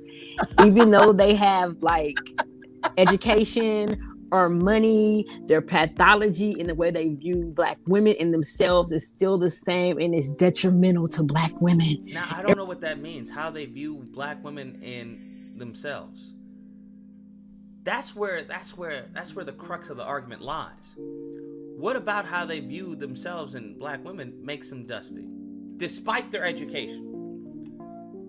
And we're tired of overcompensating for their own insecurities and their own what's that word? They just feel so inadequate, and they act like every single Black woman is supposed to make up for those inadequacies simply because we are Black women and we're tired of it. So we're not dealing with it. So we're ready to just leave y'all alone. I just don't understand. Isn't that the whole point of a Black woman? Right? Is that our shortcomings, at least you have a cultural understanding of where they may lie and why they are. Just like as a Black man, due to our culture, right, our cultural, history and our history in the country, we may have a greater insight as to where your shortcomings may be and why they are. Due to our history in this country, our legacy that we share together. I've never seen that being seen as a negative. You go to your preferences because they're still getting the same Black men that Black women get, even though you guys try to lie and say that they're not. And we're going to move on to the men of no color who will give us everything that we want, while you guys sit in the corner and be mad because you tell us no one else will want us. But then other people want us, but then you're mad because they want us, but then they're going to give us everything that we wanted to get that you wouldn't give us, and they're going to give us that too, but you're mad. I don't know what that means. What are they giving you? This shit just makes no sense. From so many different angles, it makes no sense. Because what I've also realized is that some of you women, just like some of you men, tend to act differently around, what did she say, people of no color. That's what I've also realized. So ladies, you can't be giving us attitude, and then when you get around Tyler, you turn on your female mode. And then blame us for how we responded to your masculine mode. That's not fair. And the same thing goes for men. You can't be wilding out, and then when you get around another group, you on your bestest behavior. Because that's what I've also noticed. But at the end of the day, I don't know what they can give you that the Black man can't. I don't understand. That's what I don't understand. She hasn't made that clear, at least to me. I just don't understand that. Because everyone is going to have their shortcomings, right? White men, Asian men, Hispanic men, whatever, they're going to have some shortcomings there. And then you also have that cultural difference. So I've noticed from what just off of observation, I don't have any data to support this. I'll have to look into this. But what I've noticed is that many of these women behave differently around other groups. And the same thing with these men. Where it's like, if you tell them to do something, well, oh, you just want me to do this. Whereas he may tell you to do something. Okay, sure. Is there anything else? And it's like, this is very interesting. And I would argue it all stems from post-traumatic slave syndrome. That's what I would argue. Because we've been trained as a people, as a group, to view white people as superiors. That's what we've been conditioned for.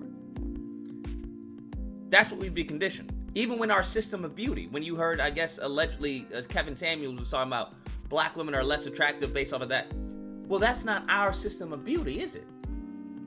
And if Black women were less attractive according to the Fibonacci, then why is it everyone's trying to emulate them? Let me rewind that.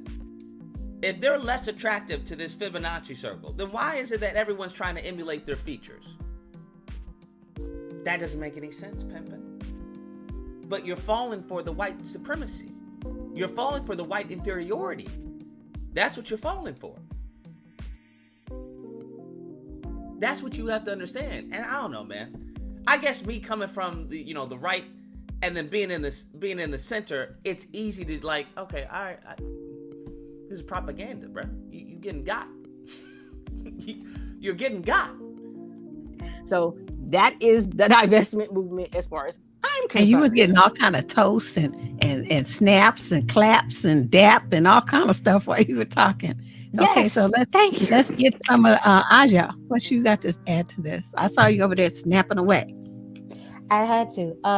Real quick, my name is pronounced Asia, like the continent. Oh, Asia. I'm sorry. Yes, ma'am. Thank you. But like I said, there probably are more white men maybe who will be actually I wonder what the data is on that. How many white men are with black women who have already had children?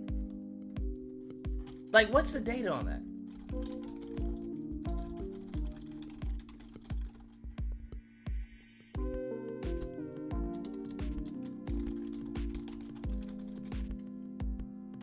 I'm curious. Because if you are a single black woman with a child, and it turns out white men are more prone to get with you, then I'm not going to tell you no. Just make sure you don't raise a little fucking Sambo. That's all. Just make sure you don't raise a little Sambo. That's all I'm going to say. I'm trying to see if there's any research on this.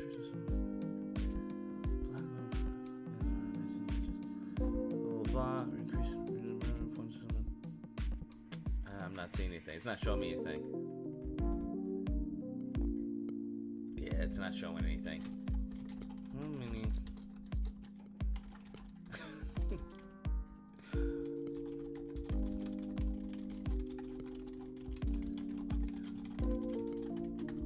I'm trying to see if there's any data.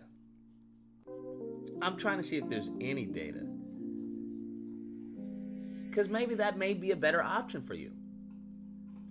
And if that's a better option, I don't see why you wouldn't take it. You'd be a fool not to. That's all I'm saying. I saw this TikTok of an interracial couple. The woman dented her man's car, and he called her the N-word. Why she say she doesn't know what to do? Well, I mean, that's usually what happens sometimes. That's usually what happens. Like I said, there's a cultural difference. Is that unfortunately, no matter what, at the end of the day, they come from a very different culture than you. They come from, as I've said before, post-traumatic slave syndrome, right? You come from a culture in this country, right? Not necessarily the origins, but in this country, many of us come from a slave culture, where many of them come from a slave master. So you have to factor that into the equation. And if you're not aware of that, you will devolve to your slave mindset. That's what will happen. You will devolve to your slave mindset, where you say goofy shit like that. What am I gonna do? What am I supposed to do? Bitch, what do you mean what are you supposed to do? You're not in bondage anymore. What are you talking about? Fortunately, there's no comprehensive data source that quantifies the number of censuses do not track unmarried interracial relationships, especially. Oh, okay. So they don't track unmarried interracial relationships. Okay. Well, I wonder how many white men.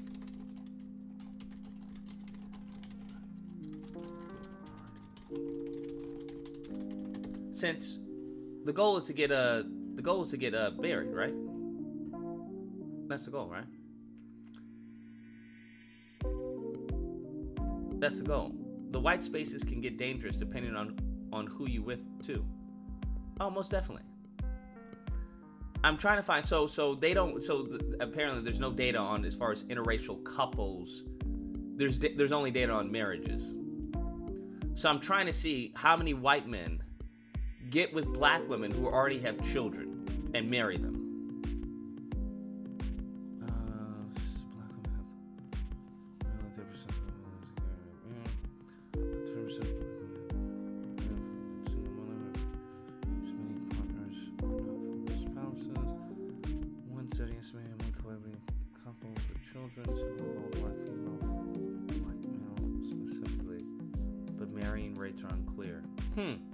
Marrying rates are unclear.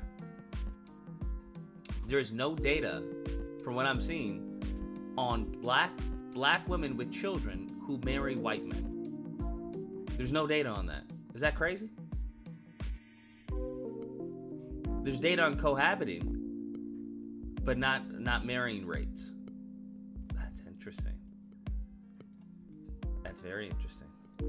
Nevertheless. Divestment to me, as far as I take it, is just to rid myself of any situation or of anything that's not bringing me joy, anything that's not adding joy, happiness, fulfillment into my life.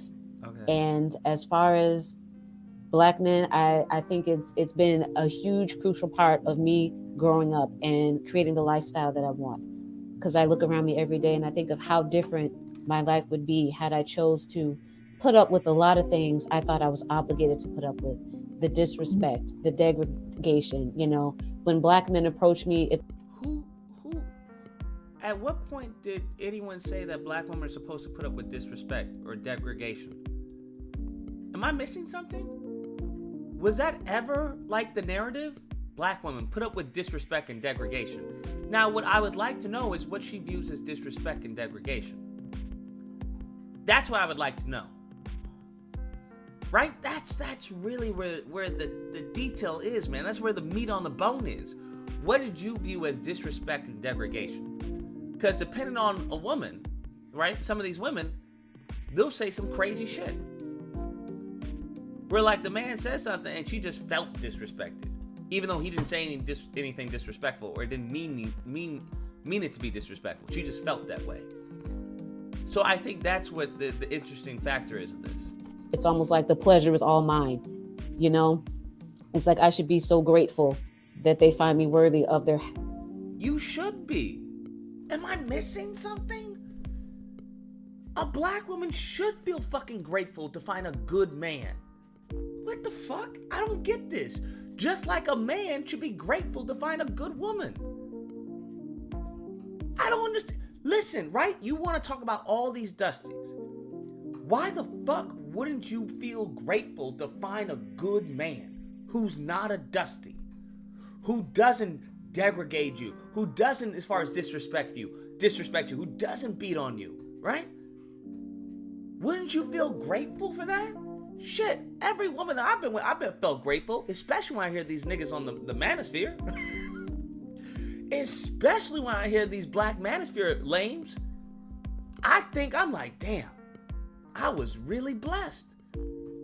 Every single one I felt grateful to. Maybe not at the moment, because, you know, early on, everybody gets, you get through some fuckboy shit. But, as you mature. But, like, you start thinking, like, damn, she was a good woman. Damn, she was a good woman. I fucked that up. You start to become grateful. I don't know why being grateful for finding something valuable is a bad thing. 210, you're on the line. What's the disagreement and tell me why? Lucas, my nigga, the Sambo killer. What's good? First question is there gonna be a panel tonight? Nah, there'll be a panel tomorrow. We're about to play some Call of Duty. All right. Before you get off stream, I asked you last time, but she was a little busy. I want to see if you agree with this too. What was the shit? Her name is escaping me. What was the bitch that said that bus driver shit? The bus driver? Yeah, you didn't hear about that? Oh, the black chick? Yeah. Yeah, shit, you remember her name? No, not off the top of my head. What about her? She said something else, and I want you, it's a real quick video. Spam her name in the chat, please, so I can tell them. But she said Ebony something Williams. about... Yeah, okay. Look up her and... Who is fine as type hell. sperm donor next to it. And I want to hear your thoughts on that. Gotcha. Okay, Did you agree with the bus driver shit, first off? Yeah, I don't have a problem with her having that standard. There's nothing wrong with that. Of course, anybody can have their standards, but do you think, do you kind of agree with it? I don't have any problem with any standard someone has, even if it's unreasonable. I know, that's why I said, do you agree with it, though? I'm not having a problem with it. Yeah, though. I agree with it. I don't see any, if I don't have a problem with it, I don't know why I would disagree with it. But all she has to understand is that can severely limit as far as her dating pool, which I'm sure she's well aware of. Yeah, but then she's the type to, since you don't really know her, she's also the type to bash black men. Well, then that makes oh, her a niggas clown. isn't doing this and niggas ain't doing that. But she has a small ass pool of niggas. Yeah, I mean, it is what it is. She forced those regulations on herself. So I don't know how you can complain about regulations you place upon yourself. That's the only problem I have, because I don't give a fuck if she wants to date an alien, but just don't start talking shit about niggas. Once that Ebony K uplift black man too. Nigga, when? The whole tyrant I've only heard about her was talking shit about niggas. About the average of if he owned the bus. I'm dead. But that just goes to show you what we were talking about last time on the panel. Most niggas don't want, if they work their way up to the point, say a nigga that's making 3 times as what you making right now. You really think he wants another female next to him that's out trying to do the same shit he doing, or you think he wants a homemaker to be at home? I think he wants someone who's competent. Yeah. You think housewives aren't competent? Depending on the housewife? No. Of course. Depending on the person, they're not competent. A lot of times. A lot of people with money aren't, too. Yeah, but sometimes I also understand that a woman who is put in a situation where she has nothing usually acts out in irrational and desperate ways. So if you get with a woman, right, who has nothing and does nothing.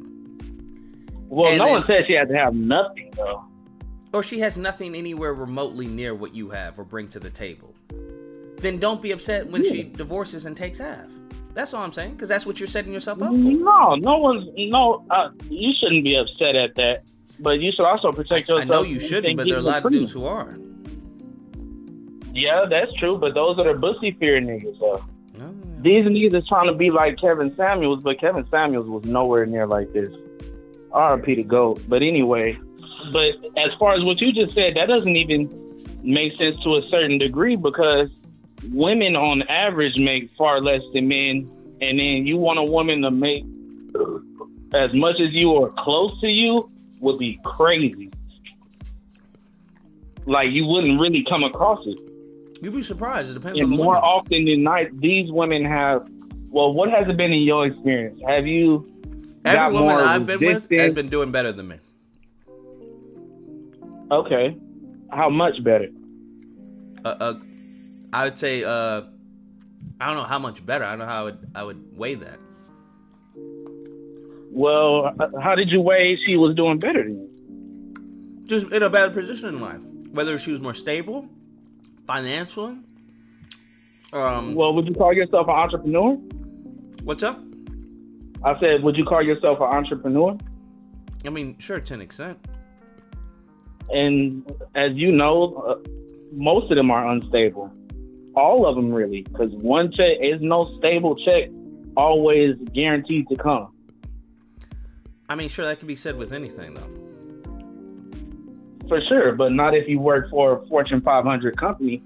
Yeah, most of the women weren't entrepreneurs. They had careers. They were either med school, law school. Well, would you say you're fortunate to find, or you lucked up, or were you looking for women like that? Yes. All of it. You mean the vast majority, or you really mean every single female you have dealt with? I mean literally every single one. Oh, okay. Yeah. And have you found that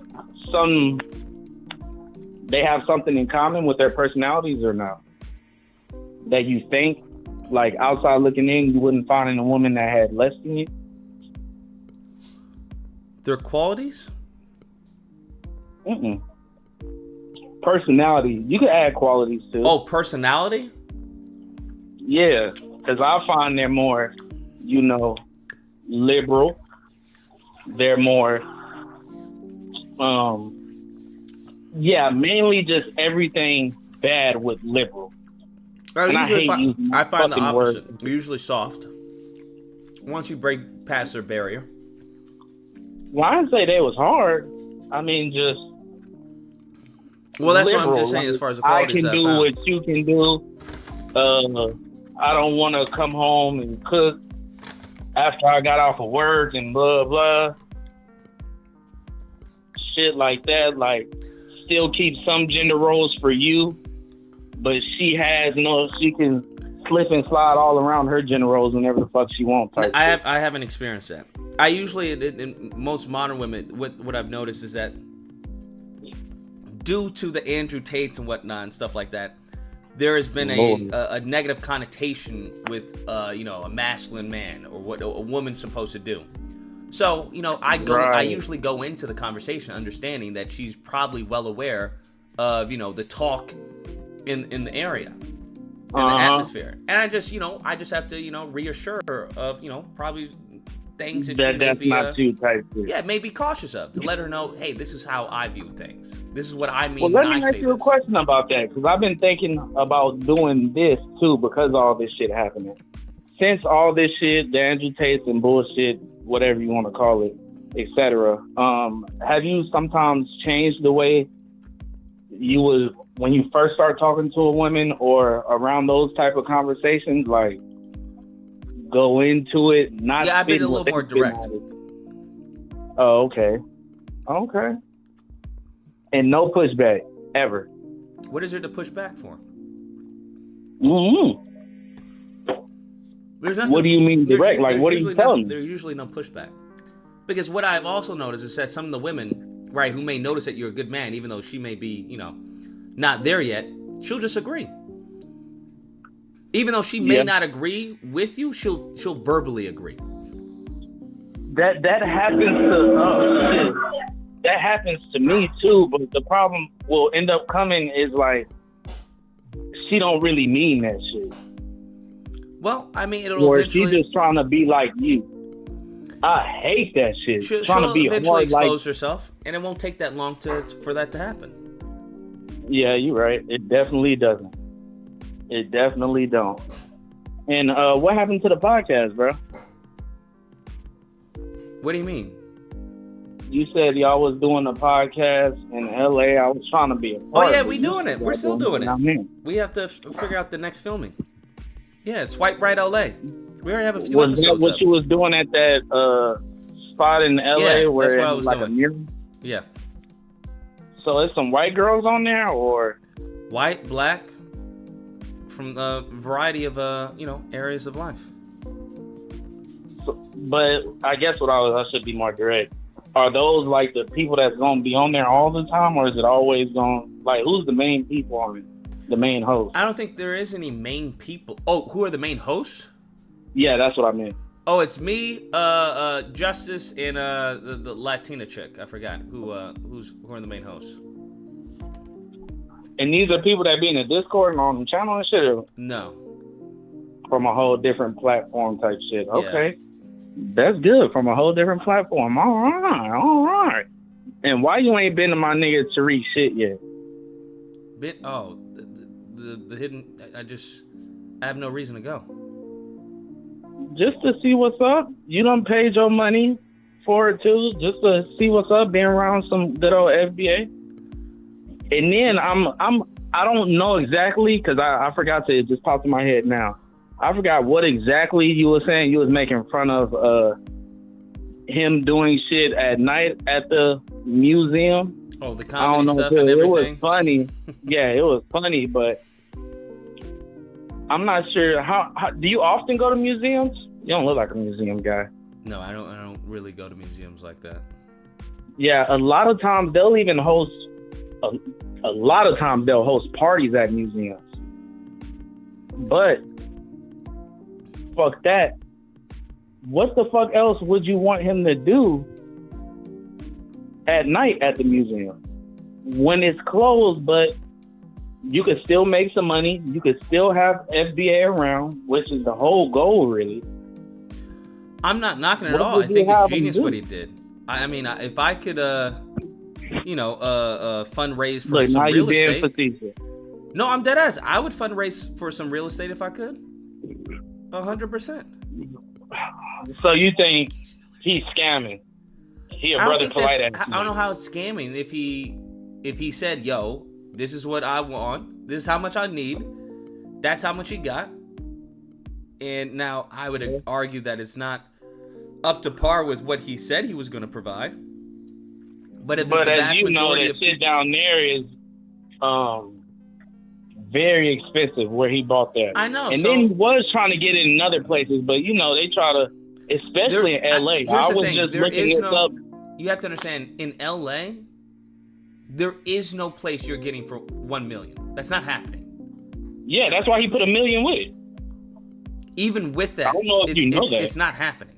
I don't know he put that. I haven't seen any receipts. Have you seen any receipts? Oh, yeah, no, he put $1 million with it. Have you seen the receipts? You talking about receipt like of him putting there this would million be with no it? receipt really, except for the only receipt because he wouldn't pay 2 different payments. I haven't seen And if any he did, receipts how I of him know? putting $1 million of his own money in it. I haven't seen that. And from what I've Well, heard the only from receipt, did you see any receipts that he bought the motherfucker, period? no, from what I've seen Like, from at this Morris, point, you just Morris asking World for TV good. is that he's actually leasing it.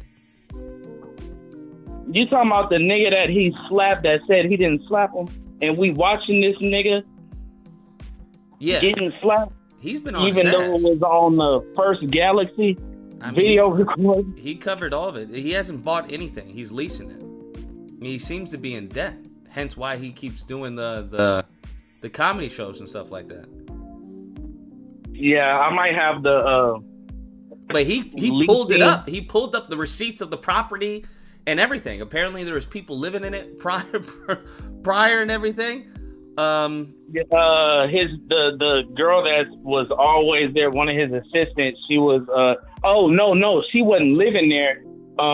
It was something that used to go on the top, and then he had to wait for their lease to be up. And he actually got a charge against him for going over there, like him and that nigga, that thick ass nigga, Bucci Bear ass nigga, Pan African Strikes Back. They went over there fucking with people and shit at all times of the night, and she was being frightened and shit. So they got some other shit going on against them and shit on that creep shit. Like, just keep creeping around the nigga shit because they over there pebble-site babbling, wanting niggas to buy their course and teach you how to become a sovereign citizen. And the police still slam you on your fucking neck at the red light. I'm a sovereign citizen. You can't do this. Boom. Shut the fuck up. Feds go rolling across somebody, run that bitch over. But anyway, yeah, either he's leasing to buy or bought it, whatever the fuck it is. It's something for us. He put some money with it. He said he put some money with it. I don't know why he would lie. You know, he tried to buy other properties already too. There is no other properties. That's the issue that I have. Being from LA and living in LA, you're not getting anything for $1 million. It wasn't $4 million. He was raising $1 million, I think, and putting I forgot how much he ended up raising. But I know for sure, I heard him say, I'm putting $1 million with it. That was off bat. He was saying before people started donating and shit, he was like, I'll use $1 million of my own shit. Okay. But anyway, he was trying to buy another property, several other properties. There was one before this one. Before this one he actually got. He was real close. But as you know, they try to, anything black owned, they'll try to sabotage it. Like the black lady, and for some reason it's a lot in LA. A lot. Do you agree? Like, do you know what I'm talking about? How they try to sabotage people's properties, especially if they black? Homeowners and shit. I'm specifically thinking about the black woman that owned those apartments, and they tried to say it was people dealing drugs, and she's a queen pin type shit, and they gotta shut it all down. But they never go in front of the Arabs, in front of their stores where these gangbangers hang out every day. They don't say shit to them though. They don't say shit to the Chinaman. Yeah, but I wouldn't expect them to, because it's real estate. Yeah, but I'm saying, do you agree, or do you know about them doing that to black people? Especially I wouldn't put that past them at all. That's what I'm saying. Okay. When it comes to the money and everything, they talk about buying. It's like you can only buy if someone is selling. Mm-hmm. Well, I'm not sure if he bought it or leased it. Leasing to buy. I'm not sure if he still got payments on it or not. I don't know. If he do or if he don't, I don't know what significance that holds that you're trying to bring up. I mean, I'm not saying it's anything significant, but I understand why he has to do what he has to do. Oh, okay. So you don't have no problem. And don't be facetious. I mean, the only problem that I would have with it is it's a tad hypocritical. That's the only thing. How? Because he was very much speaking against as far as non-tangibles, right? We don't need any more museums. We don't need any more banners and stuff like that. Well, from them. I'm pretty sure if, like, how why we would say it matter we don't if want whoever no it's from? Like, where are the funds whoever's from? controlling the narrative. Did you see the other one in LA? I think it's in LA. The other black museum in LA, and it has, I think it's like a afro outside or a big ass pick or something. There is no museum I know of or anywhere specifically celebrating or giving real history about Black Americans. Yeah, do we? I just. So you saying that's not? Yeah, that's not really at the top of the list when it comes to Black Americans. And he used to believe that.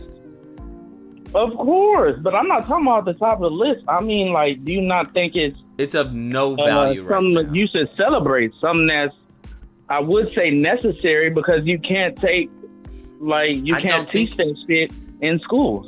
I don't think it's necessary at all. I think we have bigger issues right now. Instead of using that $1 million or $2 million for a building, we could use that to get someone in office.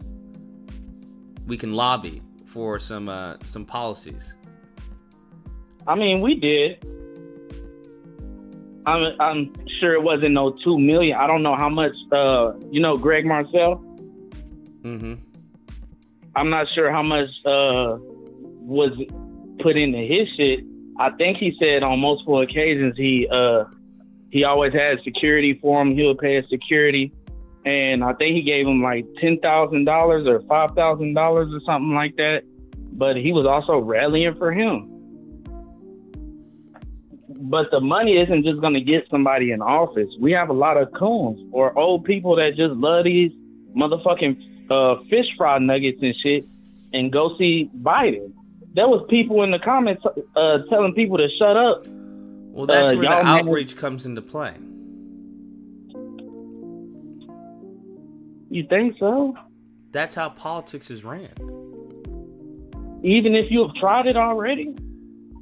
Even if you, what? Even if we've tried it already with Greg Marcel? What do you mean if you tried it already? I don't know what as far as outreach Greg Marcel had. They did a bunch of expos. They did a bunch of giveaways. He had speeches. Greg Marcel would pull up to I mean, that's urban great, but you neighborhoods. have to understand, a speech to the wrong audience is meaningless, right? You talking to people who aren't going to vote or who aren't in your district to vote. That's good to get your voice out there, but it doesn't have any impact as far as the election. You want to get yourself in front of people who are actually going to vote. What makes you say that? Are you assuming that the people he was talking to and outreaching to just weren't going to vote, period? Well, that's what I'm saying. I don't know. Oh, that's okay. what I'm saying. It depends. Like, it's good to have, speaking and stuff like that. But he was talking to people that, because I was about to say, that's like just a 12-year-old, like, could think of that shit. Duh, you don't want to talk about people that's not going to do shit, but he was talking to people that was going to do something, but he was also running against somebody that been in office for shit longer than I've been alive. I forgot how many years he's been in office, but old white man been in office for I don't know how many years, and it's a southern state, like, of course. And then you talking that shit about Black Americans. White people go crazy when you talk about reparations. You think this white nigga your friend? Oh no, I don't think y'all niggas deserve it. Was he running against a Republican? Of course.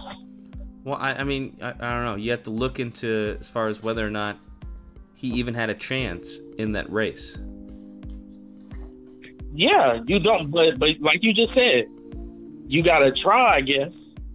That's why I said, what if you tried and it does not work? I don't disagree. Going to Yeah, but I politics, think you need but to I try think it. This is what it does. Every fight is still worth fighting, no matter win or lose. That's my. I don't disagree because there is such a thing as wasting resources. Right? There There is, are too. such things as a tactical retreat. Yeah. I think they just wanted to make that noise and, shake the table as far as, okay, now we know what this sector wants, because it would be hard for him to win because, especially like, say, if you ran for whatever in LA, it would be hard because you're not on either side. These days, you got to completely grift to one side and hold on to it like some Candace Owens or Officer Kundum type shit. Well, like, then you gotta you have to hold play on the to game it. then. Yeah, I think that's why people really liked him, because there was no playing the game. You're not like going to people get think into a Trump system. don't play the game, but he does. That's what I'm saying. That's why you need to, as far as have a group of lobbyists or people who come up with these politicians, so that people on the inside know that he's for us, but you have to play the game in order to win. And then once you win, then you flip the script, because that's what you do. Could you name any black people we have had? We don't have politicians? anyone. No, that we have ever had. Think about ever. Probably the past 50 years. I don't know. And I'm talking about grassroots black people, not no Obama and shit like that. Because I'm thinking those are the only people that they would allow to do anything. Off I think the you top would. of my head, I don't know. You just said something. It just popped in my head. You said something. You got to play the game. I guess you got to be a better analogy, spook by the door. I gotta read that too. You gotta be the spook by the door. But I don't know how you would do that unless you come from the grassroots and everyone knows, but still even then. Because even when you start to relapse and go back to the coon train, it hurts my ears. But then you'll get a white guy come up and be like, yeah, them niggers don't deserve nothing. Then you turn Lucas the Sambo killer. Yeah, I think you have to be a little more soft with it when it comes to politics. That's not how that works, especially if you're dealing with a hardcore Republican base. I don't know who was before him. If it's always been Republican, that's what I'm saying. I don't know what his chances are. Yeah, it was like more so always Republican. But the thing about it is, black people, I mean, if we're talking about the ideals and shit, that's how we really kind of are, mostly conservative. But that's going to hurt you, too, from the black vote a lot of times. Oh, he don't like gays, and he don't fuck with such and such, and blah, blah, blah. And the Republicans, even though y'all have a lot of the same ideals, ain't going to fuck with you because you a nigga. And you saying certain shit. You not dismissing racism and all that shit. I forgot who said it, but the nigga said broke white people and broke niggas, if they can come together, can make anything happen. But white people don't want nothing to do with no nigga. They rather stay broke. Which is why it's extremely important to manage your rhetoric. Well, in LA, have you been to any meetings, Congress meetings, or anything? I mean, not Congress meetings, town hall meetings, or anything like that, and get them motherfucking bean burrito eating ass niggas out of office? The issue with that is that unless there's something of great significance, it's usually an older generation at those meetings. So the answer is no. You don't go to the meetings because fuck it, fuck politics. I've been a few, but like I said, it's usually an older generation. Okay, I guess, my nigga. You out there letting them, hopefully, Lil Luke, you gonna move to Texas already. You thought about it still again? No. Come on, my nigga. Go ahead, come out here. Not in summer, though. Yeah, I'm not moving to Texas ever. Where the fuck you gonna go then? You gonna pay all that money for a motherfucking trap house? I'm You gonna have boards staying on your out window? here in Cali. So you found a house? Yeah. How much is the house? A roundabout. It's a Cali expense. Well, look at this nigga trying to be cordial. Your cousin watching, he gonna have to hit them pockets up. Hey, my nigga, I just got out, bro. You just bought a fat ass looking ass. All right, my nigga. All right, my guy. You take care. Stay safe. Hey, watch that Ebony K. Williams video. All right, we'll do. Just type in Ebony K and sperm donor. Got you. Later. Yeah, I don't know why you would move anywhere else. Cali is where it's at. Everywhere else fucking sucks. That's why the property is so cheap. Ebony K. Sperm donor. What is your criteria for choosing a sperm donor? Oh, this was 5 months ago. All right. Plan for single by choice black woman will shock you. Dr. Umar, pay attention. What is this? Issues a single by choice PSA to black women. Ooh, what was this, 3 days ago? I don't have an issue single by choice. Why do people have an issue with a black woman saying single by choice? Okay. All right. If you single by choice, then that's the choice you live. It's single by choice. I just don't have an issue with any of that. Maybe I'm crazy. I just don't have an issue. Okay, what is this? Morning, enough lived black experience. I didn't want to run the risk of a non-black donor and then have a Meghan Markle situation, basically, where a kid that I can't relate to their experience. So I wanted him to be black. That already took me literally down to. Now, did I not tell y'all about women who are a certain caliber getting sperm donors? Didn't I tell you that? I told you about this. This shit is real. The black woman who I was talking to, fine as fuck. Yeah, she was like, yo, if I can't find someone, I'm just gonna get a sperm donor. Because they still want to be a mother. That's what they'll do. Yeah, bro. This is what it is. 210, you're on the line. What's the disagreement? Tell me why. Yeah, my bad. That's not the right video, bro.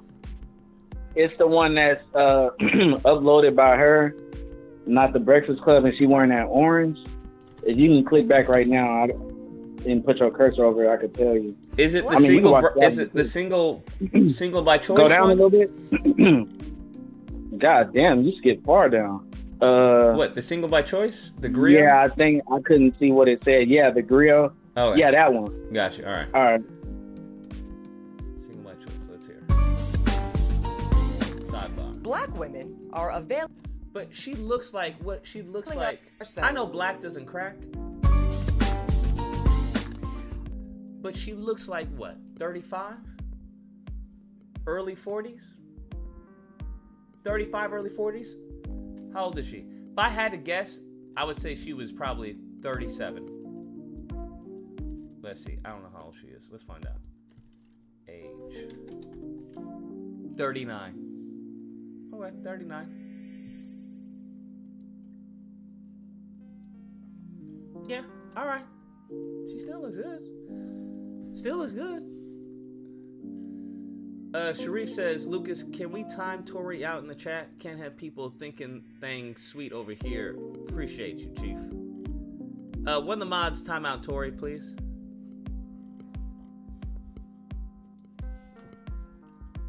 Black women are availing ourselves to all of the options that our hard work and circumstances currently afford us. And that means that single motherhood by choice is going to be an option that more and more black women consider and even exercise. This isn't anything new to me, bro. I've already seen women do this. Women who make a good amount of money, they have a career established, they can't find a man. For whatever reason, that's what they do. Why haven't y'all timed out Tori? Bro, somebody about to lose their modship.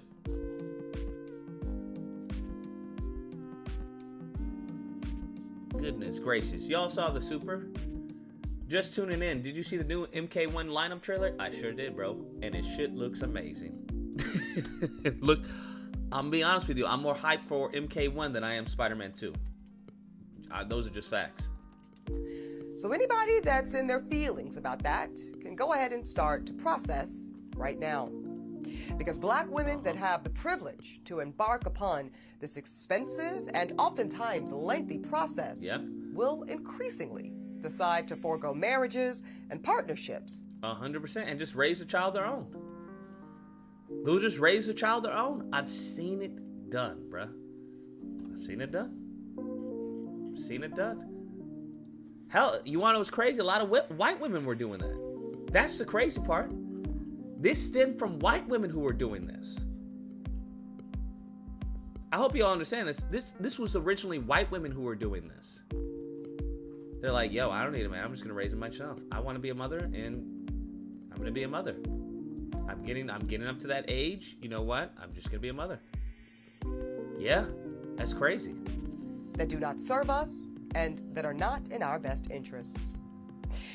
And now that bypassing those insufficient relationships, she has a sister that looks way better than her. What's Ebony K? Ebony K's sister. What's her sister? Oh, is that her sister? No, that's Ebony K. Who's the sister? Who's Ebony K's sister? Who's the sister? Am I missing something? I'm not saying anyone who looks better than her in any of her pictures. How does she not find a man? That's crazy. She must be cuckoo for Cocoa Puffs, bro. I feel Wolverine will suck too. You're crazy. Stop it, bro. Stop it. The only reason why they're doing what they're doing is because they're trying to appeal to a larger audience with Spider-Man. I would honestly like to see an R-rated Spider-Man. But that's not really going to sell.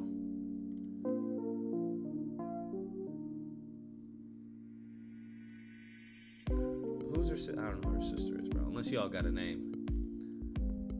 I ain't looking at everything. I think Wolverine, they're going to do Wolverine justice, bro. does not have to, because I think it's a different crew. Like, you saw the improvements that they made from Spider-Man to Miles Morales. I was looking at it, and the animator, bro, maybe, you know what, let me just, I'll do a video on it. But the animator, the lead animator, like, came up with a whole bunch of cool ass shit that they never used in the game. They just dropped it. I was just like, yo, let this fool please be a lead on the next game. But I'm assuming he's a lead on what do you call it? On Wolverine. We're gonna play a little bit. 2015. Look at this. Stop. Look at this. This is pretty cool. Like, this was like one of the mechanics. Web. Side.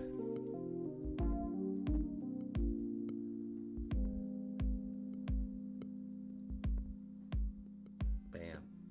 Right? It looks completely different. It feels different, right? Look at that. Right? You're using the environment as a shield and stuff like that. Right? It's the oh, man. But they didn't go with any of this, right? This is just demo, like proof of concept and stuff. But yeah. Just really, it's just, I was just like, oh man, bro, what happened? Why didn't y'all do that? But nevertheless, let's continue. Come at the expense of motherhood. Well, frankly, it's a whole new world. A world in which black women are no longer subject to the desperation of being chose, because now we get to do the choosing. And as we choose, I don't have an issue with this, bro. To be honest with you, I don't have an issue with this. I just don't know as far as how that's going to impact the child.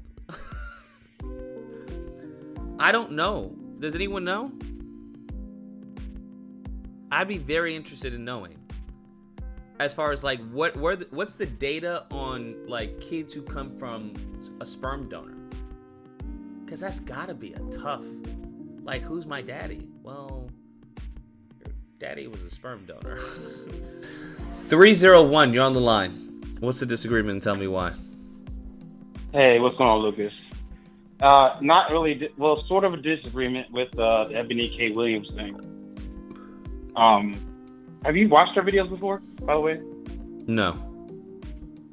Okay, so I think it's just more so the source who's kind of saying all this, more so than like she's been said, like there's been a viral moment where she was talking about like she wouldn't date a bus driver and all this stuff. And I don't have an issue with that. Is she? No. So with her, well, yeah, I mean, I don't have an issue with that either. It just went, but what happened was when she got called out on it, like she could have just said, yeah, I don't have that's who I choose. She went down this like pro-black route, this BS route, where she was like, I'm just trying to inspire black men to do better because so it's like, okay, wait a minute, what are you talking about? When she just owned up to it and said, no, that's just my preference. So when she came out, and then also people started digging into her history, she actually had her ex-fiance was this rich white guy. And she's got her she's a lawyer, ex-lawyer, who's lawyer licensed. I guess they got either suspended or something. She doesn't have anymore. She hasn't had in like 10 years. So even just looking at this video, it's kind of like weird. We're like, wait a minute, now you're talking about you wanted black sperm or something. Your ex-fiance was white. You had an ex-fiance, it was white guy just recently.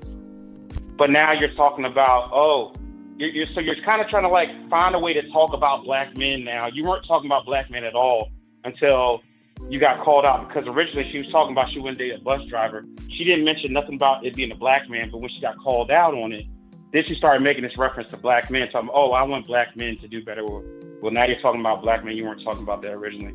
But now she's still talking Isn't about that it a like, good thing, though? It's not a good thing in regards to what? What? That she wants a black seed? Yeah. Isn't that a good thing? She wants a black man? That's... It's not about it being a good thing. It's about what's your angle. Because your fiance, like, I'm not trying to play race, but I'm like saying like, and because I remember watching old videos of her talking on Fox News about her fiance being white and how he doesn't understand the culture and stuff. So it's like you. So isn't that a good thing? Like her fiance, let her know the errors of her ways.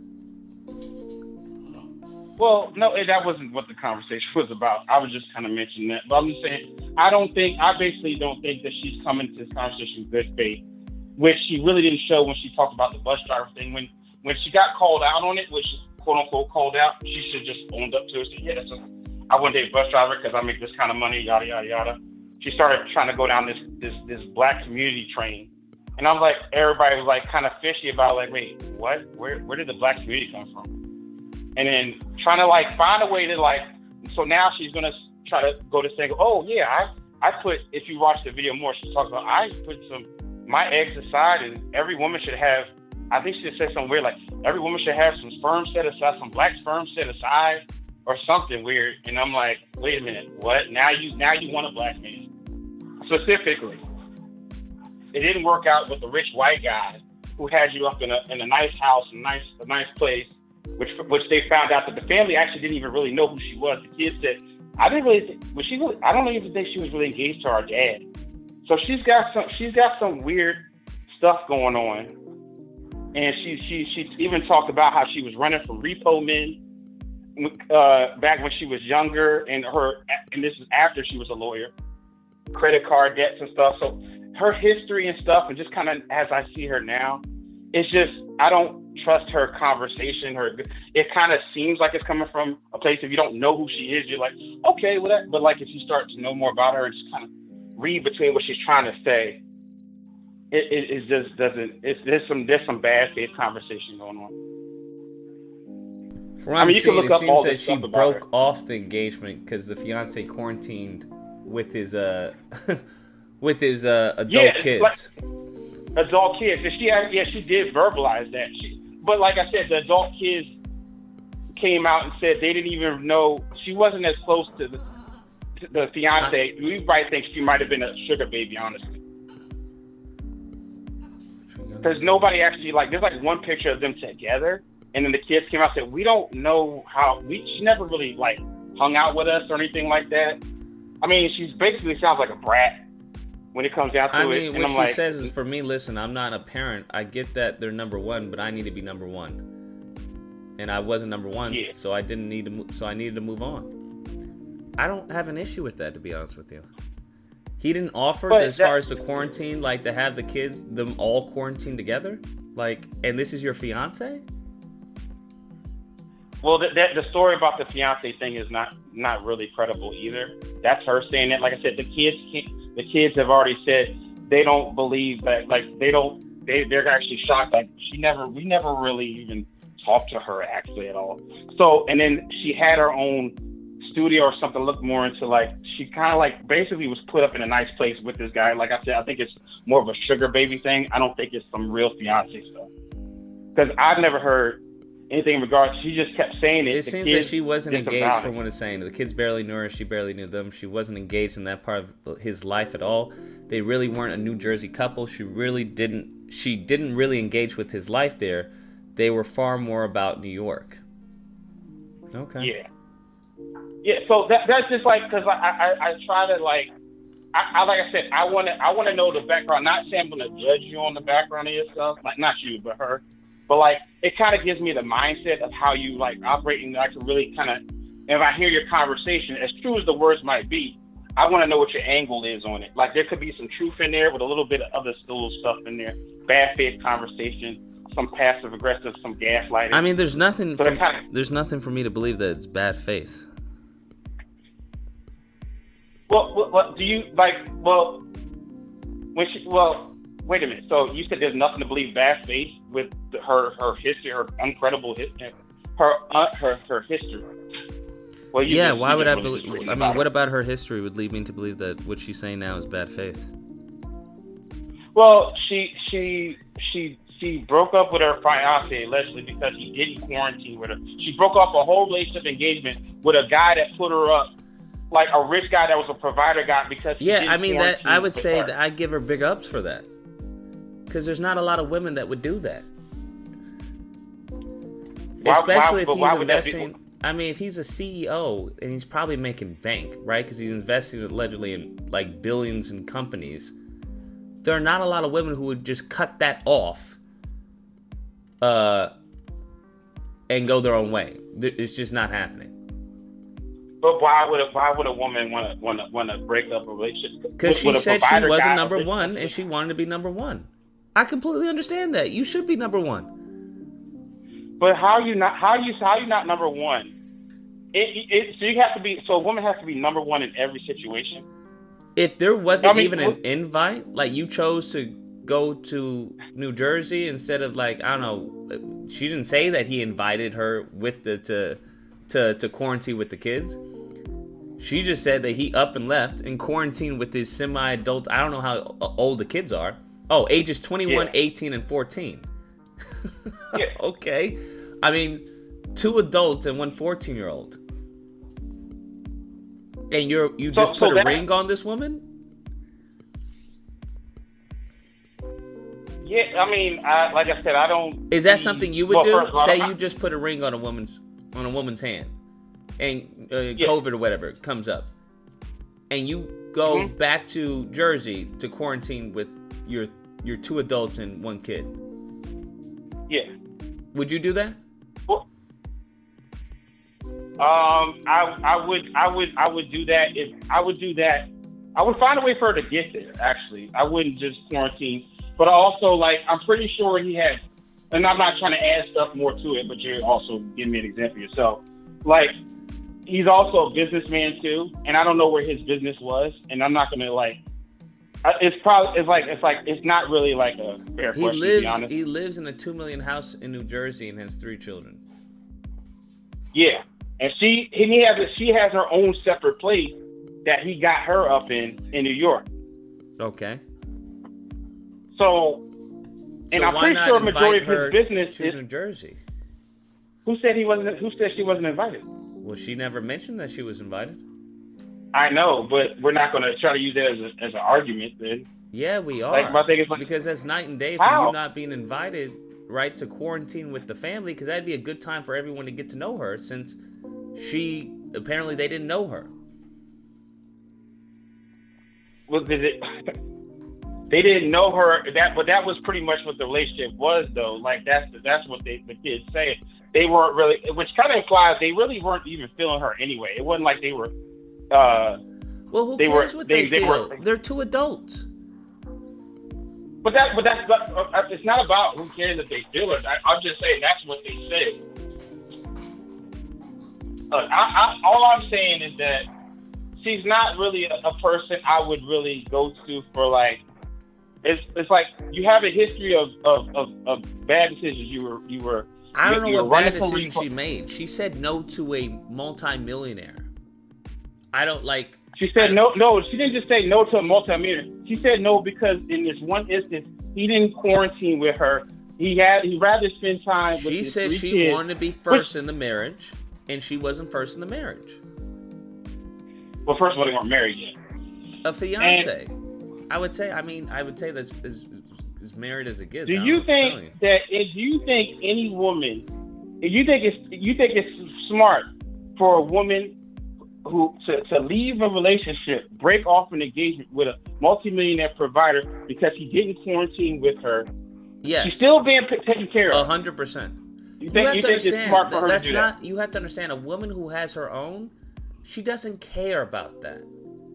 She doesn't have her own. She didn't have her own. She basically got saved from being on. Then I give her even more respect, right? If she wasn't have enough to do what she needed to do at that time, and she still said no, then I give her even bigger ups. Because no, the majority of women would not do that. They would just eat the bullet because of his money. So how did she go from? So tell me this: how did she go from a multimillionaire guy that she broke off with because she can do her own to now to taking care of a rich white guy, multimillionaire, to talking on her show about being a single mother and finding some black sperm? How did she go from that to that? Because based off of what I heard, right, she wanted a black man because she didn't want, as far as another sperm or whatever, because she wouldn't be able to identify with the child, or she'd risk possibly not being able to identify with the child. So that's what it sounds like. But when it was the white guy, it was because she wasn't number one. Now she wants the black. People, I don't know how old she was when she was with this white guy, but yeah, sometimes it wasn't that long ago. It wasn't 20 years. It wasn't 10 years ago. Like I said, like this is a woman who doesn't make good decisions, but she's gonna tell. You haven't told me one bad decision she's made. She's an ex-attorney. Leaving the guy. Why is that a bad decision? So, because I would think all guys would say she was a gold digger if she stayed with him, right? Because that's what everyone wants to say. Nobody was gold digger. Nobody was gonna. Why wouldn't they? Right? Because then she would just be complaining while in a marriage. What would she be complaining about? Not being number one. If she financially take care. You have to understand. This is the issue I have, right? And I'm not saying you. Okay. But some lames have this concept where as long as you just throw money at a problem, everything's going to be okay. That's not how some women work of a certain caliber. A woman will not have that over her head. Well, she'll say deuces to you and build her own shit up. Just so she doesn't have to, as far as feel number one or feel less than in your eye. Okay. She wanted to be number one. Not the little 21-year-old kid, not the 18-year-old kid, not the 14-year-old kid. Yeah. She wanted to be number one. He was marrying her. So she didn't feel like she was number one and said deuces. I give her nothing but respect because I would argue 99.9% of women would probably think as you're thinking. Well, she was taken care of. She had a place in New York. He's a millionaire. Why would you say no to that? So that lets me know that she's on her own. Okay. She's on her own shit. And from one way or another, she came to the conclusion that, hey, at the end of the day, this was a blessing in disguise. Because I actually want to get with a black man. But the problem is that she felt like she wasn't number one. Like, that was a feeling. That wasn't because he's... Hold on, would you say that she was number one in that situation? Yeah, I mean, it's like it's a simple question. Would you say that she was number one in that situation, hypothetically? Well, you can't show how she's number one if you're in that situation. I'm asking you, in the situation that has been presented, we're quarantined, right? COVID, you have to quarantine. He chose to quarantine with his 3 kids, 2 adults and 1 teenager, over his fiance. Is she number one in that situation? It's like, it's not even a yes or no, because it really not is. Even How's a, it not a yes or no? It's not a fair say question. You're a woman. Lucas. Okay, say you marry a woman, right? In your situation, say you marry a woman, and she chooses to go with her 3 kids over you. 2 of them are adults. One's 21, so they're probably out of the house. One's 18, so they're going in college or whatnot. Yeah. And 1 is 14. Would you feel that you were number one in that situation? Good. Can you say that again? Sorry. Lucas. Would you feel that you were number one in that situation? No, like, can you say the 14-year-old part again? I apologize. 3 kids, one's 21, one's 18, one's 14. Your fiance decides to leave you and spend quarantine with her 3 children. Her kids, right? These are her kids. Would you feel that you were number one in that situation? Well, no, I wouldn't feel I'm number one in that situation. But it's different because women, when it comes to women's kids, their kids are number one. I'm not gonna be number one over her kids. No, women will tell you that the kids come first. Are you kidding me? Right. Okay. So let me get this straight. So so there's gender roles, right? You're giving as far as it's different then. It's okay for a woman to do it. It's not okay for it's not okay for a man to do it. So wait a minute, hold on. You're saying it's okay for a woman to do it? Because you said you wouldn't feel number one, but in spite of that, you'd be like, well, I understand it's her kids. Her kids are always going to come before you. Well, I mean, well, women always say their kids come first, yes. But in the case of the man, but what you're trying to, it's not really a fair, it's not a fair question to say. Why is it not a fair question? Well, it's like you can't really, men aren't thinking about, oh, if I spend time with my kids, my kids are more important. But according to your logic, right, you're saying their kids are always going to come first. So if that's the case, then he's doubly in the wrong. So wait a minute. So you said you wouldn't feel first, but you said you would understand because women, their kids are always going to come first, right? Right. And that's different from a man. So according to what you just said, he would be in the wrong. In regards to the feeling of kids, in regards to the feeling of the kids. I understand. I get that. Their kids are always, So according to you, I'm not trying to do that whole. So according to you, her fiance was in the wrong. Because he put his kids, his fiance is wrong because he put his kids first. Her fiance was in the wrong because you said even though you would feel like you were second, you would understand because that's what women are going to do. They're always going to put their kids first. So according to you, he would be in the wrong because he decided to put the kids first, 2 of which are grown-ass adults. So you're saying he's supposed to, Well, first of all, I don't even agree with the premise that because he's went to that's the problem with this whole conversation. I don't agree with just because he went to go quarantine with his kids, he's putting his kids first. It's like, okay, but how is that not put? Hold on, because you just said if the woman were to do that, you would feel that she was putting her kids first. So how is it now different when the man does it? It's a natural for a woman to protect her kids. So if that's the case, then in her case, it wouldn't be putting her kids first because that'd just be a natural instinct. So when it comes to the man, he then actually would be putting his kids first because it's not a natural instinct as opposed to a woman. Well, no, we're putting kids first as far as putting them first as far as protection, looking out for their kids. That's what I'm talking about. I'm not saying kids first. I'm not talking about protection, kids. looking out. What does that have to do with quarantining with people? Well, because we talked about the kid, like what, like the kids first, like the kids come first for a woman. They're two grown in general. adults. What are you talking about? And one 14-year-old. Well, that's the thing. I don't agree with the premise that he put the kids first, or because he went to go quarantine with them first. If I even believe, which I don't even. Why believe, don't you think like, he put the kids first in that scenario? But because what is he putting the kids first doing? He's choosing to quarantine with them instead of his fiance. Just like in your scenario that I gave you, your fiance chose to quarantine with the kids instead of you. It's oh my goodness. There's a fact, like it's like the way she sets up. We're arguing a really emotional point that she feels. Yes, as some type she's of a woman point. and she's a fiance, a brand new one. And she felt that she was being put second. She wanted to feel that she was being put first. But she was wrong to think that she was being put second because he quarantined. So she's leaving us with that. He quarantined with his kids. He didn't quarantine with me. Therefore, that means he put them kids first. I think you're being logically inconsistent here. Because when he does it, he's not putting the kids first. But when the woman does it, she is putting the kids first.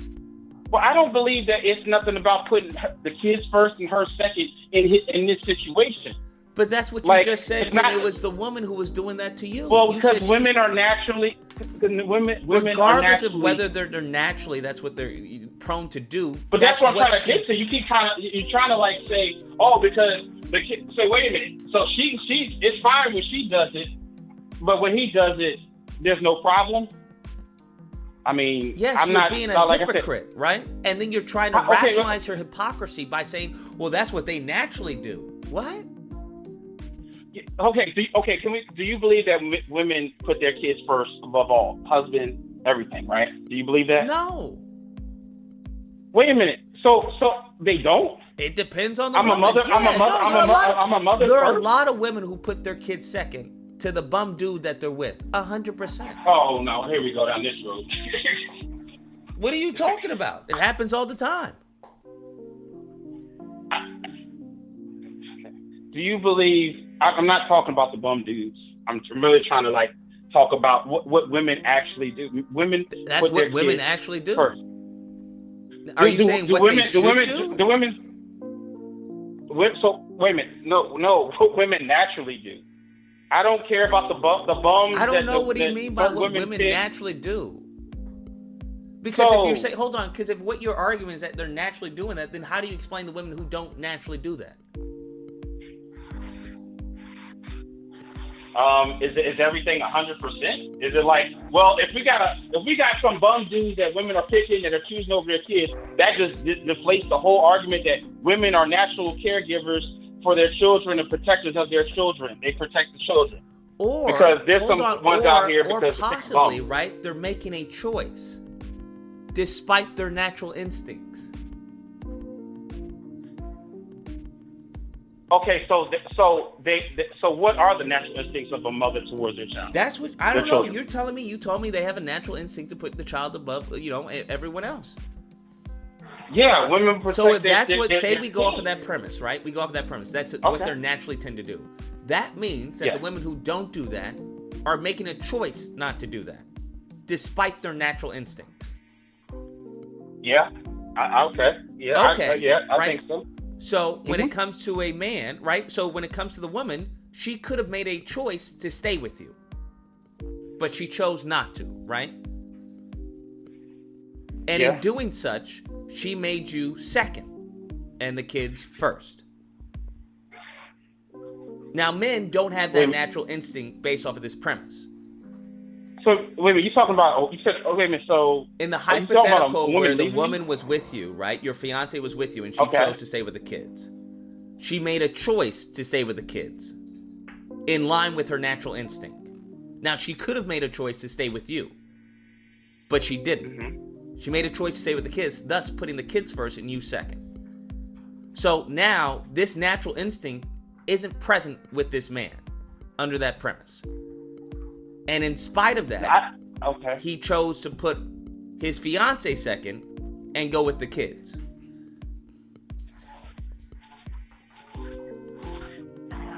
Well, first of all, I don't agree with the whole thing that the woman chose, even though it's natural for women, to me, to watch over their kids, to be with their kids. That's the only thing she could have done, unless she was coerced, right? Unless there was a gun at her head. She made a choice.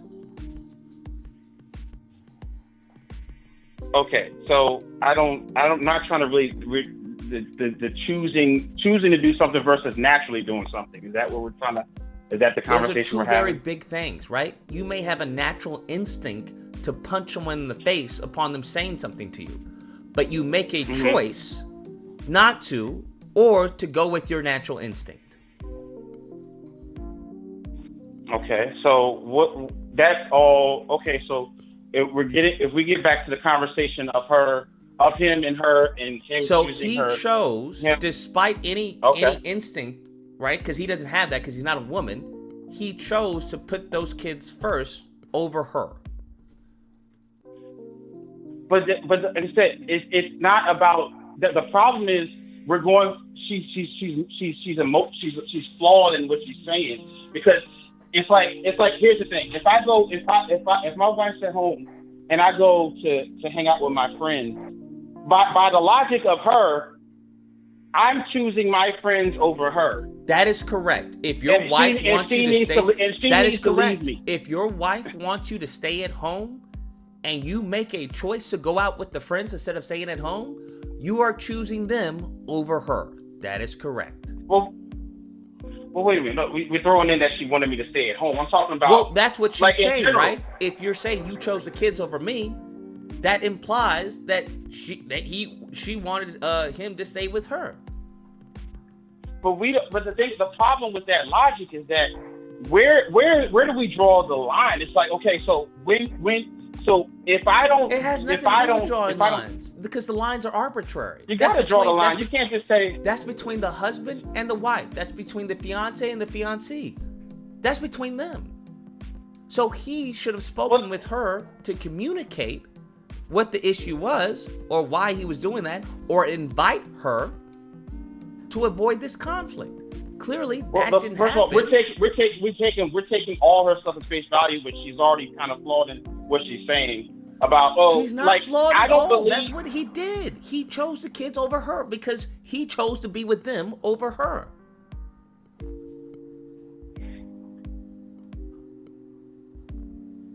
It's so hard to really argue, or even talk about this, where all we have is what she's saying and how she feels. It's like me going to hang out with my friends one night and my wife don't say nothing doesn't mean she shouldn't start thinking, well, he chose me. He chose to hang out with friends. You also have to add in the context that's your wife, right? This isn't your fiance. And if you know anything about the lockdown was significant. It was a significant length. So she's right. He just proposed to her. They're about to spend the rest of their life, presumably together. And the first decision he makes when things go awry is to spend time with the kids over her. The thing we don't know. All we have is what she's telling us, right? We don't know.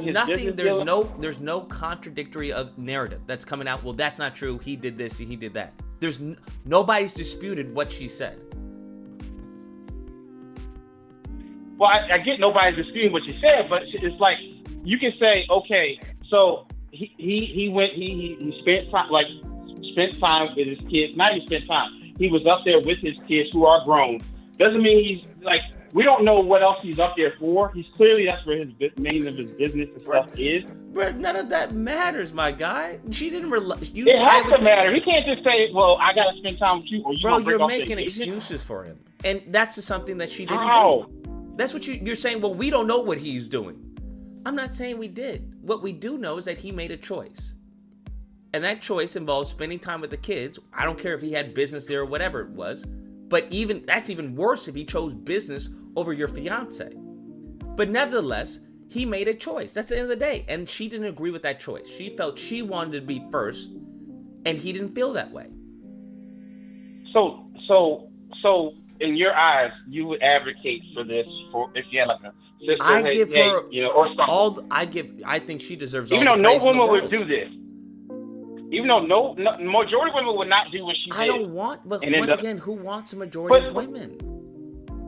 But that's the thing. This shows the flawedness of what she's saying. It's not about, oh, I'm gonna stay with him because I'm a gold digger and I want some money. Like, I'm gonna just deal with whatever he tell me to do. Like, no, it's like that's still a bad decision to do. As far Why as is it a bad decision? In what aspect is it a bad decision?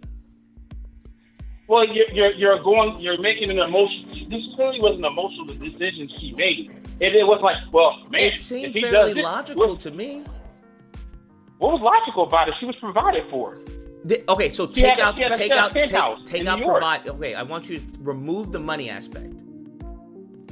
Remove it. Why remove the money aspect? She doesn't. Because if you don't remove it, then you make her a gold digger. Because that's what you're arguing. You're arguing, well, she was provided for. No. It's not about. I didn't say gold digger. I said she. No, listen. Do you understand? Hold on. The reason why I say gold digger is because the only reason she would stay with him is due to him providing for her, thus making her. But that doesn't mean she's a gold digger. You're That's trying to bring literally what a gold digger is, right? They're looking for people with gold, right? She would just be a sugar baby, essentially.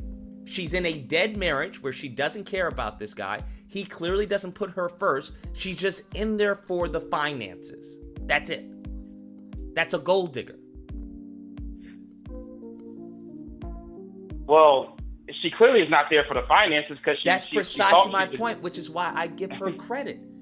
Because most women, I would argue most women, when dealing with a millionaire, most women don't get with millionaires.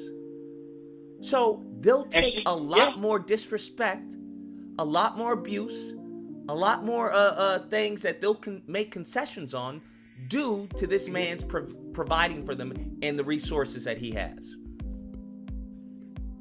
So when was he disrespectful in what he did? If your fiance, clearly there was no communication involved.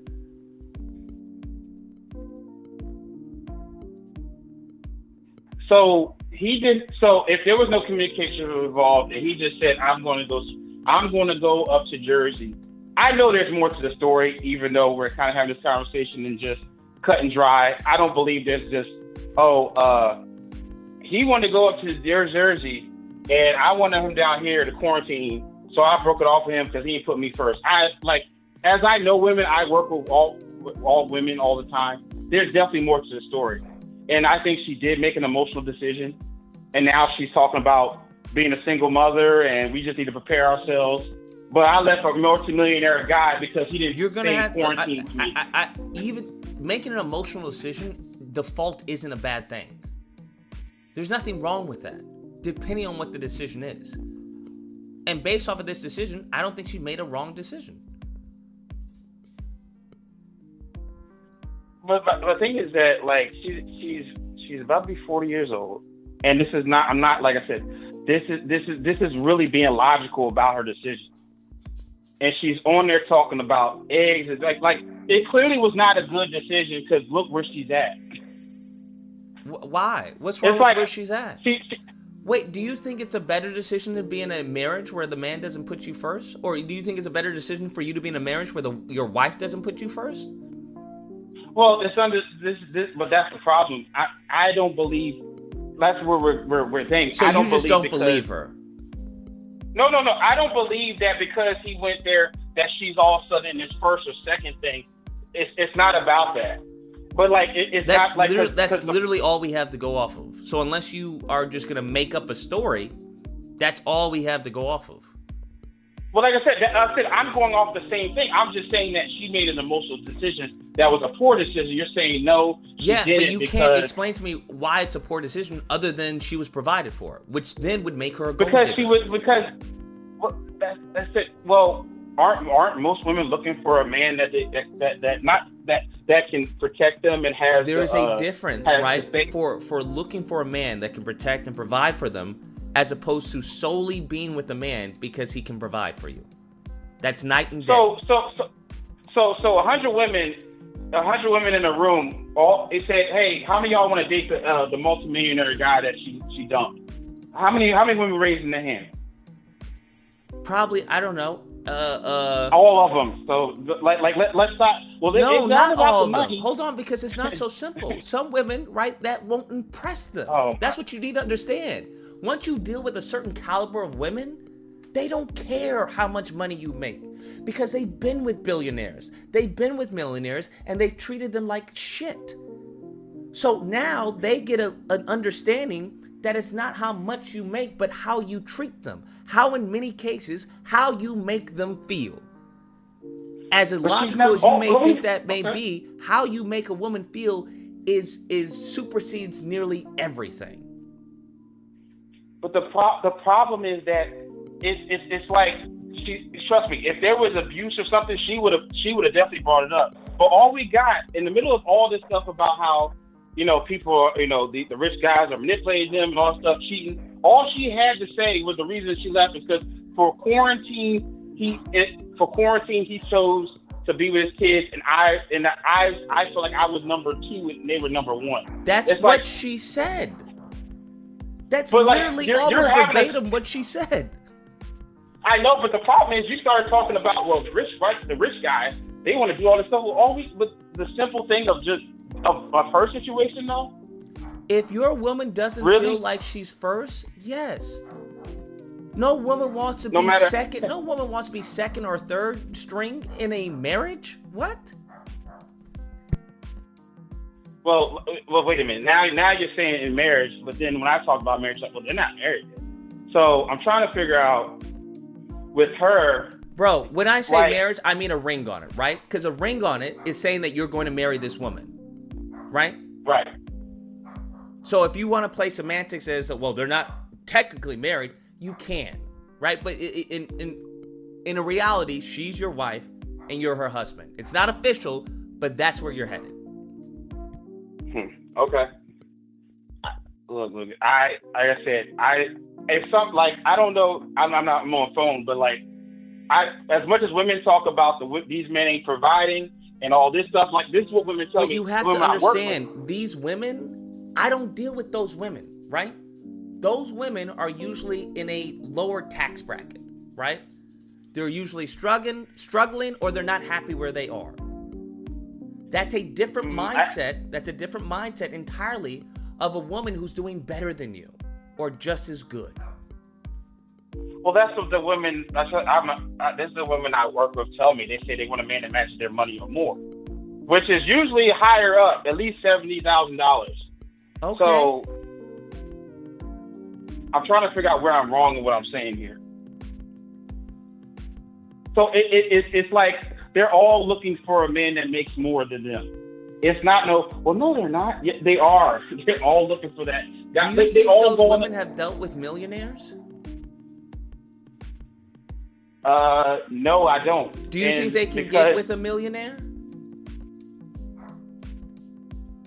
The women, maybe not. No, not too. Probably not, right? Probably not. Yeah. So they have a different standard.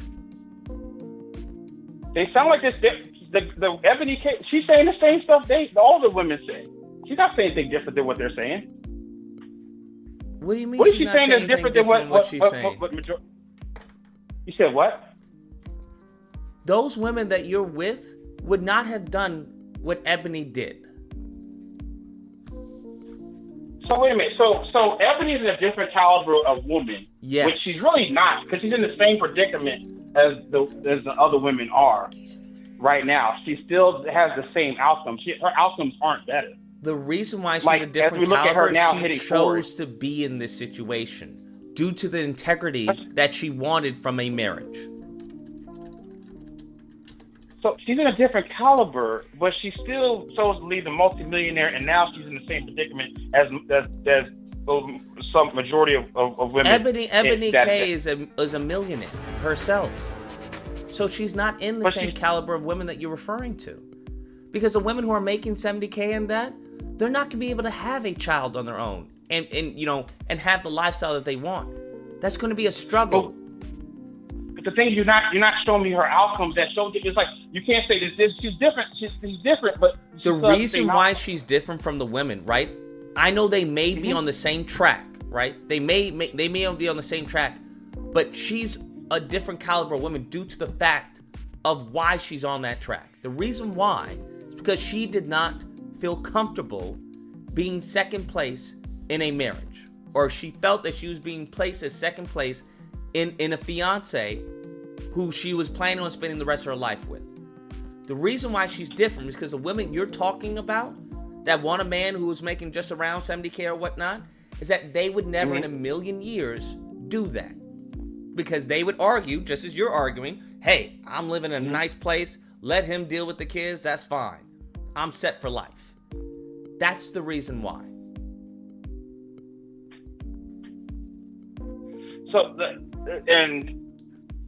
it's like you already think it's like nothing else that this man did that she would have definitely brought up.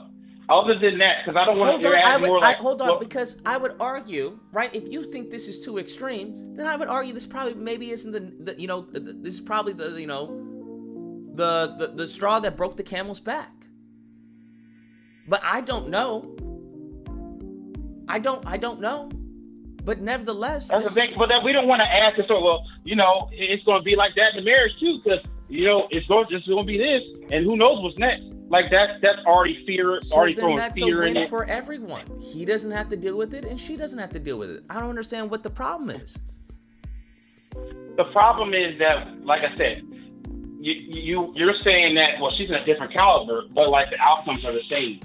So it's like okay, so the next guy, she was on some show talking about a dentist or something that didn't go well, and then all of a sudden she went to this spiel about I'm going to have to just get a sperm donor or something. So it's like, if she still is almost 40 years old and a different caliber woman that can get multi-millionaire guy, where is her outcomes at? Compared to the average, where are the outcomes that are different than the average woman that's making $70,000 a year?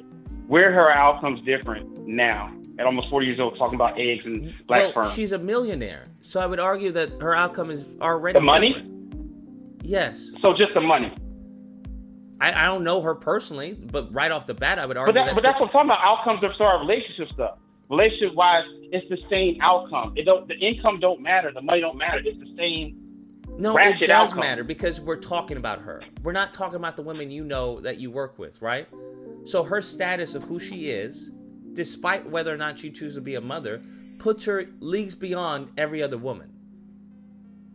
But I'm not talking about her as far as her career and stuff. I'm talking about where her outcome's different than the average woman that I know, as you say, that makes $70,000 or whatever the case may be. And somehow she's a different caliber. I'm asking what makes her a different caliber? Because she's her own woman. That's why. Because she's her own woman. The women I work own women too. They're not millionaires, and they don't have the fame or the recognition as she does. But like I said, it's like do you understand that her net worth, right? Her recognition puts her in a different league of men that would even look upon her, as opposed to the women that you're dealing with. But like I said, that's the thing. She's still, but it's funny because she's still saying what the average woman is saying in that thing you just watched. I'm just going to have to. You can say what the average woman is saying. That doesn't mean you're in the same position as the average woman. She's talking like she's in the same position. You hear her? No, she's not. Did you watch the video? Hold on. I don't know if you know this, but the average woman is not talking about, I'm just going to have a baby and raise it on my own. That's not what the average woman is saying. But they're not saying it, but is that happening? No, that's not happening. That's not happening. Okay. Wait, do you believe that the single parent households of the reason that they are to be is because they went to a bank and got a sperm donor? But she's still talking. I'm talking about the single mother that just becoming a single mother. So we can't conflate all single mothers in the same category. There is a night and day difference from a woman who gets with a dude, gets pregnant by the dude, chooses to have that baby, the dude leaves or is rarely in the upbringing of that child, versus a woman who makes a choice to have a child and goes through a sperm donor process. And then the end result is what? She's a married mother? Do you think those are the same situations? I think there's two. it's two different ways I to get to understand the you may same think outcome. that the outcome, right, on superficial level, superficial status, yes. Is it She really has a baby and the other woman has a baby. Do you think that Yeah. those are the same, though? Besides that superficial... It's not superficial. It's the same That's outcome. literally all that is single mother. superficial. One has a baby, the other one has a baby. Their context of how that baby came to be, their lifestyle are literally night and day. But to you, you're going to put them So in wait the a minute, same category because they both have babies. You keep trying to get back to their lifestyle and their socioeconomic Because you have to take that into account, right? In totality. We were originally talking about relationships and stuff. Now we're talking about, well, she's got more money than all these other women, so she's going to have a different outcome. How? What do you mean? If you say you have a child, Only thing that's different is the money. Say you have a child and I have a child, but I'm a multi-millionaire and you make $70K a year. Okay. Do you think we're gonna have the same experience in life? No, we're not. Okay. Do you think we're even gonna get with the same people in life? Like, do you think you're gonna be around the same crowd that I'm around? No. Okay, so other than us having a child, nearly everything else is going to be vastly different. But that's not what we're arguing. We're talking about the child itself. We're talking about. I'm not disputing the differences. Do you think in how we'll your say life the is child lived. itself? Do you think I'm going to be probably more prone or more able to find a suitor, given my status, my wealth, my success, than you are? Absolutely. But the problem is we're not there yet. My thing is that this is her. This is if you watch, she's just talking about becoming a single mother. Like she's not talking about, well, I have a kid and then at some point, I still can possibly get a good man out there that's on my financial level still because I have the money. What she's sounding like is that that's not what she's doing right now, but that's an option for her if she chooses it, as with other black women of her status. But that's the thing. That's why the money. She's already, for what she said, she's already full steam ahead, already accepting that. She talked about it before in The View, and now she's talking about it again as a whole monologue. Okay, so then what's the problem? This single mother by choice. So then what's the problem? The problem. I just don't understand. I think you view both of them as the same, and the only way you can view that is you completely throw away any context of their situations and how they came to be. Well, the problem is the context doesn't matter. The context, it's like she's got the $millions. Context matters in literally every case, right? Say I get to Harvard. Do you think the black kid in Harvard and the white kid in Harvard, do you think context doesn't matter there? Or do you think chances are, most likely, they have a very different context of how they got to Harvard and the obstacles that they had to face? Yeah. Okay, yeah, then. So what do you... Wait, to you that doesn't matter because they're both at Harvard. No, that's not. I'm talking about to get to the same. First of all, I'm talking about getting to the same negative outcome. The negative outcome as far as being a single mother or just single at almost 40 years old with no prospects, apparently. Do you understand? But I got the money. There's a why do you think being a come. single mother is negative? Well, you only got one income, and you have to be able to make your way. You don't have anybody else helping you. Now listen. Listen what you're saying. Most of the issues are financial. She's a millionaire. Okay, so do you think the single mother who is struggling, which the majority of are the same thing as what's her name? You still need parenting as far as she has to wear both hats. She has to wear both hats. Trust me, I talk to single mothers all the time.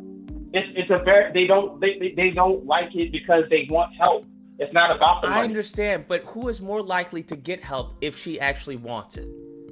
Ebony K or the standard single mother? Ebony K, but you're still a single mother with no prospect. What do you keep mean trying to no put the money prospects? Do you understand? If she has already said, I want to be a single mother, that's night and day. She's already prepared herself for the obstacles that she's going to face. That's night and day from a woman who's like, I'm a single mother because the man left me. They're not the same thing, my guy, even though they may look the same. But they have, you're okay. So you're saying there's different ways to get to the same thing, which is true. I'm not arguing how they both got there, but you're trying to throw in and it's like, basically I'm saying like, well, they still are single mothers, and you're just, the only thing you're adding is not every that, single mother is the same thing. I was just about to say, so I was about to say like, it's like, okay, yeah, but they still want us to be single mothers at the end of the day, but you're like, depending on the context, that can be a good thing or that can be a negative thing. So it could be a good thing that she's a single mother. 100%. Can you explain to me why that could be a good thing that she's a single mother? Because by that's choice? What she wants. By choice? She Wait, hold on. Which one? By choice? Yes. Okay, please explain to me. That's what she wants, right? She chose that. She has the finances and the resources to provide for this child. If she does want a suitor, she's more inclined to find one, given who she is and her status. So I don't understand. So it's only a good choice if she has money. Is that's all you said? Yes. Right? In most cases, okay. That is usually the equalizer. 100%. That's the reason, you understand, that's a good reason why the majority of black women abort their children. Because they can't afford them. Because they can't afford them, okay. So our community should be raised, as long, it's better that a woman has a kid by choice if she's financially able to do so. Yes, absolutely, 100%. Okay, so which they are increasing their money more. We already have enough kids, so as long as she's able to financially not broke, she just needs to be, and that's better for the whole community. Yes, it's better for the whole community to have single mothers by choice, as long as they're financially able to. That's the real problem. Yes. Okay. So, okay. Huh. That is a very interesting take. So should we have single mothers and not families? Depending on the context. But you have to understand, this wasn't her optimal decision. You do realize this, right? This is what she wanted originally. This is what she's been forced into. Before the white multimillionaire, she wanted this? No, she wanted a man. She wanted a husband. That's what she wants. But unfortunately, due to the powers that be, I don't know what her vetting process is or what she's looking for, she has been unable to successfully find a black man. So what she's now doing is plan B, which is now I'm going to have a child, if need be, have a child myself. So when did she decide, and this is just like, I'm just really trying to figure out, when did she decide that, that's the problem I have with her whole black man thing. It's like, when did you decide to get a black man all of a sudden? I don't know, why is that so of importance? Because it shows where it shows, I'm trying to figure out where her head is at when she's saying this thing. I'm not wanting to just hear somebody out. I want to know what you're really thinking. She's pretty much just showed you where her head is at, if that's what she's talking about. So so where her head is at is that if I don't, basically only she knows when I'm putting her first or second. I don't know when I'm putting her first or second. I don't know if any decision that I make, if she's willing to leave a multimillionaire guy because for her feeling like he was putting his kids first, his 3 kids first and her second, from what she said, what are the chances? When do I know when I'm done? When she's done with me? That's the problem. What are you talking about? When do you know when? I don't know what you're talking about. So she's willing to leave a multimillionaire guy and this is just the multimillionaire guy. It ain't because she had her own and all this stuff. Multimillionaire guy because for quarantine, she felt like he was putting her second, her fiance, by going to be with his kids in New Jersey, where he has a house and she has the house in New York that he pays for. So what do men take from that? What do men who are at that same caliber? What should men take from that? I'll tell you what they should take from that. Communication. And what would most multimillionaire guys do, or millionaire guys do that make their money do if they say, which they probably will say, I'm going to go spend time, I'm going to be with my kids? You should communicate why in an effective manner. We don't know if they did communicate. We don't know. Clearly we that don't know if didn't happen. You're saying he didn't, but we don't know if he did.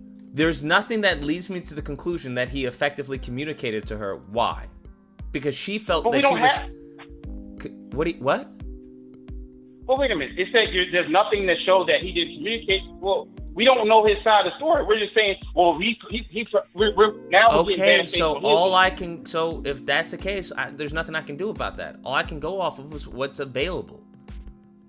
But the thing we start playing favorites with her story, like, well, it's like that's the thing. It's like, okay, it's like it should just end with like, well, we don't know.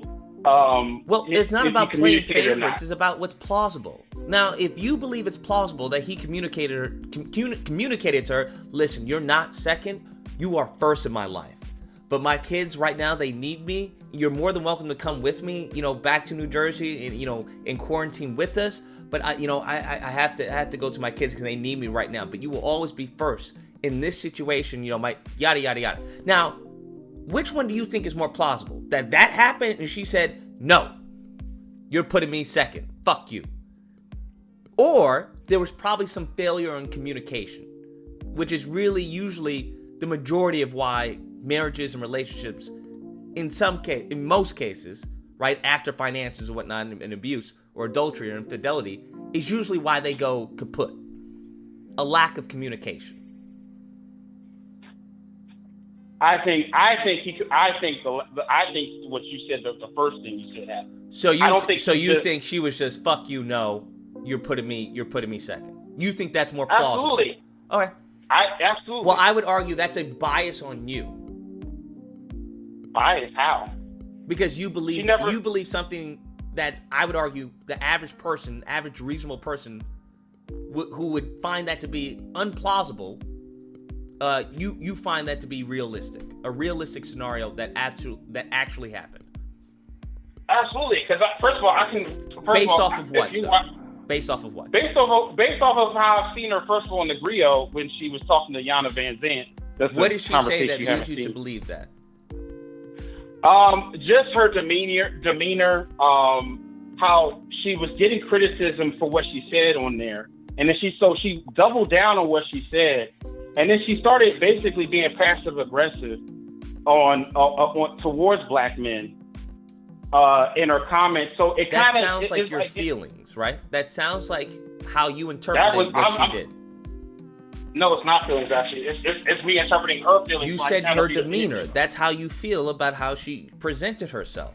No, it's actually me just really because you didn't say anything, right? She didn't say anything that led you to believe that she was, I don't know, a stubborn or whatnot. You just her demeanor and the fact that she seemed to be passive aggressive in her talking about black men. Did I say anything about how I feel? Or that's is that literally me just kind your of feelings. Looking at how it's my feel. Wait a minute. What feelings? Did I say I was angry? What do you mean? What you don't feelings need to did say I that you're angry. But you said I was in my. Basically, I was in my feelings. But I'm still trying to figure out, what did I say I felt? Or what did I say? Did I say as far as her emotions? demeanor, right? Her demeanor. What about her demeanor? What about her demeanor? Her demeanor is that she basically didn't just take accountability or just kind of say, maybe I used poor choice of words. Just kind of take ownership. Okay, so once again, you don't like the word choice that she used. That's called feelings, my guy. Did I say I didn't like it? You just said that she should have said, well, maybe I used the wrong words, right? Her word choice. So if you're going over the semantics like of her word choice, I would argue that's feelings. But you see, you're arguing on feelings. But I have never said anything about how I felt or I was angry or anything like that. Do you understand? Right? Do you understand that feelings are a little more nuanced than angry and happy? So I say that in some cases, right? The subtext, you don't have to say that I'm angry or this made me upset. Do you get that? That you, as far as pointing out as far as the word choice that she used, and she should have used a different word choice, lets me know that whatever word choice she used made you feel a certain type of way, which then led you to a bias. But now you're gaslighting. Now you're saying, well, you felt you were in your feelings. I didn't say I was in my feelings. I didn't even say I was angry. I literally just gave you analysis, and you're saying, well, you had feelings. Now your analysis is based off of your opinions of the word choice that she used. And my analysis is based off of the feelings of the word choices that she used. That's literally what you said. Wait, first of all, I didn't say anything about my feelings. Bro, you don't have to you don't have to use your feelings in order to express your feelings. You're trying to bring in that. So you're saying, so I said, hey, so based off of how she her word choices, her demeanor, this is the conclusion I came up with. Well, you're in your feelings. Yes. What? Yes. So what is me? Is it a criticism, a critique? Is that just me being in my feelings? I mean, what are you saying? You're saying I'm in my feelings without saying without explaining why I'm in my feelings. Let me explain. Let me give you a simple analogy. I want you to tell me which one of these do I sound like I'm angry, even though I'm not saying that I'm angry. Hey, what's up, man? Or this one. Hey, what's up, man? Which one would you say is the angry person? The first one. How did you know that? He never said that he was angry. So wait a minute. So so you're talking about like tone now? How did you know that the first one was angry? He never told you that he was angry. The tone? The tone, right? Right. So I said it in a certain way that made you feel a certain way, correct? What? Okay, so based off of that, based off of what you said, the reason why you believed, hold on, because it started off of something that's completely, like, unreasonable, I would argue, which is that she said, fuck you, even though he explained everything to her and told her, reassured her that she was number one in his life and he had to go and do this. You said it was more reasonable for her to say, fuck you, you're not putting me first, so I'm calling off the marriage to a multimillionaire. The reason why you believed that that was more reasonable than there being a lack of communication was based off of her interview, in which her demeanor. Now, you went on to describe her demeanor and said, well, you didn't like as far as the rhetoric and the wordplay that she used. I would argue that something that she said and the way she said it made you feel a certain way, which justified your emotions or justified your rationality, your reasoning of her saying fuck you, you know, of doing something unreasonable. Well, it's not, it's like I said, so it's not about, it's like when I hear how somebody is speaking, when I hear what she's saying, when I'm seeing what she's really trying to say between the lines, I immediately understand, because I've heard it many times. So how do you know what she was trying to say between the lines? Because that would be an assumption on your behalf. Well, the thing about that would be an assumption, yes, but like it's like okay, so when Ayanna Van Zandt asked her, would you date a bus driver, and she said if he owns the bus. It's not what the words she said. I'm watching her facial features how she responds to that. Yeah. And there's like a smirk on her face of first of like looking down on. So I'm like, Yes, okay. yes, so she based should off look of her down thing- on. What are we talking about? No, I don't I'm understand. not. We're not. We're going to talk about the feelings thing. So this is not me saying, oh, based off of how she looks, I feel, and like a feeling is an emotion. It's not just you're trying to make feeling like it's like some type of another meaning of something. It's an emotional. It's a reaction. There's nothing wrong with that, though, right? There's nothing of how she said that. I understand the subtext, right? The subtext of how the subtext of what she's saying, right, is they don't qualify for her. They're beneath her. Now I don't know how you can take that and then use that as a rationalization of her being completely unreasonable when it comes to a man trying to communicate to her why she's number one and not number two. And she just completely. But first of all, I'm not trying to get into what that. I'm just talking about me just kind of looking at her like her facial expressions and making an analysis. What is her facial expression? You haven't given me anything that would justify her being so unreasonable, which is what you believe she is. Wait a minute. What conversation? Wait, are we talking about feelings? Are we talking about her being unreasonable? We're jumping to different arguments. Well, that's a part of it, right? Yeah. So I'm like trying to figure out where we are. You believe that you believe she was so unreasonable that there was possibly a hypothetical situation where her fiance explained to her, right, communicated to her that she was still number one and he had to go visit the kids for whatever reason and business, yada yada. And despite that, she said, "Screw you, I want, this is off." That's what you believe of this woman. So I'm just trying to meet you there. To me, that sounds extremely unreasonable. So for someone that behaving in such an extremely unreasonable way, you're gonna have to give me some extreme unreasonable evidence. And the only evidence you've given me is that her demeanor during the interview, which you don't agree with the rhetoric or the word choice that she used. Mm-hmm.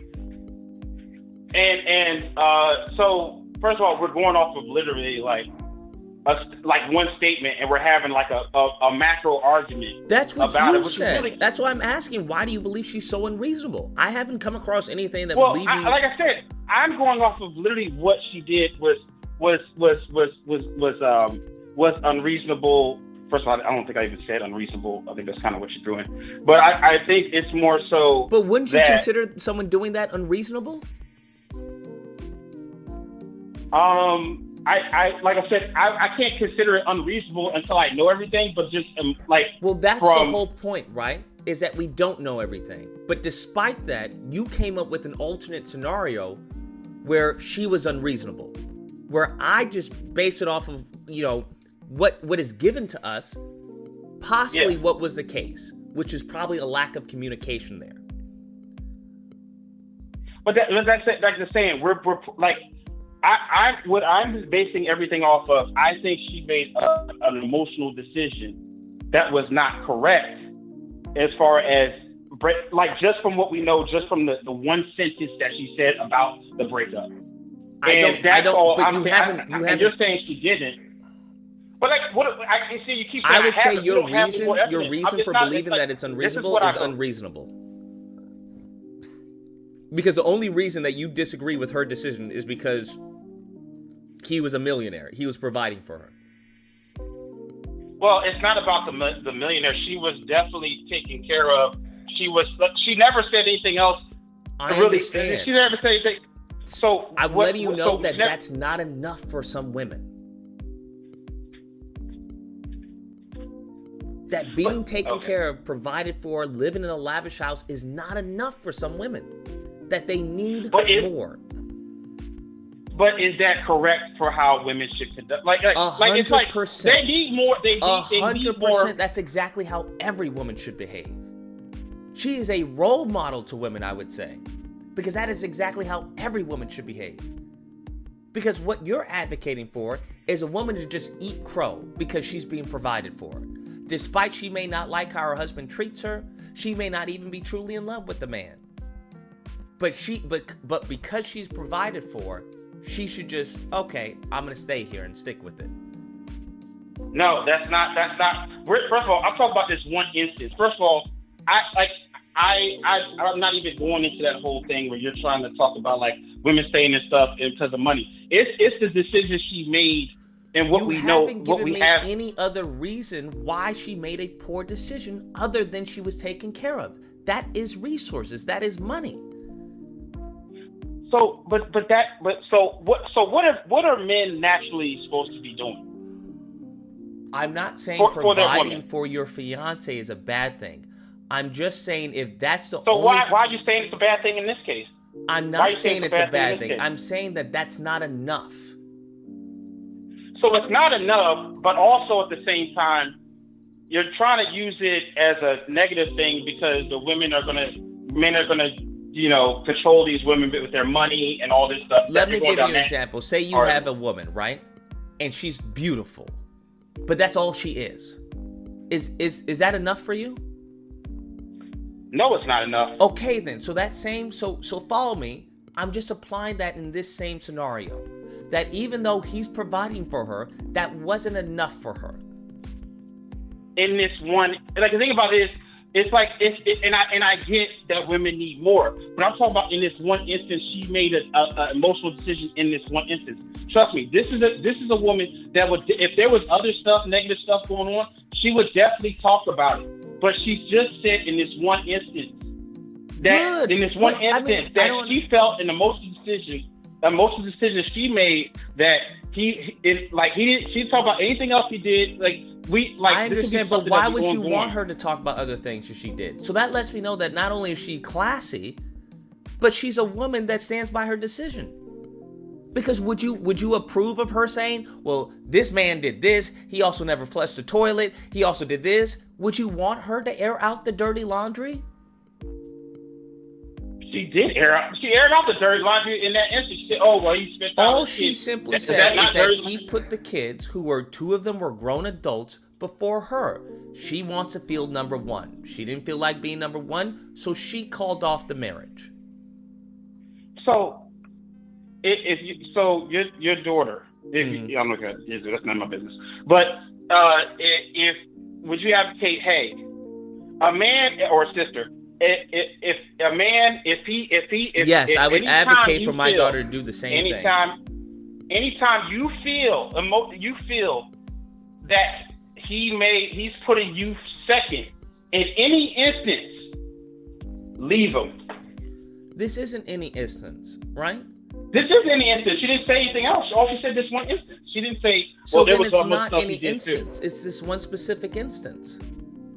That's what I'm saying. Like okay. So this one instance, she said, "I'm done." She didn't say any more. That's all we had, right? Mm-hmm. Is that logically even smart to do? Like, let's say for a man. Why not? Let's say the reason why I would say yes to this, because the only thing I can speculate is that there was a lack of communication.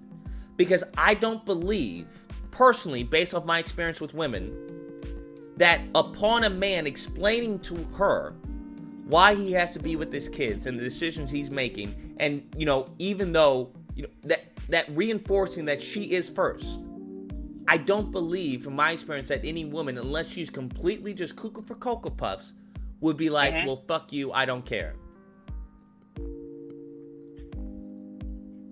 Well, in that case, in my experience, women, I believe there's more to the story. I believe that there's more to it than just, and I don't believe that he put her second because he went to go spend time with his kids. And I don't believe in that first, second stuff either. I don't know how you don't believe in it if you just said yourself, if your fiance did that to you, you would feel like you were put second. What? In regards to if she had kids. Yes, which you said you would feel like you would be and we put talked second. about that. The kids. Yes, and we talked about that. Yeah, and at the end of the day, it's a choice, right? That's at the end of the day, it's a choice. She chose to put you second.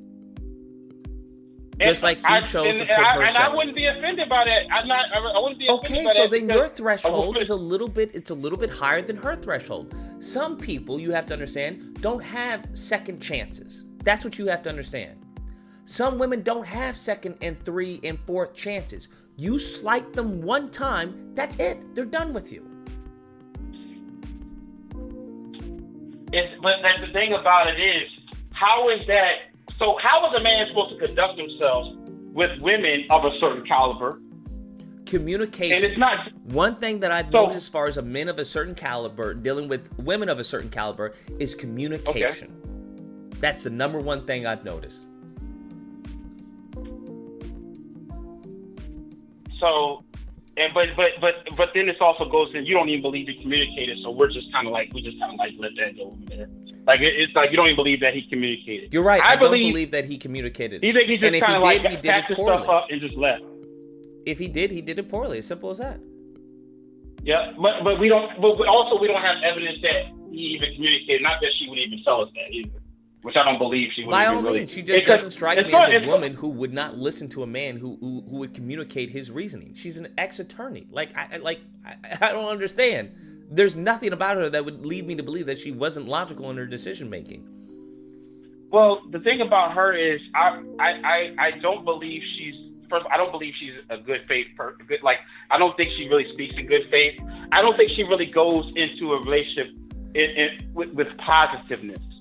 As far as optimism, I think she's always speaking from everything. What is this based off of?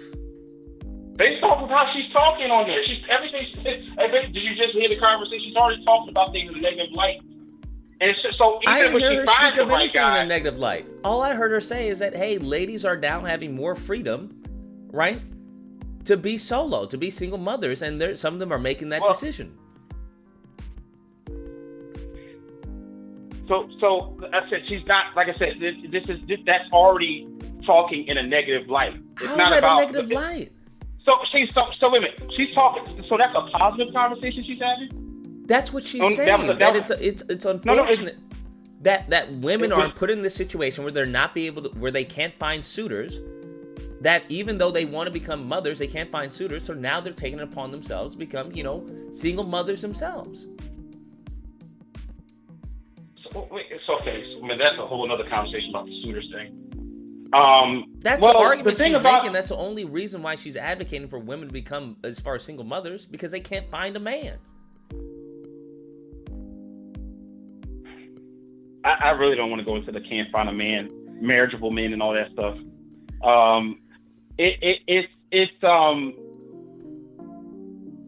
I think it's the problem with her is not a man. Like I said, because it goes back to that fiance thing. That's the only dating history that we have in regards to her. And really, it's one of the things where, like, if she doesn't feel, regardless if you're in a situation where you're not putting her. That's how women work. And as a man, you should know this. Wait, hold on. That's how women work of her caliber. That's how all women work for the most part.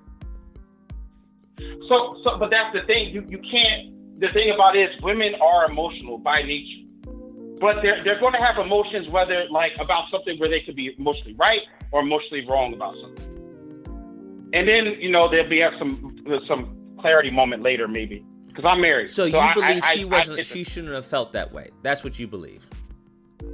No, she has the right to feel that way. It's how you react to it. It's how you have the right to. She has the right to feel the way she does.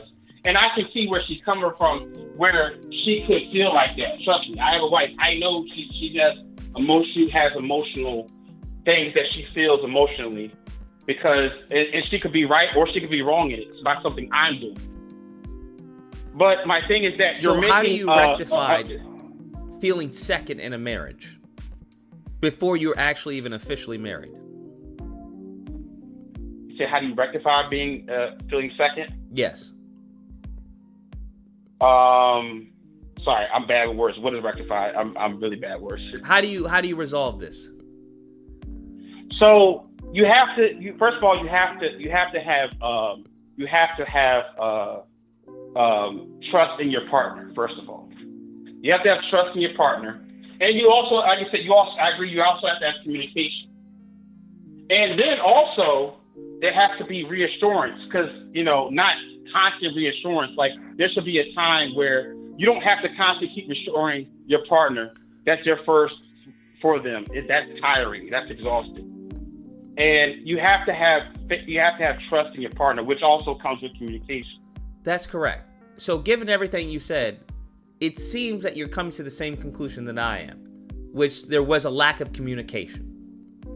Well, the thing about it is, but the thing about it is, it's an emotion. She's made an emotional decision, so I don't like how she's been conversating up to this point and things I've learned about her. I don't believe. I think there's more to it than that. Also, I think she made an emotional decision that was very rash. I'm trying to figure out what word to use, but I don't think it was enough to be like. In this one instance that she's never said anything about, if I look at what she said, and all she's given us is this one instance she made a decision to leave her fiance,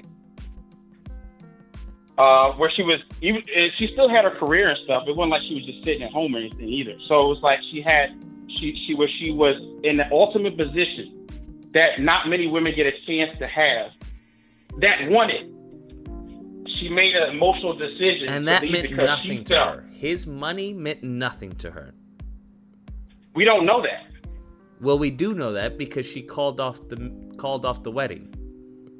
Well, also you just read something where there's even speculation that she wasn't really engaged, and the family didn't really know her like that. So that's a whole nother can of worms. We might be debating the whole lie she told. Because he never come out, and he's this multimillionaire guy who's up there or whatever doing stuff. I think he does like stocks or something, real estate, and he's never acknowledged her. If he's making all this money, she should be front and center. She should be a part of his business. She's a lawyer, and all this stuff. That's like I said, we're arguing from like her story is kind of like not believable anyway, to be honest. But like, I don't think she's coming from when she talks.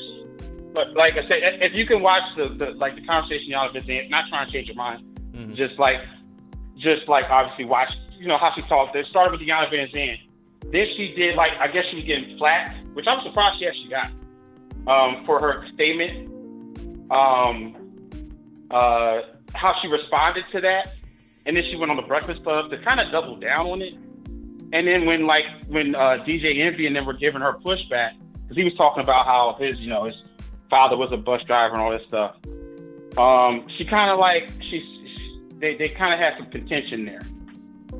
And it was like, okay, just stand on what you say. You went down this rabbit hole talking about the black community, which you didn't have to go down. Because I think some people just run to that when they don't know what to say.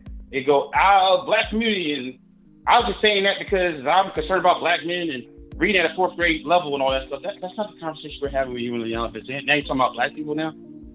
Well, I mean, it is part of the conversation, right? If she's saying she can't find a suitable, person. Black man. Yeah. Yeah. Because only 30% of black men would be suitable for her. And that's the thing. By their own standards of what they deem as marriageable. That's what they think is marriageable.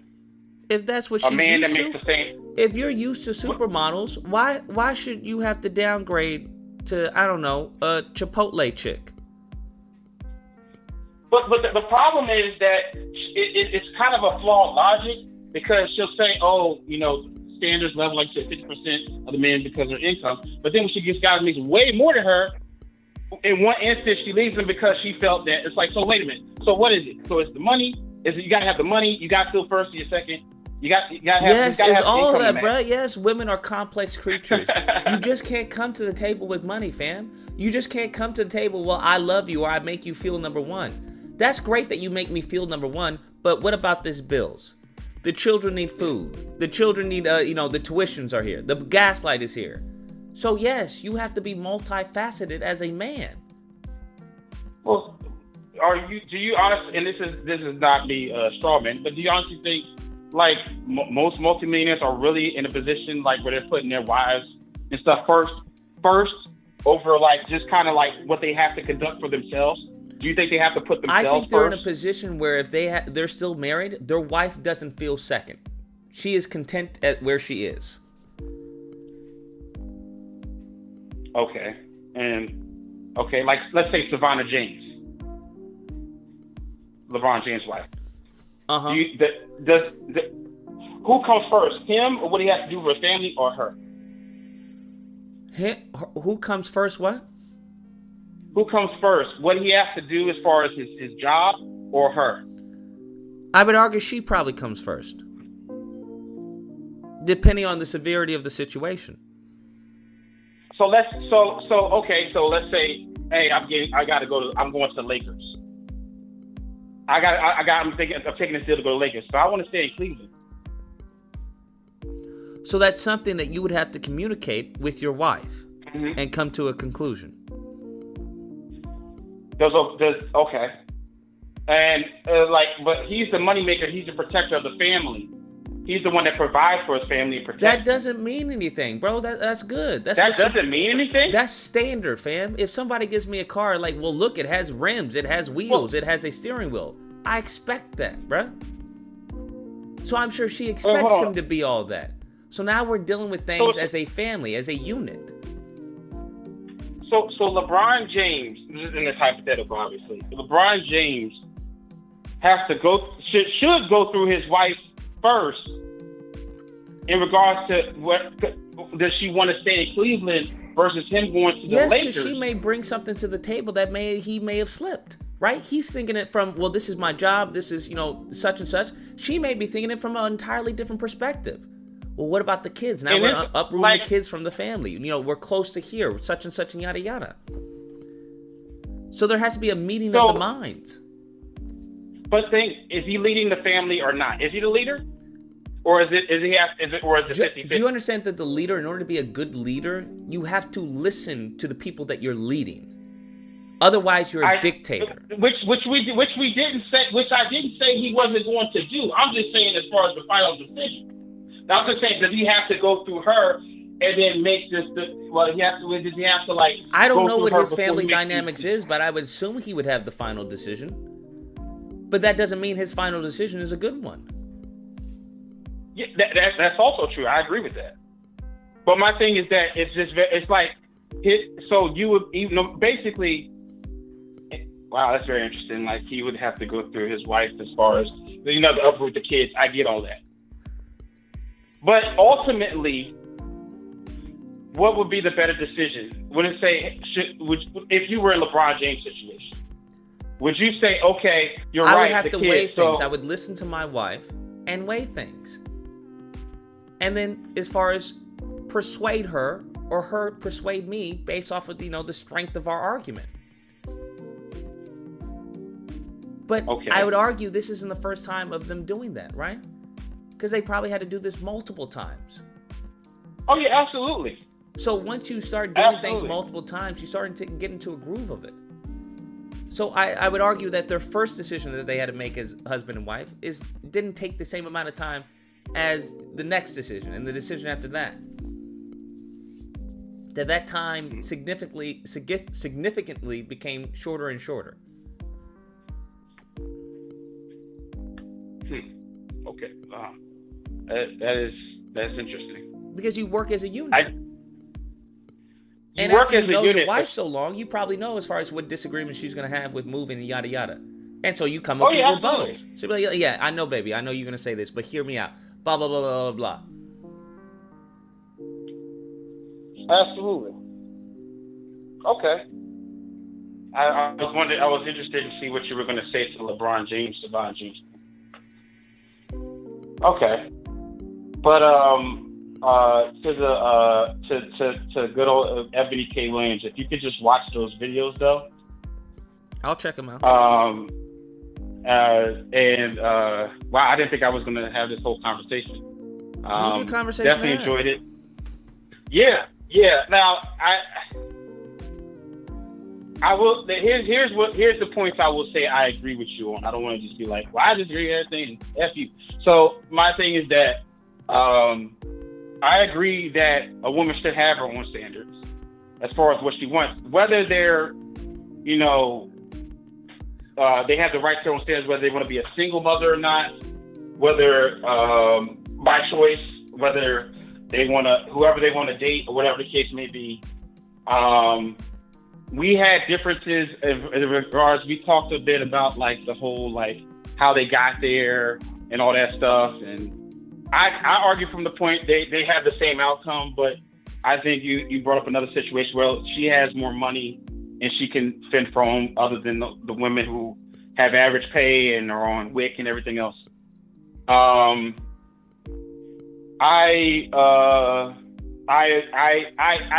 see truth in what she's saying. I'm not discounting what she's saying as far as what like the options and stuff and how they feel about certain things about the men, the selections and stuff like that.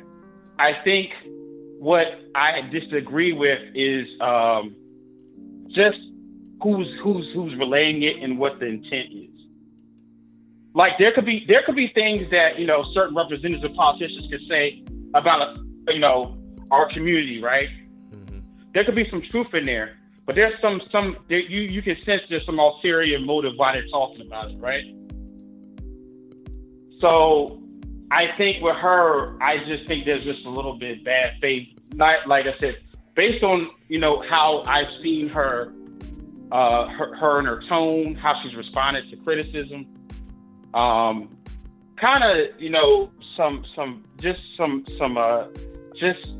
just really just kind of this bitterness or something. I can kind of feel in her.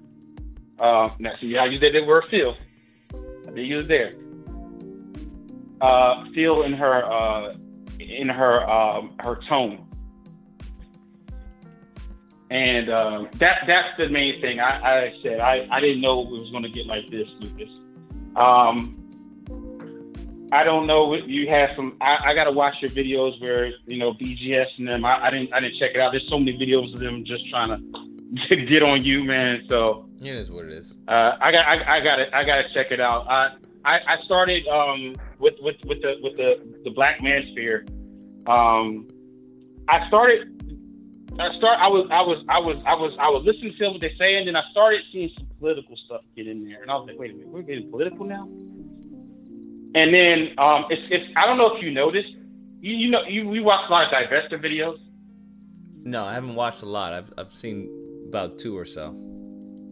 It's very interesting with like the Black Manosphere, who seem to be leaning more, you know, right leaning, and the Divestors, they both are make Republican talking points or whatever, Republican GOP, but they both can't stand each other.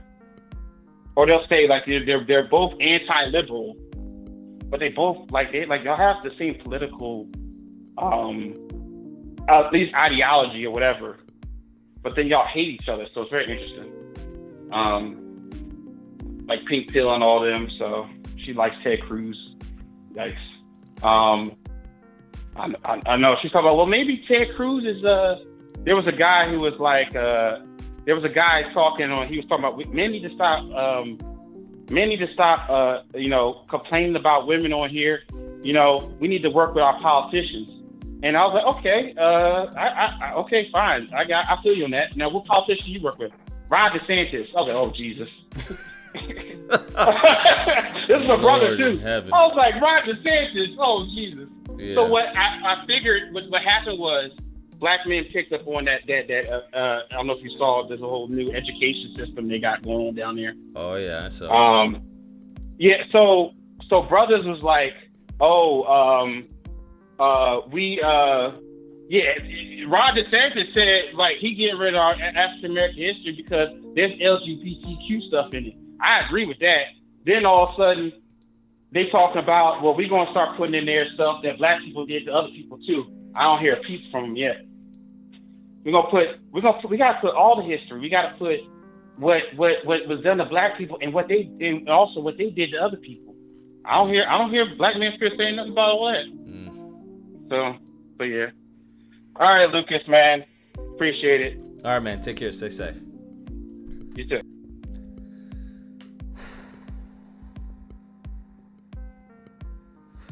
Good stuff. Good stuff. Good conversation. I say that was a good conversation, bro. A good conversation, bro.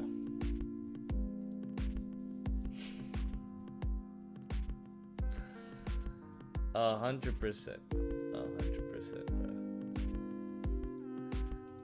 Hold on, because I know Alexis sent a super, and Apparently Joe sent one. Lexa says, truly not bragging with this point. Of course. Because Alexis doesn't brag. I've dated men before that were very well-to-do, but they did not put me first. Now with the doctor so happy, and he treats me like a princess. Once you reach a certain caliber, you learn. Mofos don't listen to me, bro. I don't know why. I don't know why, bro. You don't see me talking about anything that I don't know about, bro. Okay? You don't see me. I stay in my lane. All right? That's what I do. I stay in my lane. What I know is what I know, bro. I stay in my lane. You don't see me talking about physics, quantum engineering.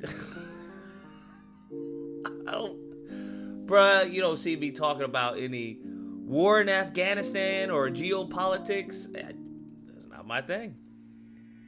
Not my thing. I don't get it, bro. I don't understand.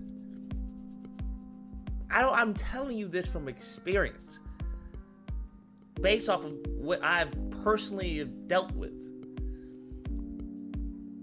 I don't understand, bro. I don't understand. And I think I'm not saying anything crazy. At least I don't think I am. Communication is king. That's what I'm saying. When I hear someone saying, hey, they ended a marriage because they didn't feel first, she didn't feel like she was first, that lets me know there's a communication problem. That's what that lets me know. That's what it screams to me. Because I've dealt with that. Right? And in many cases, what I usually do, I don't know what most men do, but in some cases, you'll probably get her a nice earring, or get her a bracelet, or get her a necklace or something, right? You try and substitute it with gifts. Because for whatever reason, I don't know, you ain't got time, or you don't, just is what it is. Or maybe you don't value them the same. So it's like, here, take this gift and leave me alone. And some women don't accept that. They don't care about the diamond necklace. You can buy a woman so many cars before the same problem is going to come up. All you're doing is putting a fucking Band-Aid on it. That's all you're doing. That's all you're doing. Because it'll eventually come up. The nice car, you give them a Bugatti. Hey, I just got you a Bugatti. Oh my God. That may buy you a few months, bro. That may buy you a few months. But if you haven't changed, right? Or whatever you're doing is still irritating them, or they feel less than, you can get them to fucking as many mansions as you want. What's the whole saying? There's a difference between a home and a house. That's real. That's very real. That's why you see a lot of these people, right, who will have mansions, and they be the most fucking depressed people on the fucking planet.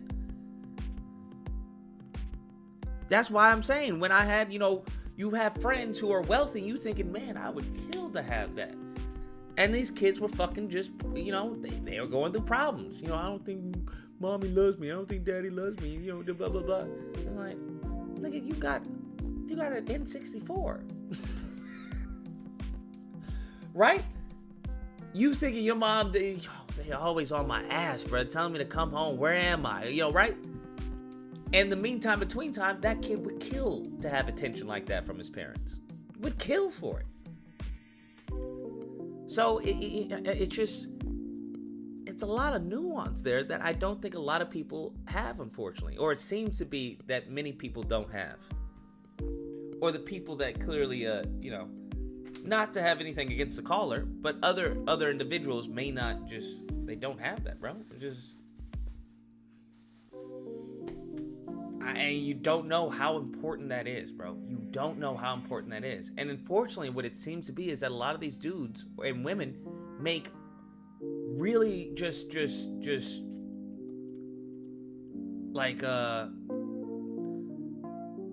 precarious decisions where they just jump to conclusions where it's like, okay, it's him, not me.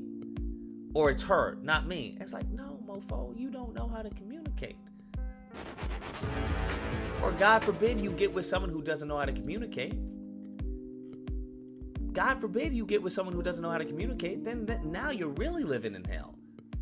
Because now you're always fucking guessing. And that's not fun, bruh. That's not fun. To fucking guess what this person is thinking. But if they don't know how to communicate, well then, good luck. I don't know why anybody would get with someone who doesn't know how to communicate. That's fucking crazy to me. You setting yourself up for fucking... Because that is not going to be fun. Not going to be fun at all.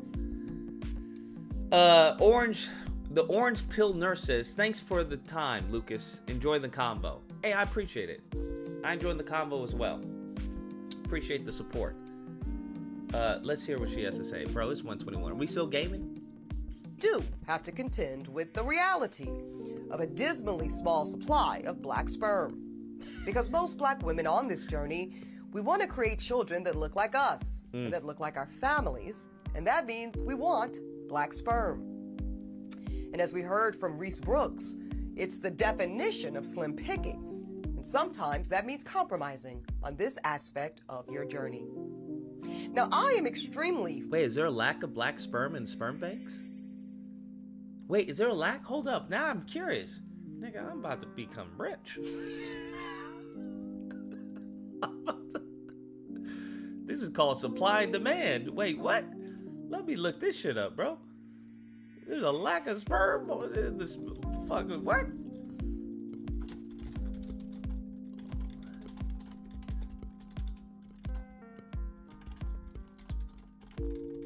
Bro, I gotta find out how much are they paying? Because I've seen a few posts on Instagram. Hey, you could be making $2,000 a month by donating sperm. Wait, what? Wait, what? What? Oh, however, there are often smaller pools of minority donors compared to white Caucasian donors. One estimate is about 9 to 10% of U.S. sperm donors are African American. 9 to 10%? Demand for black donor sperm increased significantly in recent decades as more single black women sought donors. Banks responded by trying to recruit more black college-educated donors. Get the fuck out of here. What? But periodic shortages at specific banks may still occur depending on factors like location and donor recruitment efforts.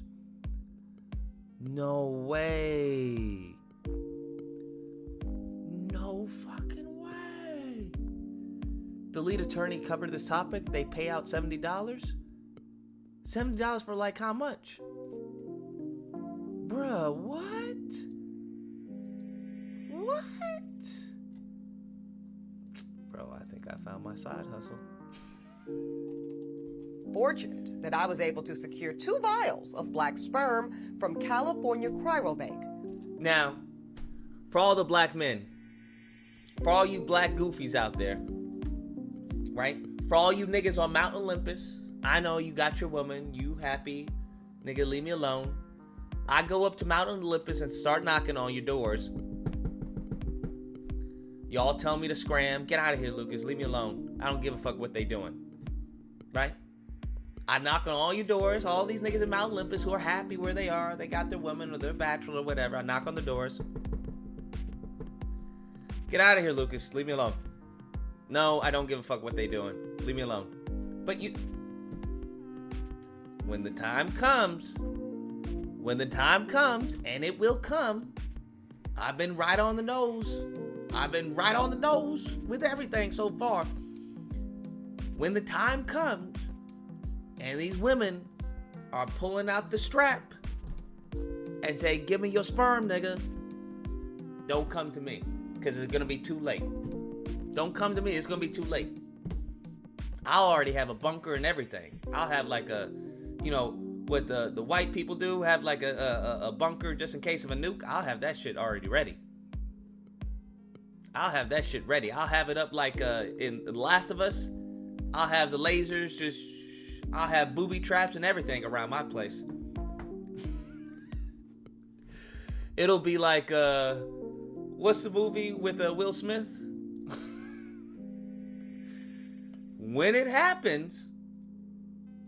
When it happens, don't come to me, bro. I don't want to hear it. Because I know that's what y'all going to be saying. Lucas, why didn't you tell us? Why didn't you warn us? Bro, I've been trying to warn y'all this whole entire time. Y'all think that there's going to be no consequences to these dudes talking about, oh, these women ain't shit and all this goofy stuff. You think there's going to be no consequences to these women talking about we need to divest and all that. That's what you think. There is going to be consequences. And they're going to show up at your door. Maybe not today. Maybe not tomorrow. Maybe not next year. But they will eventually come at your door, bro. They will come to your door, bro. And by the time they're at your door, it's already too late. But you know what? Don't listen to me. I know. Let them live on their own. Let them fend for themselves. I used to think that way. I was the first one to say, yo, fuck them. It is what it is. But the Bussy fear has gotten out of control, bro. I thought it could be contained.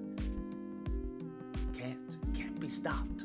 You gotta drown it. Drown it in the river. That's what we gotta do. That's what we gotta do. If we don't do it, it's not gonna be good, man. It's just not gonna be good. Where's your super, John? I didn't see any super.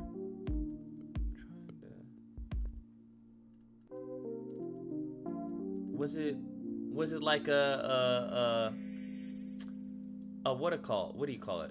Like when you've been here for a member for a while? Was that it? Because I don't see anything. It's not showing up, at least.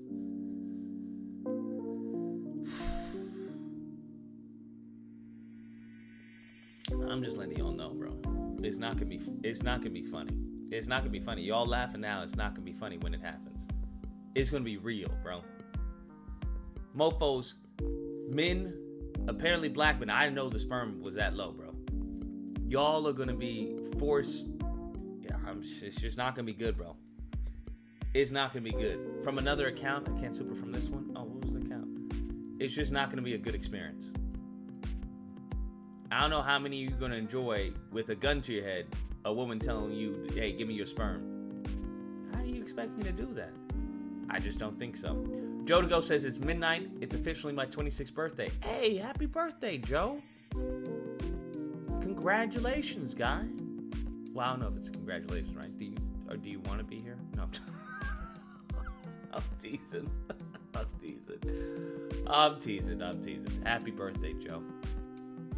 A very unhappy birthday. Wait, no, that's an unhappy birthday, right? That's when someone doesn't have a birthday. Happy birthday, Joe. It's Joe's birthday today. Wow, 22nd of July. 26, damn. You a young guy. You a youngin'. I get to say that. These fucking youngins. The Orange Pill says, she said sperm way too much. Also, according to fertility doctors, majority of women who want black men's sperm are non-black women. So there's a demand then. There's a race for black sperm. Y'all gonna be, this is not the future I want, bro. I don't want to be. I'll have to leave the country. I never thought I'd have to say that. I'll have to leave the country. I wonder where you got that. Who are the majority women? Graphics.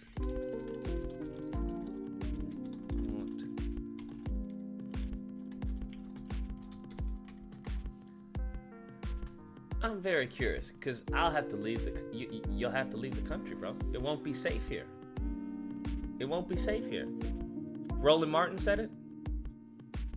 Where did he say it? I'd like to look that up. It won't be safe here for a black man. I mean, it's already, not really safe, but it really won't be safe. It really won't be safe. Imagine y'all getting robbed for your sperm. That's crazy. I'd be like, what? Like, yep. homie got robbed, bro. At gunpoint. Yeah. It was crazy. I was like, damn, that's wild. That's not a world I want to live in, bro. I don't know about you guys. You guys may think it's fun. That's not a world I want to be. That is not the world I want to live in at all.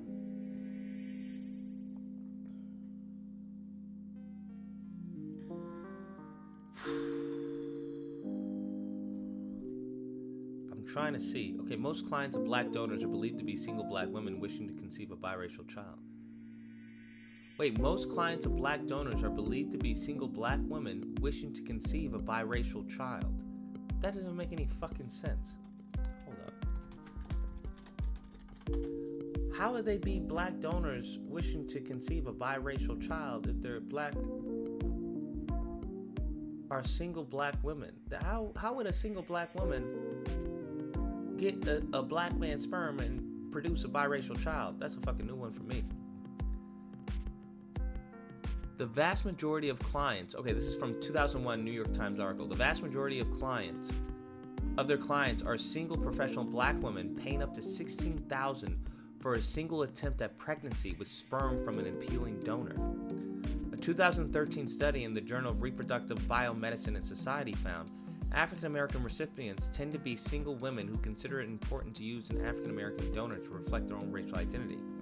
A 2022 article in The Conversation observed black women, especially those who are single and professional, appear to be the largest demographic turning to black sperm donors to conceive biracial children. What the fuck? That can't be right.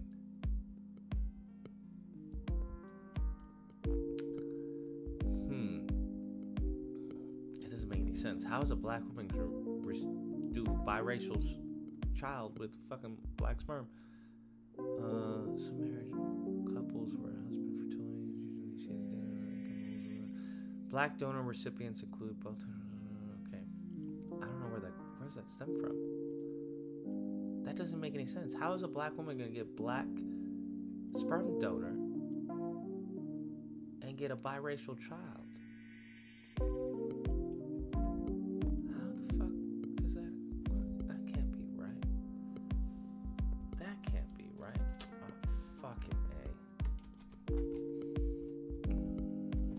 That doesn't make any sense, bro. Fucking A. Come on, bro. Let's see. What does it say? Biracial. The severe shortages is forcing black women who need donor sperm into a painful choice. Choose a donor of another race and raise a biracial child, or try to buy sperm from unregulated apps online. Yo, what? Where is this article? Article test 2 article. The Conversation. This has got to be like a misprint, right? This has got to be a misprint.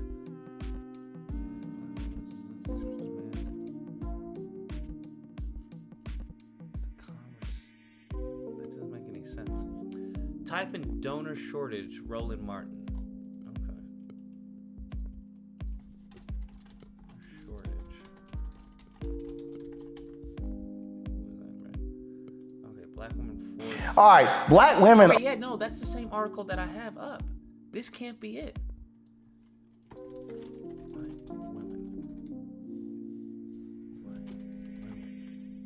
This can't be it. Hold on.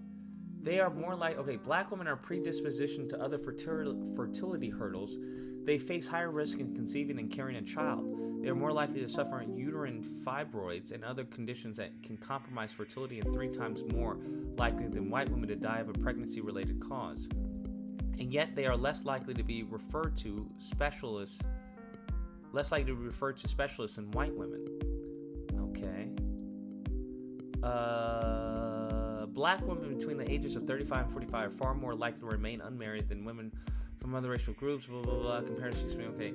Yet black sperm donors represent just a fraction of available supply. Fewer, I don't know where, none of this says anything about white women get black sperm than black women. Okay, you know what, hold on, let me look up, See if I can look at the transcript of this. Give me a second. See if I can look at the transcript. All right. I love the internet. Love the power of the internet. Okay, transcript. White women. Let's just go white. See how many times he mentions white. Okay. Whatever type of oppression white supremacists throws our way, we will not back down. Blah, blah, blah. Bro, they only mention white one time in the whole video. Unless I'm crazy. They only mention white one time in the whole video. Where did you get this? I'm looking at the transcript. They mention white one time in the video. Let me see. Okay. Let's see how many times. Let's see women. Okay, I just had a beautiful woman in my office today. I'm like, girls, okay. Paid, okay, blah, blah, before I get to the panel, all right, they get 65 women come, she wants a sperm donor, blah, blah, blah. Where did you get this, bro? Okay, let's see. The effect in terms of the pool of people that might otherwise be available, well, I would say, being an African-American woman, if I had wanted to choose a donor that might play a role, well, okay. I just had a beautiful woman. I don't know where you got this, bro. None of what you just said is in this video. I literally just looked at the transcript. None of what you said is in this video. There's nothing about white women wanting black sperm more than black women. Black women are the highest demographic for seeking black sperm donors.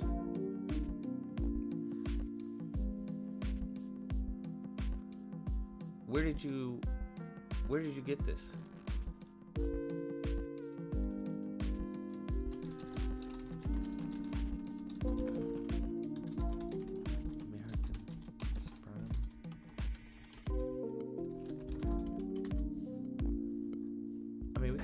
The availability is 2% black sperm donors.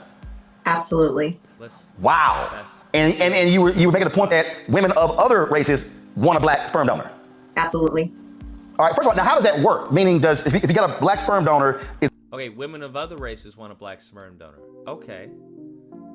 does that sperm only go to one person, or can it be split up? Yeah, so when a donor makes a deposit, the sperm that they give can potentially be used for many vials of sperm, and one insemination would take one vial. So if they had 10 vials, that can go potentially for 10 different women, or for less women if they acquire more vials for themselves. Now, what's the issue in terms of lack of donors? Is it, first of all, I don't know. Are people paid to be sperm donors? Is that part of the problem? Is the pay too damn low? Or is it or is there no outreach? Is there no campaign to target people? Well, it's multifactorial. I think for just for us being black people, we know that there's a stigma for black males, and I think asking someone to be a donor may be a little contradictory to how we feel about families, or the stigma that we put on black males is they don't want to take care of their family, but then on the other hand, you're asking them to be donors. Yes, donors are paid, and they're paid very little. On average, it's about $65 for a donation, compared to an egg donor who might get $5,000 to $10,000. Whoa. $65? And you said an egg donor may get $5,000 to $10,000? Okay. Yeah, well, what goes into it is how much effort it takes to donate sperm. Is very minimal effort, whereas someone who's donating eggs has to do a month-long process, undergo a surgical procedure. So it's really compensating for the time spent to donate those. Oh no, I get that, but hell, if you got a 2%, if all you got is 2%, you might have to jack the pay up to get more. Imagine if you go from 65 to 250. Absolutely, there is a supply and demand, and black donors are definitely in demand. So a higher donation to them will probably be. All right, hold on. So let me. Okay, this is my last question before I go to the panel. All right, so they get paid $65. Woman comes in, she wants a sperm donor. How much she got to pay for the sperm? $1,200. Hold up. Oh, see right there. See now we got a problem. She got to pay $1,200, and all he getting is $65. So the sperm banks do have to do a lot of testing and background work for the screening process to make sure their safety FDA regulations are followed, physical exams. So I do think there's a great disparity between how much it costs and how much someone is given for that donation. And that definitely can be made a little bit better, but I don't want to make it seem like sperm banks don't have to do a lot of work. Oh, no, I get that. But again, you say it's supply and demand. And so hell, this ain't no different than folk out there saying we can't hire workers. Well, you might have to increase your pay and your benefits to hire workers. And so you want more black sperm donors, you got to put some more money on the table. Unfortunately, that usually translates to making black women pay more for donor sperm. But the problem is, ain't that many black men to choose from, so something don't have to happen. Wait, so right there, do you hear what she said? The problem is that usually relates to black women paying more for black sperm. So, if white women wanted black sperm more than black women, that would mean white women would be paying more, right? Because they would be the majority of women who wanted black sperm. I don't know where you got this from, bro. Because the only thing I heard is that other races of women want the sperm as well. That's all I heard. So I don't know. Where did this come from? Absolutely. All right, let's see here. Michael, you first. What's your question, Tiffany? I knew you were going to come to me first, Roland. I knew you were going to come to me first. Well, you look like you were hard up to ask a question. No.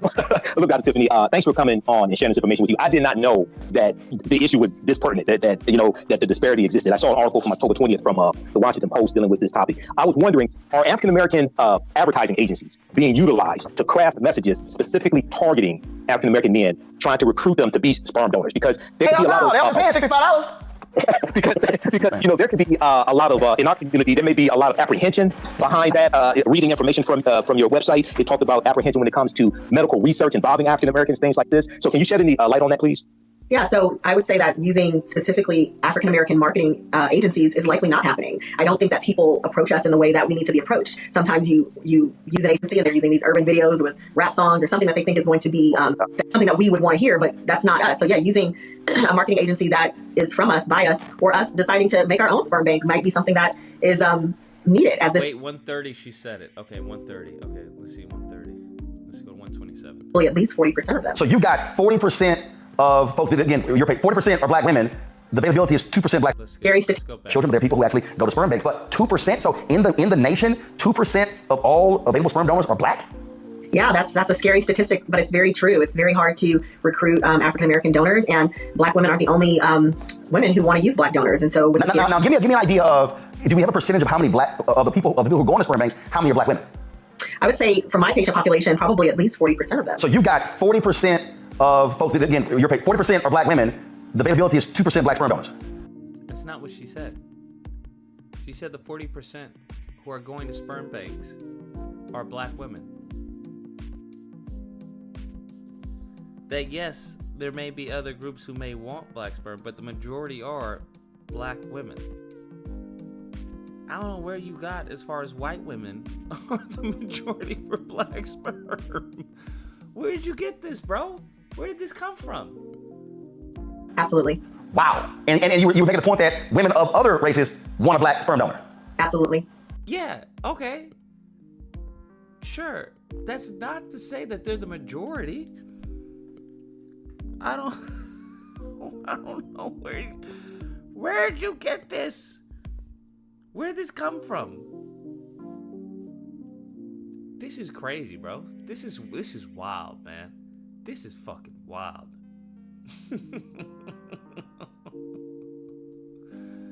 That's absolutely wild.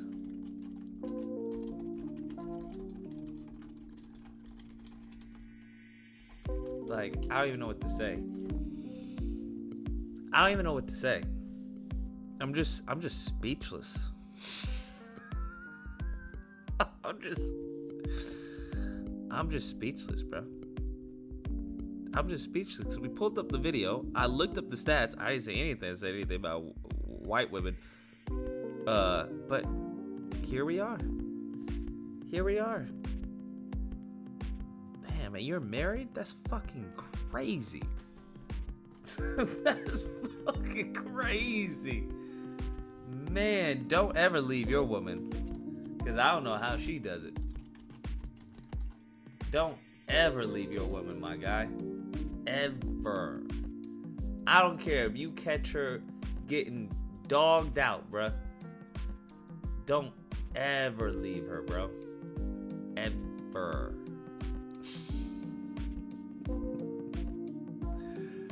Cause goodness gracious.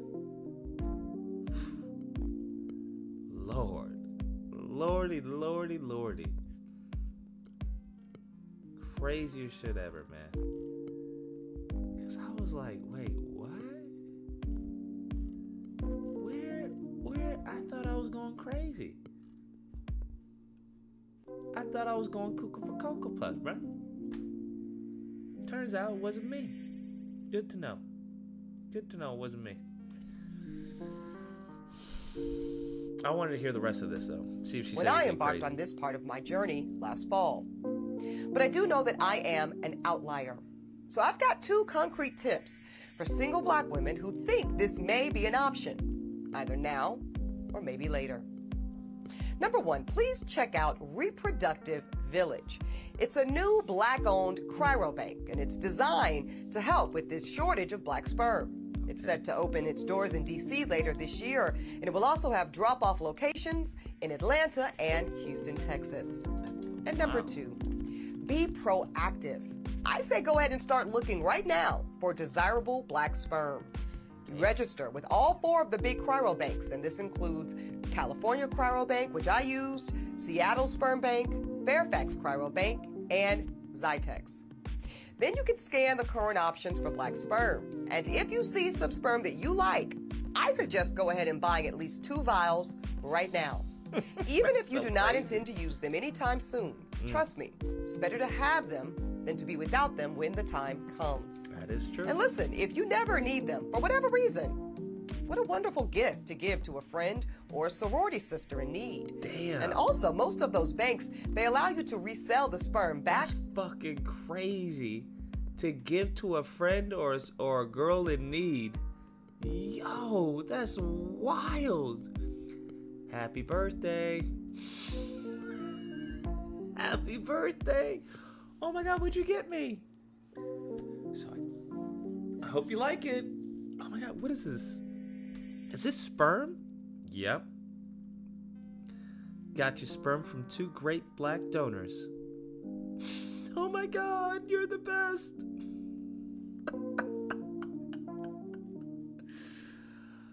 Oh shit. To the bank itself. Listen, I know that many are going to question or even indict the decision that I and many other black women are making to become single mothers by choice. But I, like the women you heard from today, go by the creed of no regrets. I have, and many black women have, too much love, too many resources, and too rich of a community not to share these gifts with children of our own. Children that will one day, no doubt, enrich and contribute to the next generation of Black America. Fair enough. All right. There you go. Okay, girlfriend. Damn. Okay. Feels like I haven't eaten, but I know that I have. It feels like I haven't eaten, but I know that I have. Because I had...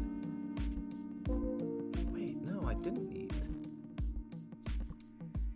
Did I eat? I don't think I ate. No, I did eat. I don't know what's going on. Damn, becoming a fat ass.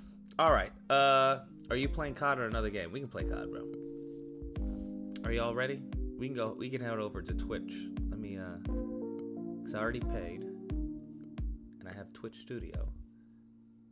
We can head over to Twitch and get COD going on.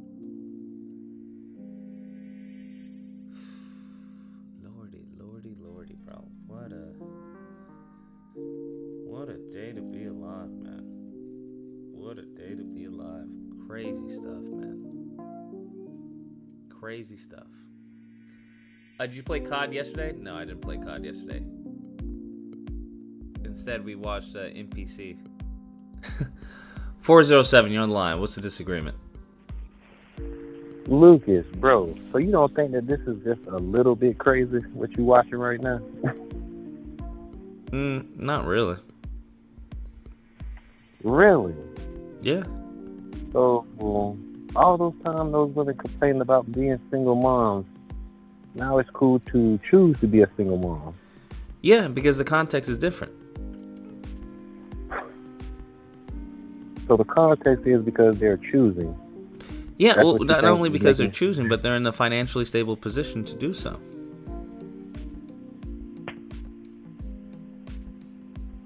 Oh, so they're in the financial stages to do so. Mm-hmm. So you think that women right now aren't in the financial stages that they can take care of the kids by themselves, even though they've been doing it The for so long? majority of single mothers, no. But Majority they've of been single doing it for so mothers are of long. low income. They're not. And they usually do what? They go to welfare to get help. Yeah. So they have the income to just take care of the situation. I would consider someone who's low income who has to be on welfare to provide for a child in a good situation. I wouldn't say they were in a good situation. I said they were financially able to take care of it, is what I said. I mean, for the bare minimum, sure. I feel kind of like this is kind of a hypocrite situation right now. I just want to let you know this. Because for long as you've been hearing, oh, men are leaving us with kids. We're raising our kids by ourselves, and now. Well, those are two different. Those are two different classes of women, right? We're talking about women who are making very good money, who can't find a spouse that is suitable for them, versus a woman who gets knocked up and chooses to keep the baby and has to go on government assistance to provide for the child. I would say one is a way more healthier environment. So pretty much what you're saying is that because they have the money, it makes it more healthier. Yes. But you've also said that it takes more than money to raise a child. Yeah. Okay then, so how are we saying that the money is the obviously choice thing when you just said that it takes more than just that? Well, in many cases when it comes to as far as the financial issues, is that when I mean that it takes more than money to raise a child, obviously you have to have a good parent in the household. You want them to be in good influence, so you have to have, I would argue that a woman who wants to have a child is going to be a little more responsive to the child's needs than a woman who has it by accident. So what you think? Okay, so what you're saying is that it's a grudge situation that she's carrying with her. No, not even a grudge situation. But if something is sprung on you by accident, right, and you're not really in the headspace or the mindset to prepare for this, and it's just like, yo, I'm just gonna do it, then yeah, right? If you're planning to have a child versus an unplanned pregnancy, yeah, I wouldn't put those in the same category. That's kind of interesting, man. I just feel like this is a little bit hypocritical, man. Like I say, I've been hearing for so long. Well, the reason why it's not hypocritical is because one is a lack of a man being present versus one is her choosing and preparing to be a single mother. I don't think any woman prepares to be a single mother upon her being knocked up. Nor should they have to. That's true, but I'm just like, I don't know, man. And the way she brought it, it could be the way that she brought it out too, because the way she said it is just like, wow, you're crazy. It was just it was just her delivery, but it's just like, I don't know, man. I can't really pull the two apart because, like I say, I get what you're saying about them being mentally ready. I don't know how you can't pull the two apart. I don't know, because like I said, it's just, hearing women, for so long to say, oh, men are leaving their kids, and then they're actually going out to choose and be single mothers. It's like, damn, what? How low has it, like, how bad has this shit become? This dating shit is getting out of control, bro. I mean, if you're saying if these men actually believe that women have a natural, inclination to be mothers, then yeah, that's what's going to happen. That if you have a woman who wants to be a mother, even though they can't find a spouse, they're not going to deny themselves being a mother. I think, and it could be a lack of communication. I think she's kind of proven that she's not really that fit of a mother when you break up with a guy because he chose the kids over you. I don't think that. I think that kind of goes against the whole she's ready to be a mom thing. Cause why? Those aren't her kids. Those aren't her kids. You say what? Those aren't her kids. And first, those are two adults. One is 21 and one is 18. What does that have? Meaning that they're grown as they're not children. They're grown as adults. They are grown as adults, but let me not say that. But do you think parenting stops at the age of 18? No, but legally they're adults. So there is no necessity for you to be with them. once again, does parenting stop at 18? And then we're talking about a You don't pandemic have that to be nobody with really your child in knows order to about. parent them. I don't know why you would be parenting a 21-year-old or an 18-year-old. I would see that as a lack of parenting. Because by the time they hit an adulthood, they're on their own. Well, a new virus that was killing people. You don't know. Like I say, our government. Really How are you going to parent around a virus? I don't understand. They're an adult. No, they you're don't have just to listen to being you, there. even if they don't. Even if they're with you. You're right. Listen to me. They don't have to listen to him. That's fact. But him being there, he's being a parent still. Parenting don't stop at the age of 18. Yeah, and bro. he has a wife now. Which is why I said it was so she probably a could- lack of communication. I would think she would come with him. Yes, And like I which said, is it why I couldn't- said it's a lack of. it could've been- it You got could've a been loud lack of ass communication. ring. Okay. Which Yeah, is bro, why I I'm at said work. it's a lack of communication, because there's no way in God's green earth your wife should feel like your second fiddle. And it could be that. Like I said, I'm not gonna say that because we can only go by what she said because he hasn't said anything. So, and I honestly, I actually, give my hat off to that young man because being quiet is kind of the best thing he could do. Just let her do her, and he do him. So, I agree with him 100% on keeping quiet. But like I said, I just don't. I don't know, man, and I do get what you're saying about this, but it's like, bro, I don't see I can't see the difference just because she said she wanted to be a mom, and the I other don't one. understand. I don't know how you can't understand the difference, bro. It'd be like two people. It's two dudes, right? Baby on the thing. It'd be tantamount to two dudes. You have one who has a Corvette, brand new Corvette. They both have Corvettes, right? One spent his whole resources, right? All of his savings on this Corvette. The other one is a multimillionaire. Now, yes, at the end of the day, they both have Corvettes. But ultimately, in totality, they're in very different situations. They are. That's true. But once again, we've heard. you said yourself. There's countless of stories of rich kids being what? Unhappy. Yes. Being just as much as needed as of a parent as the single mom's household. So that's what I'm saying. I'm not getting this correlation, bro. The reason being is that one wants to have a child, right? So I would argue that someone who wants to have a child is taken into account. Yes, there's not going to be a man present. Yes, they need to have a social foundation, a support group. So that's always, I would assume that would be prepared prior to having this child, because this is the last option. This isn't plan A. This is like plan B, C, D. The goal is to find a man and to have a child. But if that doesn't happen, this is a backup. That is a night and day scenario from a woman who accidentally gets pregnant and is now a single mother and no one there.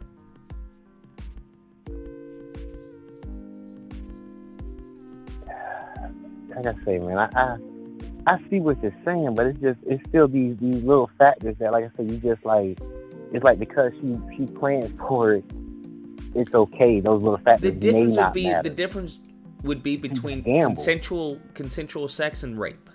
That would be the difference. Oh, shit, you went kind of a little bit radical there, buddy. Well, to bring the point home, right? There's a difference, right? At the end of the day, both of them are having sex. But there's a difference. There's a context behind it that completely changes, how you view that sex, how you view that intercourse. But once again, in this situation, you said it yourself. There are just as many as rich kids out there complaining. Rich people in general out there complaining I'm not doubting that, right? But given the fact, right, a woman who's planning for this child is taking that under her wing. You hope that she's taking that under her wing. If she hasn't said I would anything. argue that she probably would take that under her wing. That's the beauty of planning. Because this is not what she wants. This is a last choice. And honestly, I don't get why she's all of a sudden obsessed with black. wasn't her last boyfriend or fiance white? Now all of a sudden, the kid is black. Why? Like, I'm I don't know confused on why that we'd one. be punishing her. I don't know why people have an issue with that. No, listen, hold on. I'm not punishing her. Once again, I know you probably don't remember me, but I'm the guy that actually called and was like, yo, that whole conversation was dumb. You remember me now? I told you I couldn't get it while they were kicking Malcolm X out. Mm-hmm. You remember me? Yeah. So, yeah, don't think I'm not punishing her. I just don't understand it. Like I said, one time you elected a white man, now you're talking about you want a black baby? If you would have laid down with him, you weren't going to have a black baby. You're going to have a mixed baby. So, what is this all of a sudden hearing that it's a black baby? Like I said, I don't know. Maybe she had a growth. I don't know. But I'm not going to... I would applaud her for that. I would think that's a good thing. I don't think she had a growth. The way she's talking, bro, she don't sound... Bro, the way she talking, she don't sound no different than when she was talking about the bus driver situation. I don't think she has... I don't think that's a problem, though. I don't think how she was talking about the bus driver is anything wrong. I think she should remain consistent. Hold on. I don't think there's nothing wrong with what she said. I think her delivery was definitely wrong. Just like I think her... I think some men need to get over the delivery. I think some men need to get over the delivery and look at as far as the substance of what she's saying. Like, I think if you're a man, you're a grown man complaining about her delivery, I think we have problems here. Hey, like I say, I get what you're saying with that one, but delivery matters. Just like you just proved to him, why does he say this and that? You know, he didn't say I didn't have a problem with her delivery. I didn't have a problem with that. Your delivery matters. Well, you have to understand where that delivery is coming from, right? If she's now trying to find a black man and she can't find that, yes, there's going to be some frustration there. Yes, there's going to be a little bit of condescension where it's like, yo, step your fucking game up. Y'all should make up more than 13% of the men that I'm trying to find to have a family with. I get that. But we also know that's an economic problem, which once again stems from a racial discrimination problem. So... once again, you got to work with what I get that, but black men, I think us as a group have had enough time to make some changes that haven't been presented. So I get there's some frustration. And you said yourself, she's a billionaire, so she can get to those 13%. She can get her foot in that door to wherever those 13%. Well, hold on. Those are 13% who have that income. That's not the same thing to correlate 13% who are single, or 13% who are single and ready to be a father. Those are like, it's night and day, bro. It's not so simple as 13%. It's not how that works. That's true. I'll give you that one. So that is true. They didn't say they were single or that they were ready to be daddies. So that's true. But like I say, then why not go back to the white man that you've been dating? Not him personally. I mean, like, go to another one. or are we chucking that up to growth, that she's growing? Wait, so you want her to go back to non-black men? Listen to me. I told you that whole conversation was dumb to me. I do not understand where this is coming from of race mixing. I don't know. But who cares where it's coming from, though? I don't understand. Who cares where it's coming from? I'm from Florida. I've been hearing that all my life from white folks. Black people are starting to get on that thing kind of heavy too, because it used to just be kind of a women thing. You would say, "Oh, why you dating that white girl?" Now it's men are jumping on, black men are jumping on that thing too, like, "Oh, why you dating that white boy?" It's like, we used to be like, "Oh well, go ahead." If you think he's gonna be better, that's your business.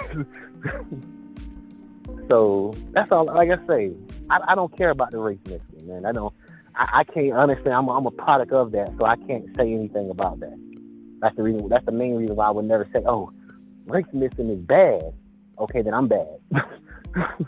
And because I'm mixed. I'm not full black. I just look honestly black, and I'm mixed with something else. So I never. Like I say, that conversation sounds crazy to me, especially in the time zone that we're in. To still have a problem with mixing your race with another race, I don't get that one. That's a very confusing conversation for myself. I don't mind her going back to white men. If that's your preference, that's your preference. Well, that clearly doesn't seem to be her preference anymore, from what she's saying. That doesn't mean that was her preference to begin with. So then why would she be with him? She has money. You can't say it's because of the cash. Because they got along, they had a relationship, and he proposed. She had to, say yes to the proposal, and she had to say yes to the dating process. Like, yeah, that doesn't mean that she's that doesn't mean that he's her preference, right?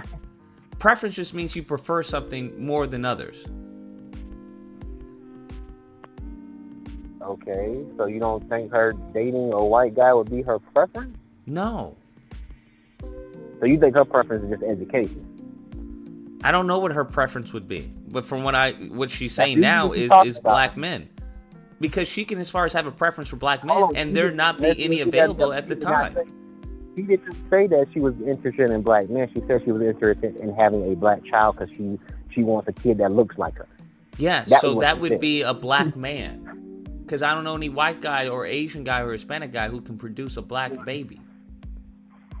Nah, she's not into black men, bro. She's having a baby by herself. She's not dating anybody.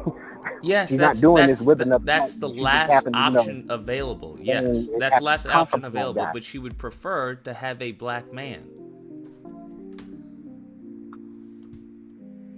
I feel like you're kind of pulling that one out of the air, man. You just going about you can't have a black baby without having black sperm. What are you talking about, my guy? Once again, though, if you're not actually with the man, you don't want to be with the man. Then that's the point that she's making. That she can't find a black man. That's the whole point. And I can't. I don't understand that one. I still don't get that she can't find a good black man, as if none of them exist. It's not about none of them existing, as we just went over that, right? It's a little more nuanced than that. Because there's only 13%. Yeah. And depending on where she is, it depends on how much of that percentage is where she is. How much of that percentage is actually single, and how much of that percentage want to be a husband. And then how many of that percentage want to be a husband to her? Again, keep looking. Bruh, that's what she's been doing, and she's gotten to the point where she's... I don't know what you expect some women to do. You just look their whole life, and they don't find them, then just, so be it? Just die barren? Yeah. Okay, well, I would argue that's unreasonable. I can't lie, because once again, even what we're saying... Do you not hear what you just said? You don't find that to be crazy? Over love. You don't find that to be crazy? Bro, yes, it is crazy, but that's your decision.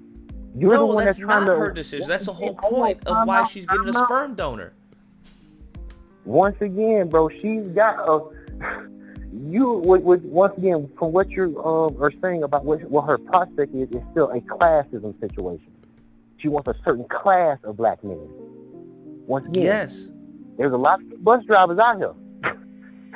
a lot of good bus drivers. So you expect her to downgrade in order to get a black man? Don't a lot of men downgrade sometimes? No. I feel like this downgrading thing is I kind of feel, like I say, in certain situations I can understand it. Like that girl that was over in that did. So you think I should have to downgrade? So you think a black man should have to downgrade to get with a black woman? No. I didn't say that. I said we do sometimes. I didn't ask if we do. I said should that happen though. I'm not asking if it happens. Obviously it happens. I'm asking should it happen. Once again, we're dealing in reality, are we not? You're a big... I understand. Man. I'm asking you, should it happen? Not if it happens, but should it happen? Yes. If you want something, yes, you're going to have to sometimes sacrifice a little bit. That's crazy. No. Absolutely not. I don't think you should be forced to downgrade and then what's wrong to get with a spouse. Hold on, what's happening? Hold on, why not look for a downgrade man that's actually trying to better himself and help him? Once again, this is a black man thing. You have been doing that for years for women. Not complaining about it. Hey, man, you ain't educated. I'll just take you and we'll figure something out with you. Now, if you can't, man, you're gonna get divorced. It is what it is. Like I said, I don't know when downgrading became such a big problem. Honestly, I do know when it became such a big problem, when it was time for women to start downgrading. Then it became a big problem. We've been doing, like I say, men have been doing that for years, and that's of all races. Whose fault is that? What? Oh, whose And fault that's is what that? I'm saying, bro. What you think it's You kind of have a biased opinion here. It's hold on. If a man chooses to downgrade, that's them. There's some men who don't do that. Don't choose that. So just because y'all been doing this, you expect them to do it? How does that make any sense? Hold on. I didn't say I downgraded at all. So let me get If this straight. anything, You my yourself wife didn't downgrade, but you want other people to downgrade, or Hold just on, die, listen, or my just die situation is just different. without Hold any on. children My and nor situation spouse. is different, though. Once again, my situation is different. I went out there and I looked. You don't think I went through a bunch of downgraders, though? Bruh. To get to the upgrade? You don't think that's what I did? My guy, I hope you don't think all of them was upgrades now. I wasn't just dropping off upgrades like it was shit, like it wasn't nothing. I understand. I've been through the upgrades and I've been through the downgrades. I've been through the people that's on my level. And, you know. Right? And she's trying to get with had people who everything are I was on looking her for. level. That's all. And she can't find them, unfortunately. And honestly, I think it's more of them. They're ducking and dodging her. Because once you hear that you can, It's the once same again, thing, once my you dude. hear, oh, no, I can't She do can't this, find because them. If they're ducking or dodging, she can't find them regardless at the end of the day. And that would be her fault as well. Learn that you have an image. You're a YouTube person. You understand Listen, that you I got would an get image. her. If I was You in know her, what I'm if I saying? was in her bracket, I would get with her absolutely all day, every day, bruh. Absolutely. Bro, that's I have not no what I issue said. with. I have no said issue with that how she you says stuff. understand an image. What? That's not what I said. I said that you, as a YouTube artist, as a YouTube content creator, you understand an image. She Bro, don't I don't understand think an she image. has any problem with her image. The only people that I've noticed that have problems with her image are dudes that don't qualify to be with her. That's what I've noticed. That's fact. That's facts. I would So give you that why one. would she care about those dudes? Like, Most why do of I every care dude about women who don't qualify to be with like me? this, most of every dude that's talking like this, I will give you that. They do not qualify to even touch that. Honestly, if it wasn't for my main occupation, I don't qualify to touch that. Not the money part. It's just what I do for my main occupation. See, my main occupation is something that I can't say on this channel, but like I say, if you really remember me all the way, I got a couple occupations. I own a business. Let's just say I own like 2 businesses. I'm working on that second one. They're not really bringing in that dough like I like, so I had to go back to the main occupation. So that occupation knocks me out of the park too. So I know she don't want that occupation in her life. She may want the money that comes with that occupation, but she don't want that occupation. So I trust me, and that is true. The most men that are complaining about her is men that won't even be able to sniff her hair, let alone her thing between her legs. So I get that. But like I say, it kind of, like I say, once again, she's wanting her cake and eating it too, just like you say about the Bussy boys. I don't think she's wanting her cake and eating it too. I think she's well within her rights to have certain standards that she wants met. Well, then is it not in those the Bussy guys' rights to have whatever standards they want in women? No, absolutely, 100%. As long as they're not unreasonable. But the problem with many of the manospheres, they have unreasonable requirements because they don't qualify for the type of woman that they want. That's not present here. And I won't say that about them. I'm gonna say they're looking in the wrong places because they trying to turn, for some odd reason, they trying to turn. No, they don't qualify for the women that they want.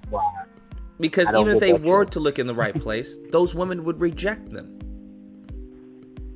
I don't think so, bro. I think if the pink pills and the Bussy boys actually get together, they're actually real pretty decent because they sound very much alike. Just to be honest, if they would actually stop and look and stop looking at the most of the these makeup, pink-pilled women aren't the type of women that these manosphere dudes want. That's true, and that's what I'm saying. They're trying to date out of their league, and they don't realize it. They, for some reason, they still believe money is the league, and it's like, no, you know, it comes with a little bit more than just that. A little bit of talk game goes So a then far they way, wouldn't too. want them, even if they got with them. You say what?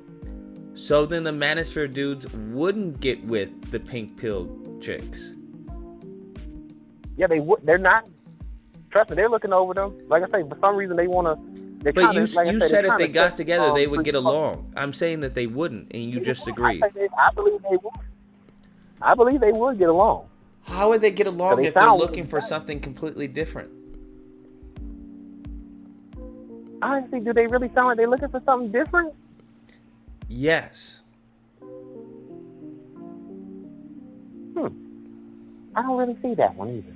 Because it sound like I say, they sound like they want what the minister, what the Bussy boys want. They just, you know, once again, they're not looking at them physically. They want the physical attraction as well, just like the Bussy boys want. They want the physical attraction as well. They don't understand that, like I said, an IG model ain't somebody that you should be dating. You should be scratching. The pink pill chicks, you're referring to the pink pill chicks as like usually like pick-me's. Yes. Yes. I guess. I don't like that word. I hate that pick me shit. I know you don't like it, but that's I don't usually even- it's an easy go-to word that most people understand. Yeah, that pygmy thing. I'm like, yo, why do y'all call them that? Those women 'Cause they wouldn't actually get with the want them Manosphere in. dudes What's because the that? Manosphere dudes aren't in a position to have a woman like that. Why do you say that one? I want to. They don't make enough. They don't, as far as have the same mindset. They're not confident. They're heavily Most of the insecure, and they have pygmies aren't about unreasonable money. standards. Most of the pygmies aren't about money though, and most of the pygmies on the way that they I get that, the but way the Bussy boys. Go ahead. But in order to have the lifestyle that they want as far as a family and stuff like that, they're gonna have to make a certain amount. Yeah, I'm hoping So that these even guys if the who are here pick-me's talking, aren't about like, money, bro. they're gonna have requirements. They're gonna have some Oh, now, expectations. now I'm only going by what those guys be talking like. You know what I'm saying? I know everybody can front on the internet and stuff like that, and we can say anything over a phone. But the way those guys be talking now, they talk like they got a little bit of cash. If they I'm sure hold on, they if do. A making little you bit of kind cash if is they not making you is kind not of enough to without raise a no money, family. No, I'm talking. When I mean by a little bit of cash, they making some type of money that they can raise a family. Like I say, once again, she never said the whatever her name is. She never said that she was gonna have any plan. And you see how you're making up that just because she said she wanted a baby, you say she's got to have a plan.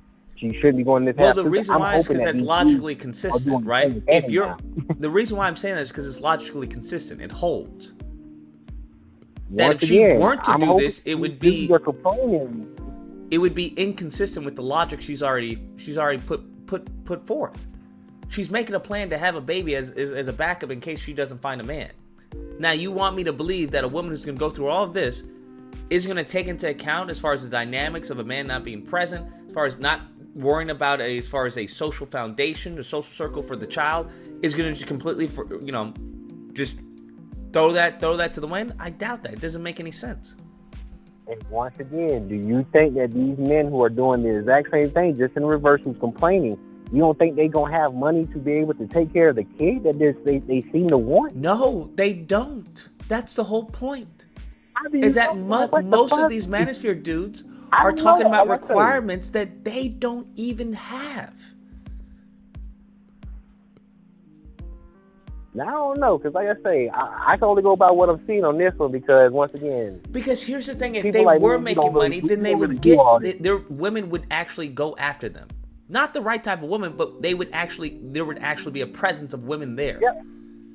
They the ones that they actually want. That's precisely the point. They don't have an issue with why do I keep getting these women who just want me for my money. They have an issue with women.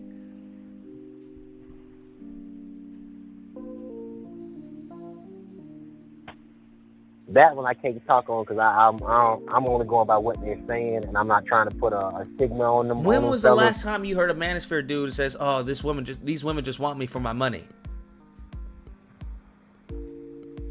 I hear them say that a lot. You wait, what? I hear them do say that a lot. That it's women just wanting them for their cash. They're just trying to turn them. Hold into on, I know pimps and that all they that say kind of that, right? But that's every manosphere dude who believes that when a chick wants them to pay for it. I'm talking about they actually have like money, not like they think that she wants him for her money because she wants him to pay for her Uber or something like that. I'm talking about like she's a gold digger.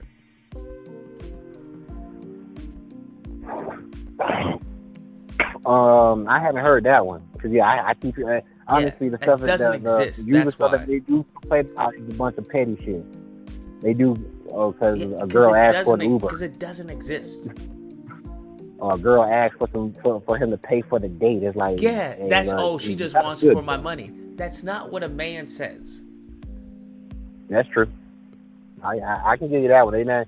They haven't said anything on some big level. So no, the pink pill women and the manosphere dudes will not get along. Like I said, I can't say because once again, I'm not going to say just because they haven't brought up nothing big that it ain't been something big. Or you could be right because maybe they're in their emotions and didn't let it get any farther to find out. Because like I say, that's why I do hear a lot of them dudes saying, "Oh, she asked me to pay the bill. She just wants for my money." I was like, "What? You can't pay for a food bill?" But then again, like I said, I'm hearing women also saying that they don't want cheap dates no more either. They want, that high tier. Everybody wants to go to the restaurant. They got a dress code and shit.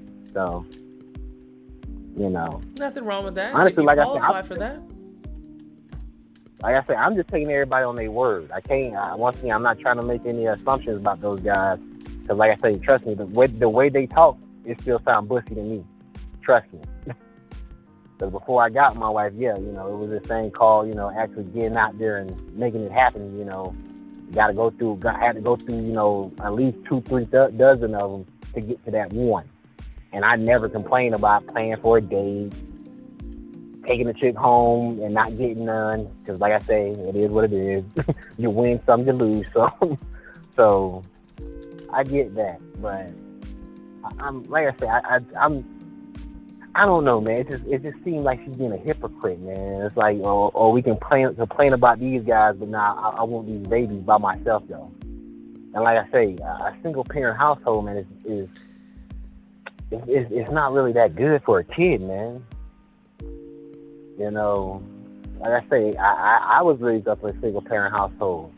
That shit ain't what y'all think it is, man. I don't know your situation, so I don't want to talk on it, but if you haven't been there, man, a single parent household is very difficult, especially when you got I 6 other understand relatives. because it's an unplanned pregnancy.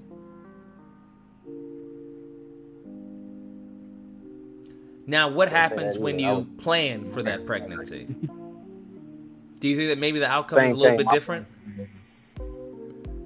I can't say for that in my situation. I was planned, and yeah,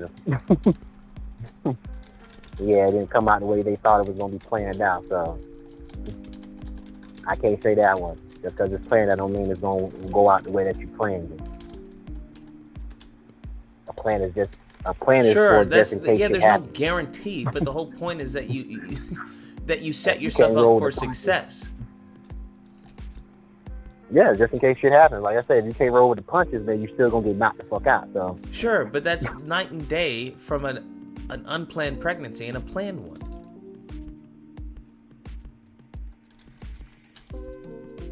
Yes, I get what you're saying, man. It's just in my mind, it's still just like I don't know. Like I said, just hearing all them times over the years. You know what I'm saying? Like I said, it could be me just hearing dealing with my trauma, dog.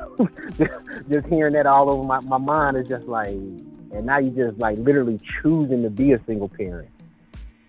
Back in the day, you used to actually be like, okay, well, I can't find one, then I'm just gonna choose to be single and not have kids at all. Now it's like, nah, we'll choose to do that. Because now they're in a position where they shouldn't be limited, right? Their choice to be a mother shouldn't be limited, unfortunately, by the lack of spouses available.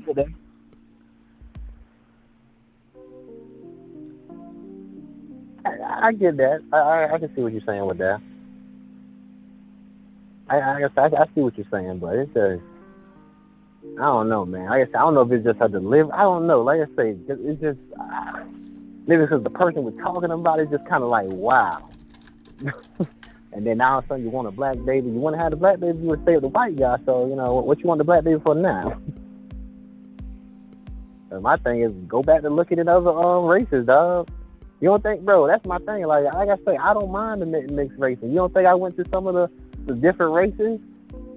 It's just, once again, they just wasn't, most of them couldn't handle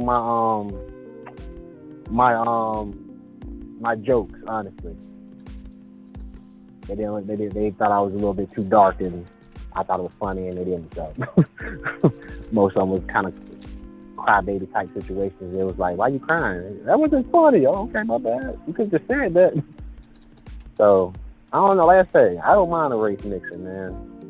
If you can find it in another race, hey, go find that shit. I don't think nobody should be tied to one race. Like, I don't understand that. As long as the situation don't affect your mind, man, do you. So I don't know, man. It's just still, like I said, honestly, man, I get where you're coming from. It's just, I don't know. Maybe it's the person maybe it's the delivery. I don't know. But it's just something about it. It's just like, dude, where's this hypocrite shit coming from? Because like I say, I never, trust me, bro, when she said that thing about the bus driver, I was like, what's wrong? She got a preference. I got a preference. Everybody's got a preference. You know, what's wrong with having a preference? And so I didn't mind the bus driver thing. I only said that because, like I say, once again, what she's comparing as a good man doesn't really make a good man. Just because you're educated, just because you got a little money, that don't make you a good person, bro. Sure, I don't think she's saying that. I think what she's saying is that that's a standard. Like I said, this is why I was changing your mind. That's about what you need in order to come to the table. That's the point. Like I say, maybe it's the time zone that I was brought up in, but I don't know. I never, and like I said, I didn't never see it as dating under. I just thought, once again, she didn't have it. Oh well, who gives a fuck? I got it. I'm good. We good. You don't need to. Trust me, I've had women try to pay for meals, and I'd be like, no, whoa, what are you doing? I'm gonna pay for this. No, the fuck you not. What are you talking about? I'm due here. It's okay. I got the boxes on here. You got the panties? Okay, you good. I'll pay for it. So I've never seen it as dating down. That could be my problem too. Maybe I'm projecting. Because like I said, I don't see it as dating down. Like I said, the whole thing, that's why I didn't call in the other day when you were talking about the Denny's workers. Because I'm like, hey, if the Denny's worker got ambition, hey, like, it's on, what's up? If the Denny's worker thinking about getting the hell out of Denny's and she not staying there for the long run, then hey, look, come here, Denny's. Yeah, it's not so simple as that. 'Cause a lot of people have as far as desires and ambition, but they don't have as far as they don't have the character or the charisma or even the competence to fulfill those ambitions. So ambition alone is meaningless. You don't think they can learn those attributes? To learn competence? Yes. Sure, just do it on their time, not mine. Hey, I get it, bro. That's your preference, bro. I get it. I dig it. Like I say, I can understand it, bro. But I just, like I say, in her situation, it's just like, you've been talking greasy, man. You just like, now all of a sudden it's like, oh man, I'm just gonna have a baby by myself. But when you just complaining about single mothers, it's like, what are you doing? Now you're becoming a single mother. Bro, this is beyond trigger. I can't have this conversation because you keep on conflating the two, and they're very night and day scenarios. It's crazy. Like the end outcome is just, I don't know how you guys just completely look at the end outcome and just forgo all context, where that is not applied in any other scenario. When women complain about single mothers, they complain about an absentee father, where somebody was present and now they're no longer there. Okay. I don't know how you can compare that with a woman who wants a man, can't find a man, but still wants to be a mother, and is now planning for the worst case scenario. Or a subpar scenario. I just don't understand how you can conflate the two. It's wild to me. Say, once again, you said yourself, money ain't making people happy. Money ain't stopping somebody from feeling sad. So money ain't stopping people from, doing crazy shit. Does that mean that we should does that mean that a broke person and someone with money are on the same tier? No. So what's the point of making that, right? I don't know what the point is that you're saying. Well, money doesn't make you happy. Nobody said money makes you happy. But if you had to raise a child, would you rather to be broke? If you had to raise a child alone, would you rather be broke or have money? Well, money, I guess. Okay. Broke as a man, we're not really getting too much help, so I can't say that. All right then. Honestly, so you're man, probably we're on not a better much path help than someone who doesn't have the resources then. Yeah, you will be. Trust me, once again, if it wasn't for, me doing all the work that I do, yeah. All right. Trust me, I get what you're saying. I understand it, but it's just like I say, I don't know. Maybe I don't know. Like I say, it could be my own projections, man. I just, but I get what you're saying, man. That's all I want to say. You have a good night, man. All right, man. You as well. Take care. Lord, this is literally SpongeBob. This is almost literally SpongeBob. Aren't you Patrick Star? Yup. And this is your ID. Yup. I found this ID in this wallet. And if that's the case, this must be your wallet. That makes sense to me. Then take it. It's not my wallet.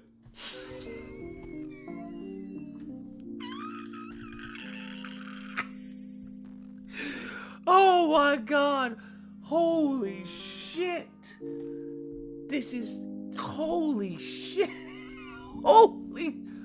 Bruh, this is an episode of SpongeBob. This is the craziest shit ever. You be talking to these mofos. That's what I'm talking about. Why do you think that just because you have money that first off, you have to want to be with this person. Secondly, you have to be in a position, right, where it's compatible to this person. Thirdly, you want to have a child. And then, well, more important than all, you have to align, right? The worldview has to be the same. So just because there's 13% of black men who make over 100K, that doesn't mean anything. It doesn't mean anything. It doesn't mean anything. Right? That could be like 5 million people. Given as far as what you're looking for, that can boil down to like 100,000. Given as far as where you are, that can boil down to fucking, I don't know, 10 or 30 people. Like,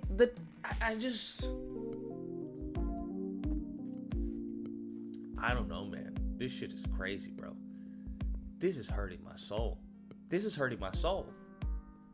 Now I see why there's so many problems. Y'all niggas don't... See, I like these conversations because they help me be a better me, bro. They help me be a better me, bro. Cause I start to self-reflect, like, am I doing this shit with my chick? Am I being fucking retarded with her? Like, does she feel alone? Does she feel not appreciated? Like, it's so fucking like, man, it takes me to a whole fucking nother level, bruh. To a whole nother level. It's wild, man. It's just so wild. I'm like, yo, am I like this?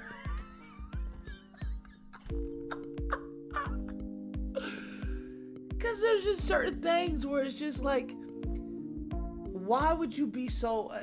the charity given to some of these women is like below anything I've seen. Below anything that I've seen, bro. Below anything that I've seen.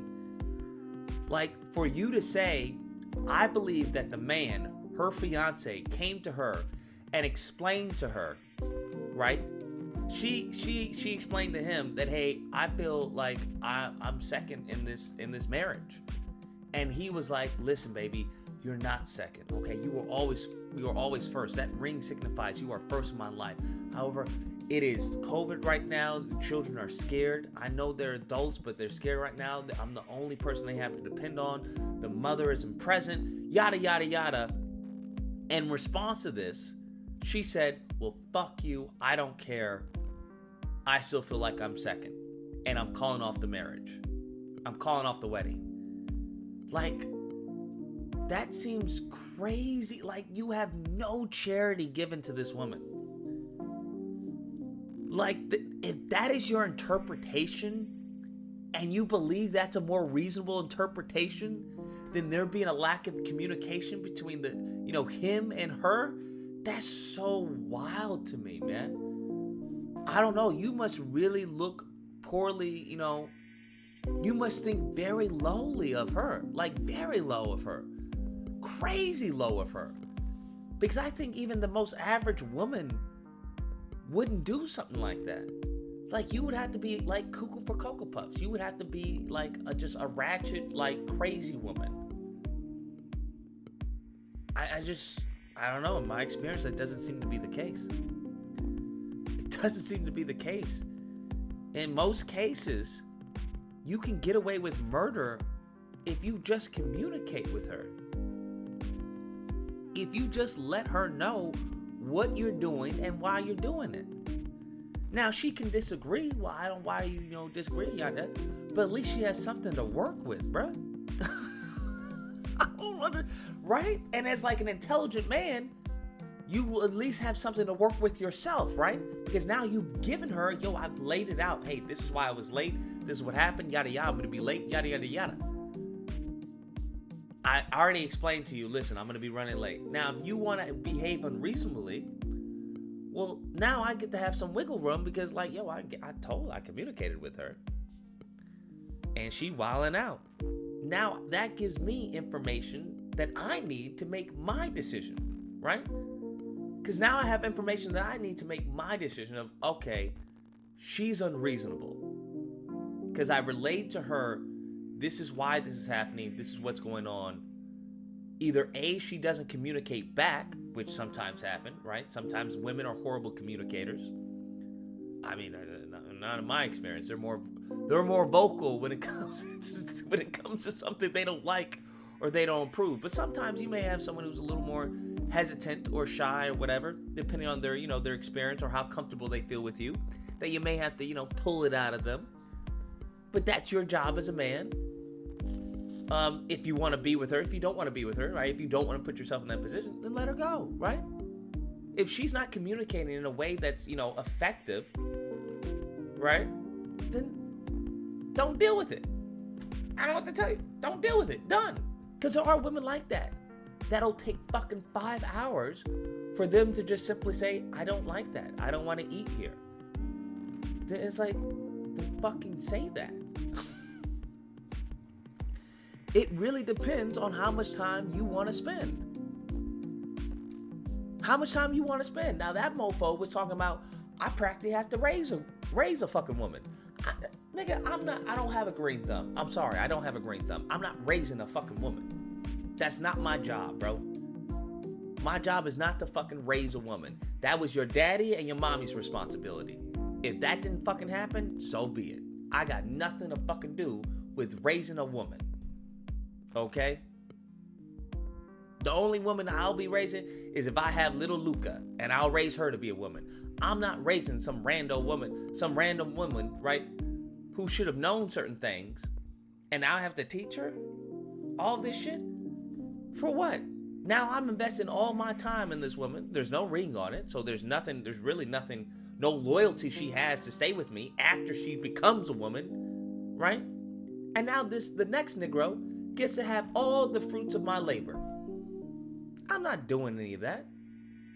For a multitude of reasons. That's one of them. But the second reason is, nigga, I'm not doing that. Right? What are we talking about? What? But if y'all want to do charity work, then go ahead. Do charity work. I don't do charity work, bro. She won't invest in you neither. Well, here's the thing. If she's not a woman, and you have to teach her how to be a woman, then she won't know anything about investing. She won't know. She can't invest in you because she's not a woman. She's a fucking grown-ass woman with a fucking child brain. You niggas want to fucking adopt a woman? If y'all want to build a bear, go right the fuck ahead. But I'm sorry. That's to me like buying a fucking lot of land and like, yo, I'm going to build a house. If you got time for that and you have the resources for that, by all means, go right the fuck ahead. Right? I'm not doing that, bro. I'm not buying a plot of land and like, I can envision what this is going to look like. I'm not doing that, bro. No, I'm not doing that. I'm not doing that. And if I were to build a bear, right, there's going to be certain requirements that I'm going to need.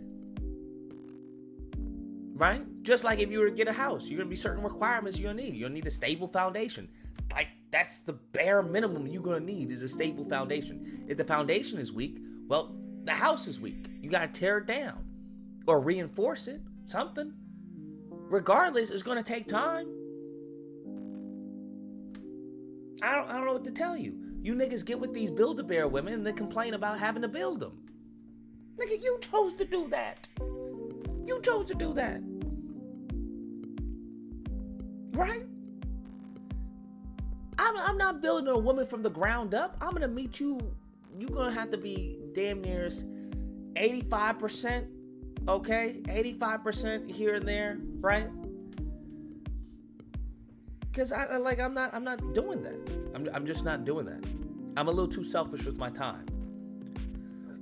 Some of you mofos just apparently got all the fucking damn time in the world. Some of you niggas apparently have fucking what's the tank that they fight in? What's the tank that they fight in DBZ? Excuse me. I can't think of it off the top of my head. Can't think of it off the top of my head. What's the tank that they fight in? The hyperbolic time chamber. That's what it is. Hyperbolic time chamber. Yeah. Some of you mofos apparently have a hyperbolic time chamber where you can just go in there and train for hours and shit. I don't have that, bro. I don't have that. And then some of these mofos talking about, well, you should settle. What? Now, in the sense of settling how I use it, which is settle not in the negative sense, but as far as you settle, you finally have stopped. You finally have stopped and chosen something. Right? Because then you can have, the paralysis via analysis. But the moment in time is that you've settled, is like, okay, I've settled here. I'm good with this. You mofos is talking about, I'm not good with this, but that's wild to me. This man said that if a black woman wants to marry a black man and she can't find anyone who's where she needs him to be, that she should just die. She should just die alone. That's fucking wild. That's wild, bro. Because I would never say that to a black man. Listen, I know you want a black woman, but if you can't find one, nigga, you just gotta die alone. What? Bruh, do you understand? Like, that's a preference, right? If you prefer something. That's why I don't like when Fresh and Fit say they only date white women, or they only date non-black women, or they only date Latino women. Then that's not a fucking preference, stupid. Do y'all know what fucking preference means? That means you prefer something over the other, right? I don't have a preference for women. I only date women, nigga. Think about what you're saying. Well, I have a preference. I prefer women. Nigga, that means if I bring you a grown-ass man, you'll take that. You prefer women, but if it's not available, you'll take that as a backup. No, I don't prefer women. That's the only thing I fuck with. That's it. There is nothing else. There is no backup. So that's what you have to understand. If you would prefer black women, that is your first choice. But if it's not available, you'll take something else. That's all I'm saying. So it's just, I don't know, man. It's just wild, bro. Nah, but she will be settling. Yeah, she will have to. It just is what it is. It just is what it is, right? She obviously knows that's not the best case scenario. She's not saying that, hey, black women, fuck these niggas, go buy you some sperm. That's not what she's saying. I don't know why people are acting like that's what she was saying. That's not what she was saying at all. And based off of his retelling of her interview, it sounded like there was some resent there that she even had to do this. And I understand. I completely get it. Right? I completely get it. If you're looking for a black woman and you keep on finding these, beautiful black women, but something's off with them. Whether or not they're cuckoo for Cocoa Puffs, right? Their communication is poor. They're fucking atheists. Or, whatever. Or they're crazy liberal or some shit. Then you get to, certain resentments. Like, yo, what the fuck is going on here? What the fuck is happening here, man? I should be able to find at least one. I get it. I totally understand. But I just say accept it, bro. That's where I'm at. Just accept it, bro. Just accept it. Just like I've accepted the 5 years. Some of you niggas is, bro, we'll be 10 years into this. And some of you niggas be like, well, you know what? We just got to work together. You already know that's what's going to happen, bro. The same shit that they said, right? 10 years ago, 10 years before that, 10 years before that. They're going to say it 10 years from here on out. Well, come on, y'all. We just got to work together. Nigga, I don't do that anymore. I just accept it. Right? And now, it obviously, black people fucking, being, extinct in 5 years. That's not my fucking preference. But I will have to accept the reality of the matter when, in fact, if it comes. It just is what it is. But some of y'all bullshit yourselves. That's what I don't get. They be like, oh, no, we just gotta do this. Nigga, y'all been saying you gotta do this for a while. So clearly the issue is not what you have to do. The issue is actually fucking doing it. Right? Right? We just gotta unite. We gotta come together. So the issue is not that you don't know what to do. The issue is that you're just not fucking doing it. Because that's what I constantly hear. Everybody saying what we should do, but nobody doing it. So, okay, fine. Hey, don't blame me. I'm just a little ahead of the curve. That's all. I'm just a little ahead of the curve. Just by a little bit, bro. Just by a little bit, bro. But this shit was crazy. This is what it felt like all night. Aren't you Patrick? Aren't you Patrick Star? Yup. And this is your ID? Yup. I found this ID in this wallet. And if that's the case, this must be your wallet. That makes sense to me. Then take it. It's not my wallet.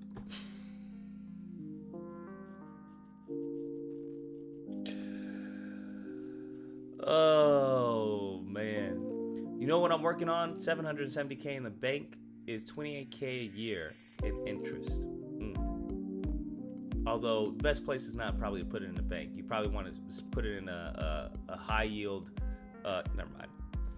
This isn't saving it. This isn't fucking financial advice. Never mind. Forget it. Forget it.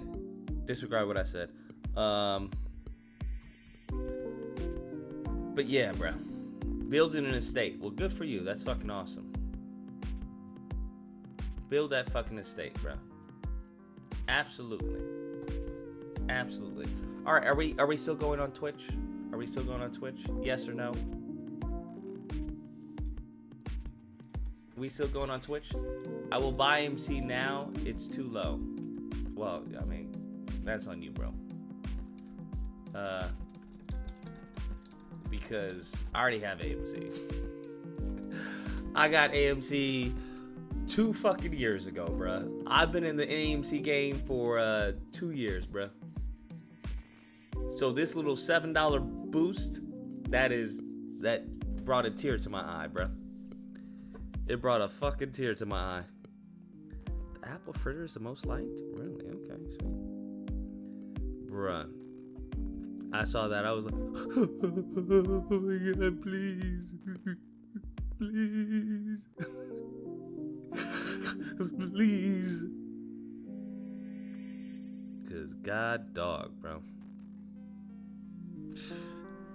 If AMC takes off, bro, y'all will not see me fucking ever. Y'all won't see me, bro. I'm just gonna let you know, you won't see me. I'll be gone. You'll be like, yo, where did Lucas go? I don't know what happened. He just fucking left. He just left? Yeah, he just left. He was streaming and then you just stopped streaming. I'm just gonna be honest with y'all. Fucking way I'm paying $50 for donuts. Why is everything so fucking crazy, bro? $50 for donuts? How? Bro, they charging me fucking damn near $15 in fees. Bro, they charged me 15 damn near. This shit is crazy, bro. This shit is crazy. I just realized because of the strike, wouldn't AMC tank even further? No, it's not. There was a court pending.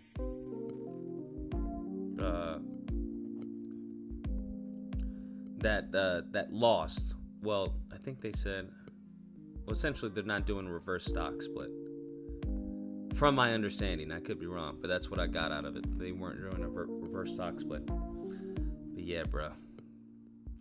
I just needed to get to like, $20 maybe, $30, bro. Come on, y'all. Cause, bruh, y'all don't understand. I put everything in that bitch. Everything. Yeah, it's at 717. It was at 782. It was at $8 at 1:20 p.m. Bro, that needs to fucking rocket, bro.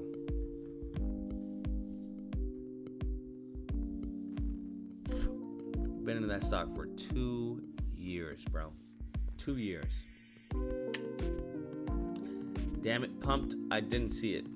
Yeah, it needs to pump way further than that. 100 is guaranteed. Buy more. How can you say 100 is guaranteed? I have enough, bro. I think I have enough, bro. Given the fact that I haven't seen a return in fucking 2 years, I have enough. I have enough, bro. I don't know how you can say it's gonna hit 100. I don't know where you even get that from. I mean, that would be great if it did. Don't get me wrong. Fuck yes. Abso-fucking-lutely. 100%, bro. That would be amazing. You need to buy the cheap prices? Yeah, bro. I'm not putting any more to AMC, bro. I'm not putting any more to AMC. There's already enough in there. All right. Y'all said yes. Okay, so we're gonna head over to Twitch. We're gonna head over to Twitch. Y'all know I got the Tekken beta, bro. We'll probably play that tomorrow morning or something. Don't rely on hope, Lucas. It's cap. What do you mean, Lucas? It's cap. I already have it open, bro. I already have it open. If y'all see right here, I already have it open. We already have it open. But what do you mean it's cap? Oh, you think it's cap? I have the Tekken demo. Profile was signed. Why the fuck was my profile signed out? Oh, I know I haven't sent any messages, so why would it be signed out? Oh yeah, we're still on. See, there's the Tekken demo right there, bro. Tekken demo right there.